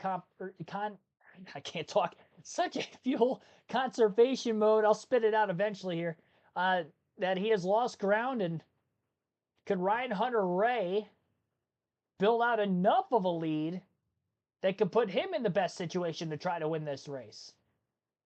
Because not only these drivers are saving right now, they're probably going to have to save on the final run as well if they pit with more than 32 laps to go. Marcus Ericsson has gained 1 spot since the last set of pit stops. He's in 7th. He pitted 1 lap before Hunter-Reay. So a somewhat similar strategy to that of our race leader, Christian Rasmussen, also pitted around that same time frame. He is in 9th, 2 spots behind Ericsson.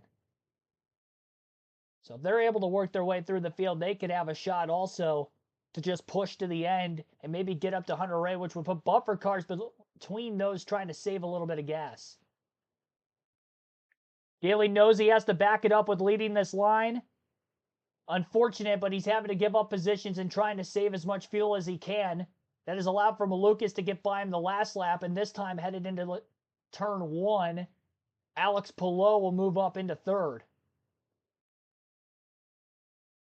And they're going to try to now push the pace after saving gas behind Daly for as long as they did to try to get closer to Hunter Ray before the next pit stop. As doing so, Malukas has gone from about 1.6 seconds off the lead to 1 second back of Hunter Ray as he slowly reels him in. Alex Palou is 2 seconds off the race lead, about a second difference between himself and the second place car of Malukas. Ferrucci going to get by Daly also. Daly continues to drop. Felix Rosenquist will get by him. And Connor Daly going in the wrong direction. But it's what he's got to do to try to just make it to the end of the race. Live, going for 4 in a row.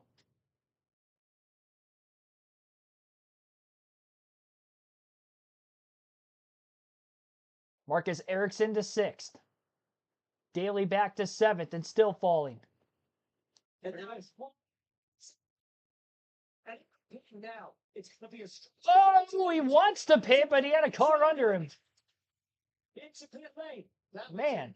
Christian Rasmussen was trying to make a move. Connor Daly finally comes in, but a long way to go on a tank of fuel. You can do it, but you will not be fast. It's probably going to be about 2 laps short. Around this place like a bad smell. Jamie, I know you're down there with him. Yes, Connor Daly comes in from a top 10. First thing he says is, guys, I'm sorry, I just couldn't hang. He wants those fresh Firestones. They go on as he pits under green. He's sailing away. Going to be tough for Daly to make that time up and save gas to the end of the race. He was losing a lot of time there those last lap or two right before he hit pit road. Hunter Ray's lead is down to about 0.4 of a second over David Malukas, who continues to close in on him. How many laps after Daly are these drivers that are still out on the racetrack going to be able to go? There were a couple other cars that also pitted behind Connor Daly at the same time. Elio Castroneves just came to pit road. Nolan Siegel also pitted.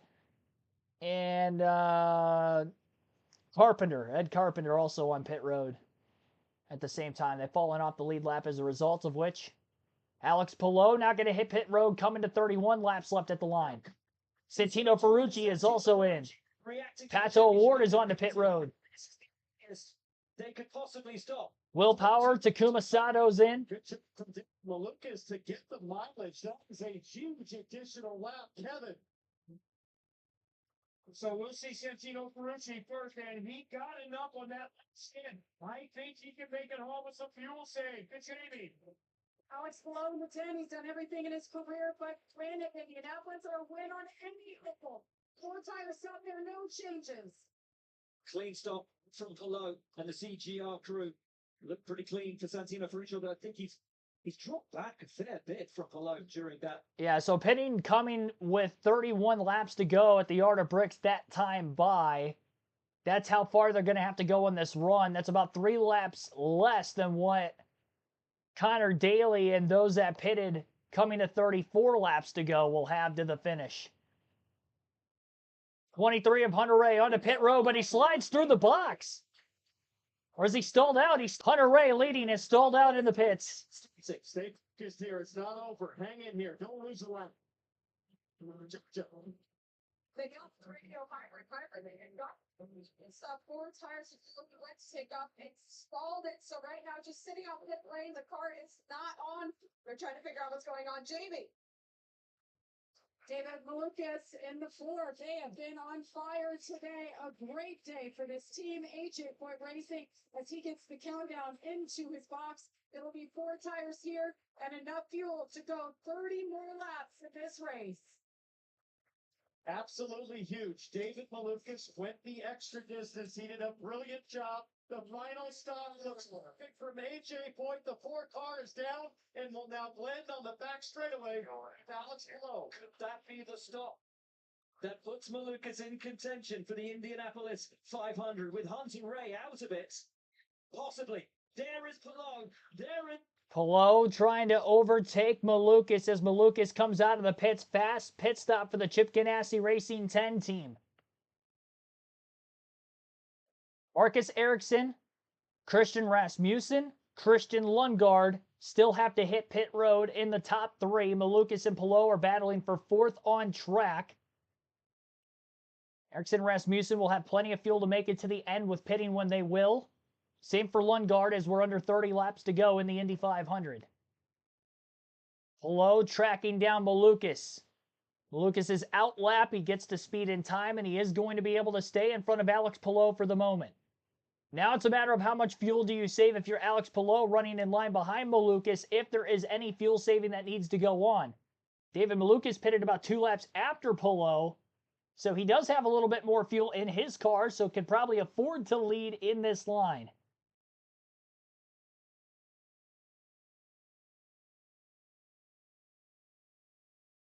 Christian Lundgaard on his way to pit road.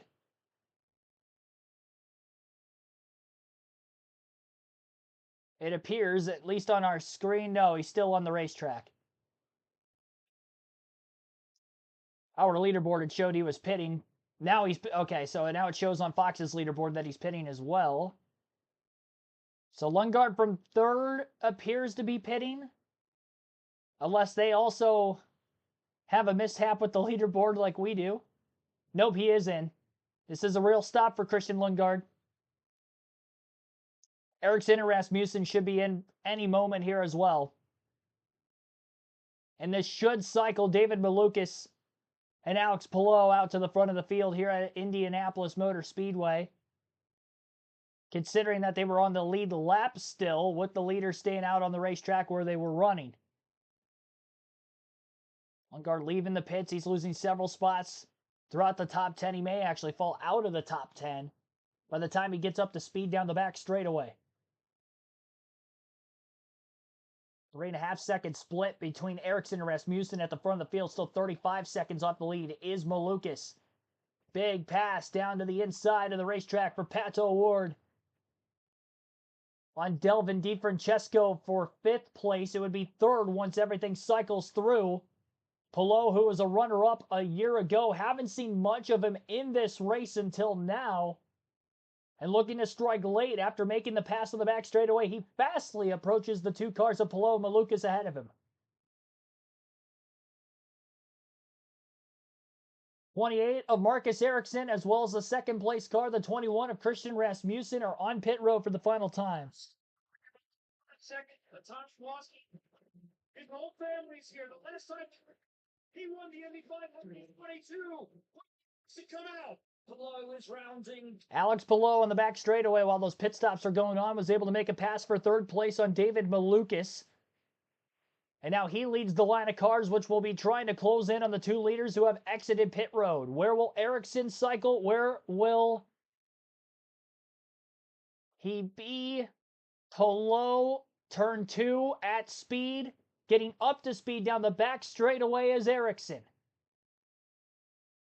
Ericsson, the winner in the 2022 Indianapolis 500, trying to go to victory lane for the 2nd time in 4 years. And he still remains the race leader as they enter turn 4. Probably won't be fully up to speed until he gets to the end of the front stretch. Here comes Alex Palou. He is able to tail off of a lap car that's just in front of him, may be able to get to speed a little bit quicker.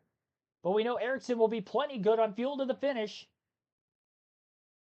Can that be the difference maker in him being able to hold on to the lead from now to the finish? And how much can Palou Malukas save for our leader? Palou pitted 10 laps ago, 3 for Ericsson, 8 for Malukas. Malukas has 2 more laps of fuel in his car than O'Ward and Palou that pitted at lap 168. And on the way to lap 169 when they cross the stripe. 23 laps left. Well, it's definitely getting down to the wire now. What car does David Letterman own? He owned Takuma Sato's car. I think he owns another car in the field, but I'm not sure off the top of my head exactly which one. Ericsson in the Andretti Autosport car trying to go to victory lane. Marco Andretti exited from this race a little earlier on. The opening green flag lap of the lap 6, with the race starting under yellow due to an incident on the one to go until the green lap, one of the pace laps. Scott McLaughlin got up into a crash. Ericsson getting a pole off of these 2 lap cars in front of him could help him for now until the lap cars start to slow him down by way of the actual race pace. He's going to have to back off on entry into 3. He had a ton of ground gain on the 2 in front. I believe Colton Herta and Marcus Armstrong are the 2 lappers that are in front of our race leader Ericsson. Now tailing down the front stretch. These 2 cars are going to be side by side for a brief moment as they overtake one another in front of the leaders.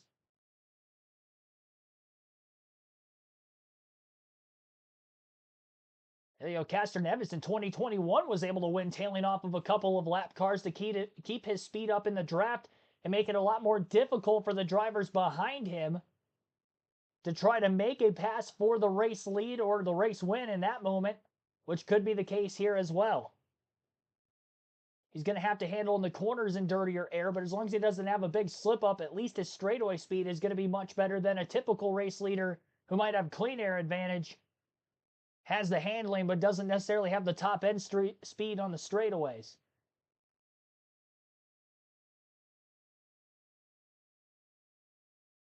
"19 laps to go, this time behind the Indianapolis 500.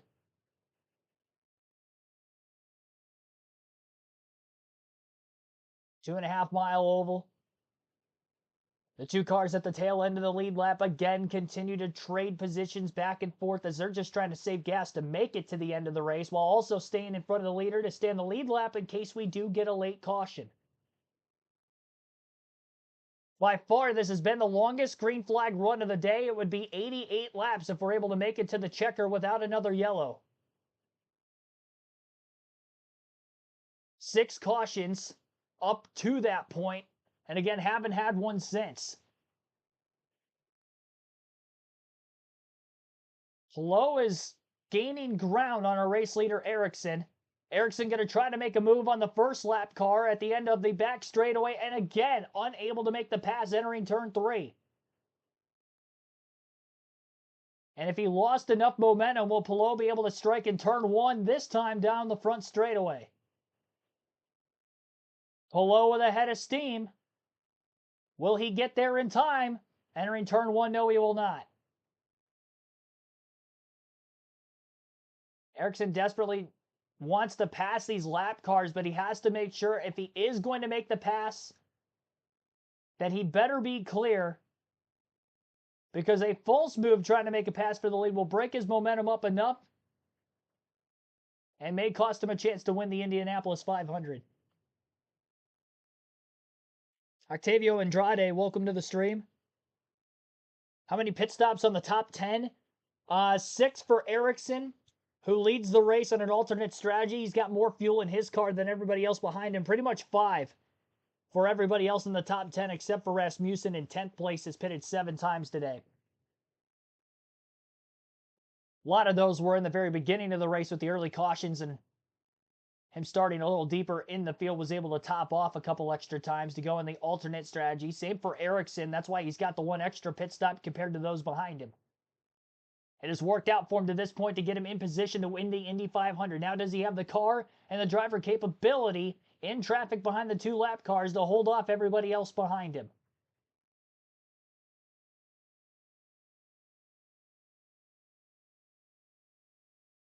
It does seem like everybody else inside the top 10 are starting to grow closer and closer to each other as they gain in the draft and close in, following the spacing that they had between themselves on the green flag pit stops, right around 15 or so laps from where we were right now.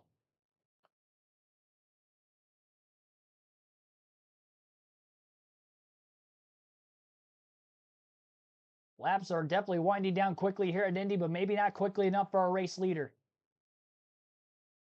Speeds are up for the most part.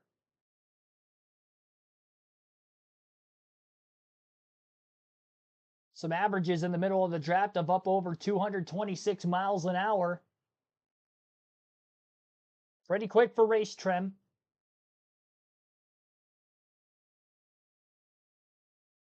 Lap times could quicken as well as the fuel load gets lighter the closer we get to the finish. Lap cars are side by side again as they work their way into turns 3 and 4. But even in doing that, it doesn't seem like they're costing Ericsson a lot of time, at least for now. Palou could be just saving gas in line behind Ericsson in the draft and being extra patient. There's no need for him to really attack now with still 14 laps left. Although he's got a big enough run this time into turn 1 and he'll take the lead anyway. For Marcus Ericsson, Alex Palou to the front of the field. And correct me if I'm wrong, but I believe this is the first time that Alex Palou has led in the Indy 500 today. And it comes with 14 laps to go. Now, can Ericsson have the car to hold on into second? David Malukas has been quick all day long, and he's in third, right in line behind him entering turn 3. Did not try to attempt to make a pass that time. We'll see if he does it on the front stretch. Or has Ericsson built up enough of a gap to try to run down Palou in front of him as time is now starting to run out for Ericsson. I don't know if he got caught napping or if he just doesn't quite have the car that these front 3 have. Because of who is on the lead lap right now, I would probably say Palou, Malukas, and Award are the fastest. It's going to be very, very tough for Marcus Ericsson to get back around Alex Palou. Palou has never won on an oval in his IndyCar career, but he has been red hot this season on the road courses and street races we've had so far. 5 races into the season, and he has won 4 of them, finished second in the other. Kyle Kirkwood, the only other driver to win a race this season in IndyCar. He's got a massive points lead. Double points are on the line for the championship in the Indy 500 today as well. If he goes on to win the race, you might say bye-bye for the season championship in just the 6th race of the year. But most importantly, he's going to worry about the championship later. Right now, he's worried about trying to get to victory lane in the Indianapolis 500. 0.3 of a second margin when they crossed the yard of bricks the last time by for Palou over Ericsson. 11 laps to go. Ericsson trying to get a little bit of a gap between himself and Palou so he can get a run in the draft down the straightaways and have a chance to pull in on the leader. But with Palou getting a draft off the lead cars, it might become more difficult. And David Malukas, if he backs off too much, has had the speed in his number 4 car to try to attack there as well.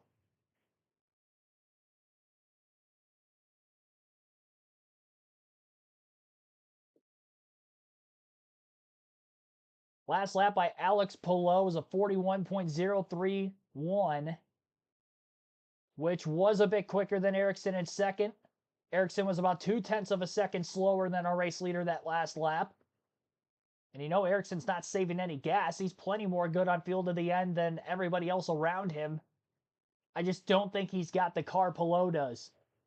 Palou was the top driver in most of the practice sessions leading up to the Indy 500 today throughout the last 3 weeks of on-track activity. Malukas well wide up off of turn 2. He's digging. Trying to get back into the gas as soon as he could to gain momentum down the back straightaway, and again just unable to make the pass on Marcus Ericsson for second. Ran out of racetrack. He'll have to back off, time the run out again, may take a lap or more. 9 laps to go this time by for Alex Palou.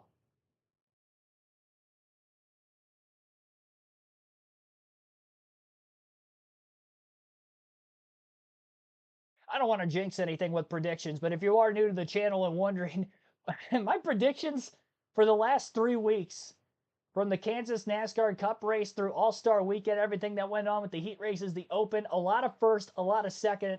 My pick for the Indy 500 today was Alex Palou, and here he is in contention to win the race in the lead, coming up on 8 laps to go.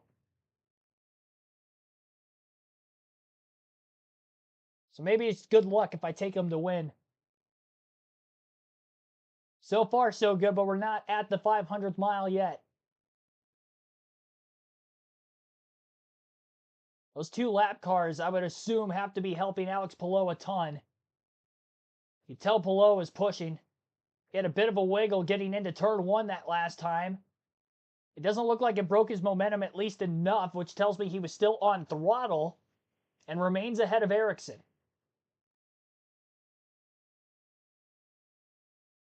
Top 5 are in the picture for the race win. 1.9 seconds separating them. Kyle Kirkwood in 6 is a little bit further back, trying to tail off of the front 5 in front of him and catch up to the lead pack. Santino Ferrucci, Elio Castroneves, 7th and 8th place behind the 6th place car of Kirkwood.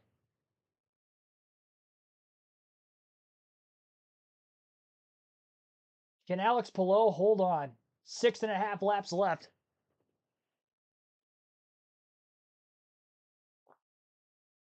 Down the back straightaway specifically, the last 2 laps, Marcus Ericsson was really gaining a lot of ground on Palou. Not enough to really get himself into position to make a pass. He also doesn't want to make it too early. Pass made at the front of the line between the lap cars in front of Palou. And they're making that transition so quickly that it's not losing enough momentum for the car that ends up being second in line after being passed to potentially lose another spot in line to that of our race leader, Alex Palou. One car leaving the pits down the back straightaway and try to file themselves up in line. Car will fall off the lead lap. Not sure who that was. It might have been Connor Daly, knowing that he pitted quite early in the running. Daly's in 11. No, he hasn't pit yet. 5 laps to go. 5 to go for Alex Palou.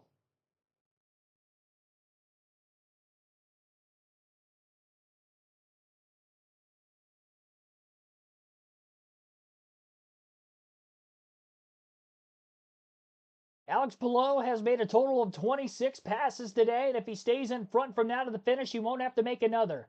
Marcus Ericsson has made 33 passes on the day in the second place position, looking for a 34th. 4 laps to go in the Indianapolis 500 this time by. He's a qualifying trial away from kissing the bricks for the first time in his race car driving career. Pretty good gap between himself and Ericsson. That time into turn 1, Marcus Ericsson really hasn't been able to get within close enough striking distance to have a passing attempt on Alex Palou. He's been closer on entry into 3 than what he has been in turn 1 when trying to gain ground. Front 2 cars in front of Palou seemed like they dropped off a little bit on the lap time side of things, and here comes Ericsson with a run. Through turns 3 and 4, this is going to be his best chance to try to make a pass for the lead since falling to second. 3 to go at the line. He was gaining ground on entry into 3, but Palou stretches the gap back out again on the front stretch. Bunched together for a quick moment. Ericsson remains in second. David Malukas in third. Malukas was also closing fast behind Ericsson's car. Couldn't make a pass. Back straightaway. Marcus Ericsson looking for another run. Seems to be better off of turn 2 than turn 4. Which, if he makes a pass, it's going to be tough for Palou to get a crossover done if a pass on the final lap is made into 3. 2 laps to go in the Indianapolis 500 this time by. Gap in the start-finish line about 0.4 of a second. 3 more straightaways for Alex Palou to try to hold on. Couple of shoots as well.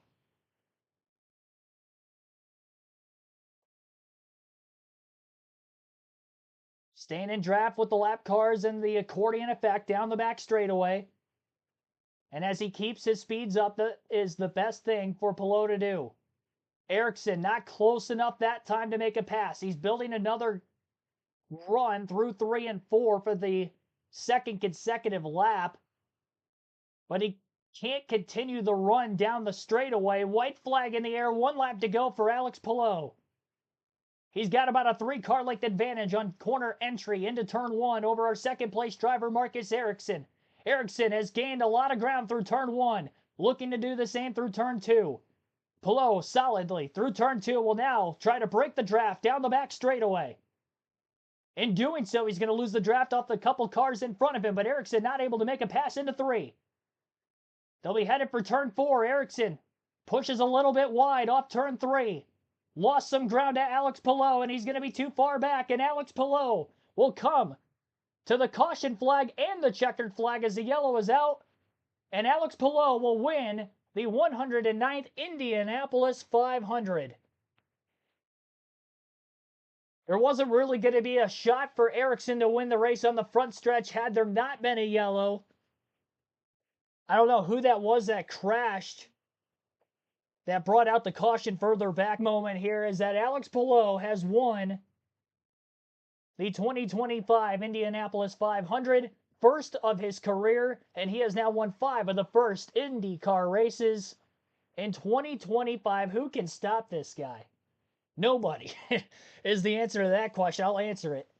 Margin of victory, 0.6 of a second, although it was under caution again, so that might not be entirely correct. And our 2022 winner of the race, Marcus Ericsson, P2, David Malukas in 3rd, rounding out the podium slots.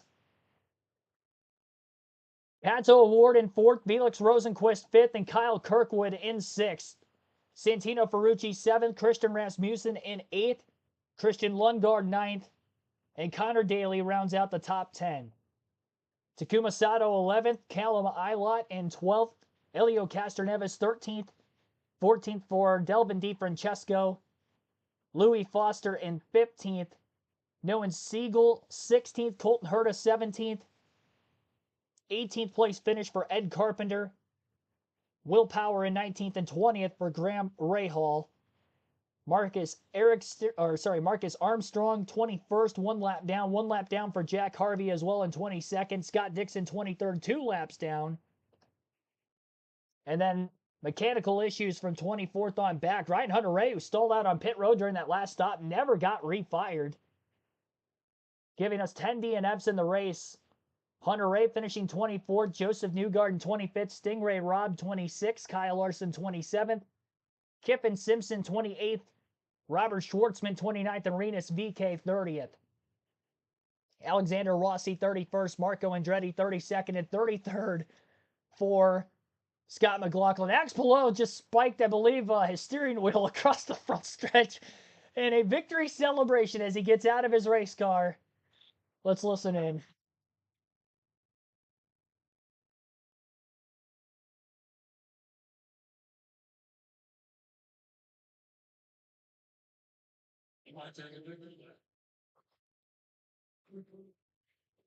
Throws the gloves away. This generational talent. How is that for an image?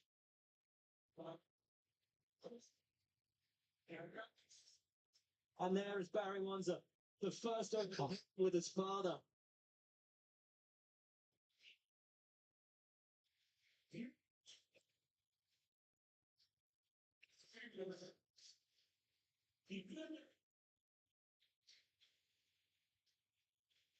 And there is something fitting about the colors of his car, of his overalls, matching those of his national flag. The first Spaniard to ever win the Indianapolis 500.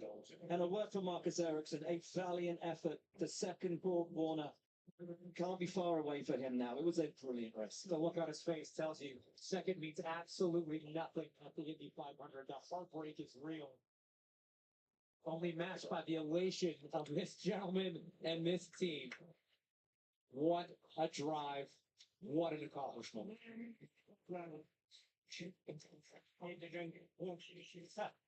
Oh, great job.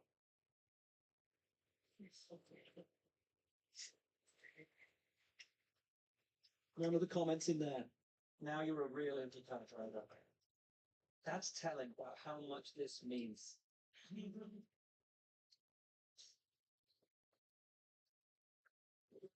Sorry, I did too. All right.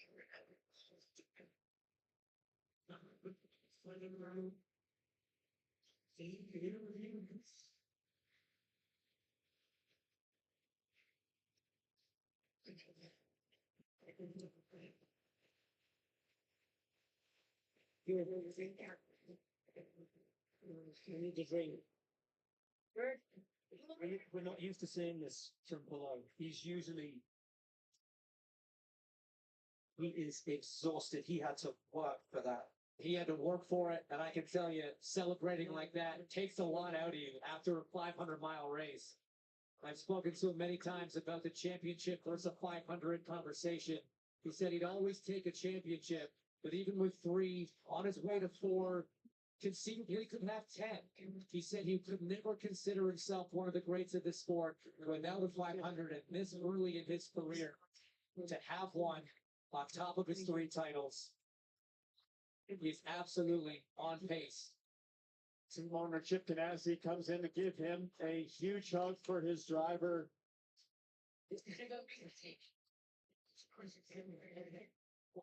Kitten Simpson in there celebrating with them all as well. Great to see the team spirit, the camaraderie. Yes. And, Will, the day started with Alex Palou telling us without hesitation, he was willing to do anything today to win. And our Jamie Little, resplendent in pink. It's down there. Center shot with Alex Palou ready to speak with him. Lovely to see. Scott Dixon comes in to congratulate the man who is taking his mantle. So much love and adoration for you. You see the hugs all around. Everybody happy for this moment. You said your career would not be complete without a win here at Indy. You're an Indy 500 champion. I cannot believe it. What an amazing day. What an amazing race. Sorry, I'm out of breath, but just celebrating it. Just got pretty tired, but what an amazing race by the tank crew, everybody at CGR, HRC. I cannot believe it. It's amazing. It's amazing to be here. It's amazing to win. There were some moments that I felt really good in the race, but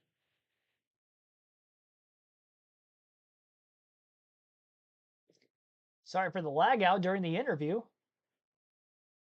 Not sure if that's on Fox or if it's on. I know their audio was cutting out there for a little bit since we started listening in again. I don't know what's going on. Hate to get that broken up.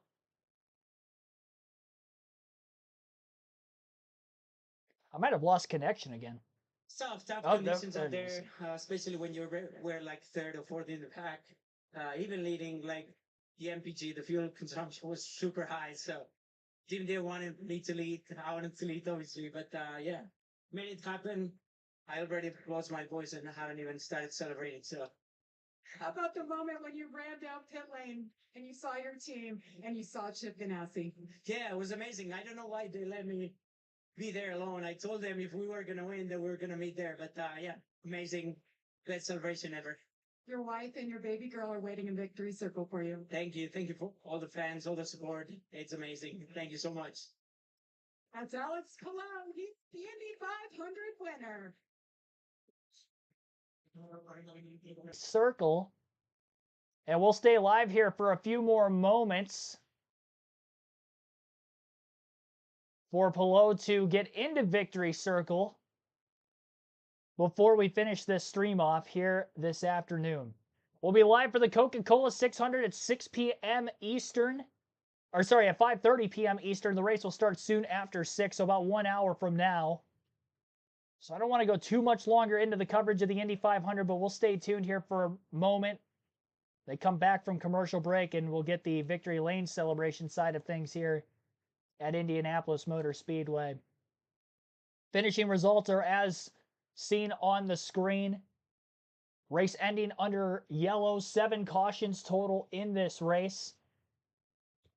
Alex Palou goes on to get the race win. Marcus Ericsson in 2nd, David Malukas 3rd, Pato Award 4th, Felix Rosenquist 5th, Kyle Kirkwood 6th, Santino Ferrucci 7th, Christian Rasmussen in 8th, Christian Lundgaard 9th, and Connor Daly rounds out the top 10. 4 straight top 10s at Indy for Daly now. And Ferrucci 7 for 7 in his career at the Indianapolis Motor Speedway and top 10 finishes as well. Those two just know how to get it done here at the 2.5-mile oval. Takuma Sato 11th. Callum Ilott ends up finishing in 12th. Elio Castroneves in 13th. Delvin DiFrancesco 14th and Louis Foster 15th. Nolan Siegel was the driver who brought out that caution on the final lap ends up in 16th place. Colton Hurtis 17th, Ed Carpenter 18th, Will Power 19th, Graham Rahal rounds out the top 20. Marcus Armstrong 21st, Jack Harvey 22nd, 23rd for Scott Dixon, 24th Ryan Hunter-Reay, Joseph Newgarden 25th, Stingray Robb 26th, Kyle Larson 27th, Kiffin Simpson 28th, Robert Schwartzman 29th, Arenas VK 30th, Alex Rossi 31st, Marco Andretti 32nd, and Scott McLaughlin 33rd. 10 DNFs again total in the race. And again, Alex Palou's victory under caution on the final lap of the Indianapolis 500. Congratulations to him.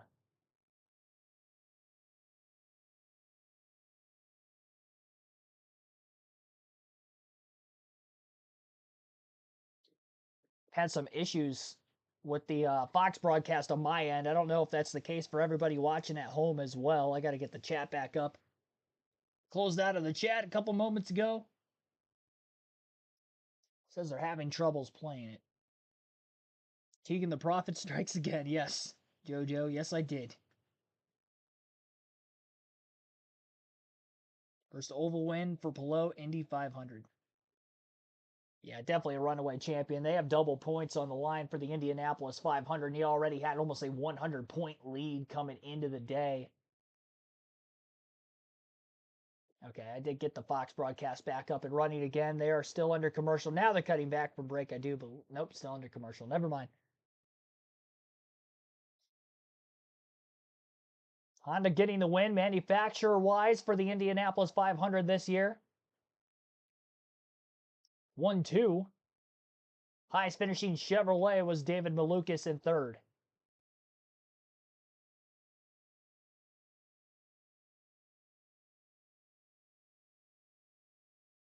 So on Fox's end. All right, so I'm glad to know I'm not the only one having issues here. At least it was after the checkered flag and not during the race.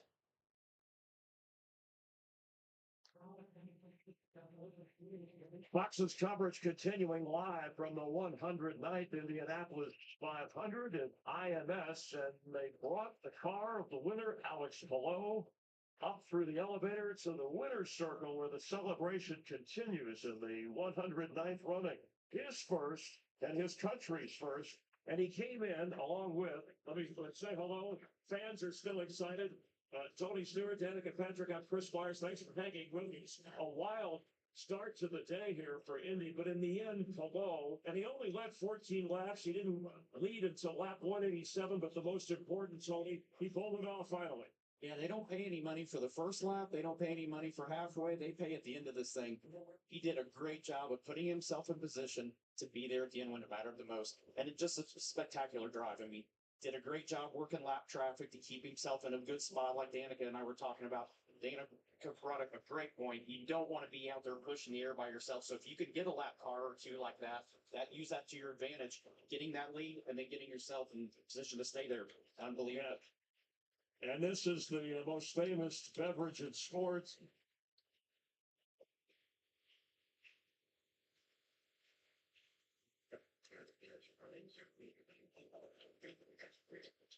The tradition continues, sipping and pouring the milk in the winner's circle.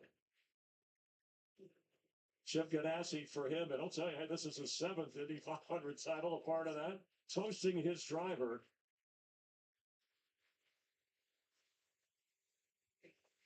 What an incredible race. From the very start, we saw action, rain delays. We saw a lot going on with the strategies converging. For a second there, I thought Hunter-Reay was going to have a shot to win, but he stalled. His hands are shaking. Those lap cars and They're trying to put the ring on his finger. And not having to worry about cutting that air by himself. Marcus Harrison, he got by him with 14 to go. I'm not going to say he never looked back. I'm sure he absolutely did, but what an incredible drive. Jamie Little. Well, Alex Palou rode the elevator. Traditions unlike any other, Alex. You got the wreath, you got the milk, and you got the ring. It's official. How does that sound? Absolutely. I mean, best milk I've ever tasted. It tastes so good. I'm gonna get a little bit more. But what an amazing feeling. The ring looks awesome. And it feels great to be here. Amazing. Thank you, everybody, all the fans. You guys have been amazing all year, but especially this month of May. So it's amazing. Put this season in perspective for us. We haven't seen a season start off like this since AJ Foyt in 1979. What you guys are doing is incredible. Thank you. Thank you. I agree. It's been amazing. Everybody at Chip Ganassi Racing, all our partners, HRC, like it's just been amazing. DHL has been giving us as well all the support we needed to be here today. So all my family around. So it's amazing. Honestly, they make all the team around that I have, they make me look good on track. Hey, Chip is drinking out of your milk bottle here. You were toasting with your wife. How about some more milk for the man, Chip? Thank you.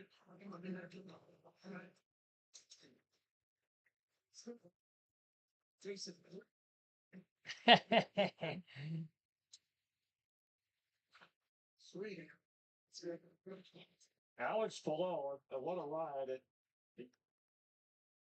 Awesome. Awesome stuff.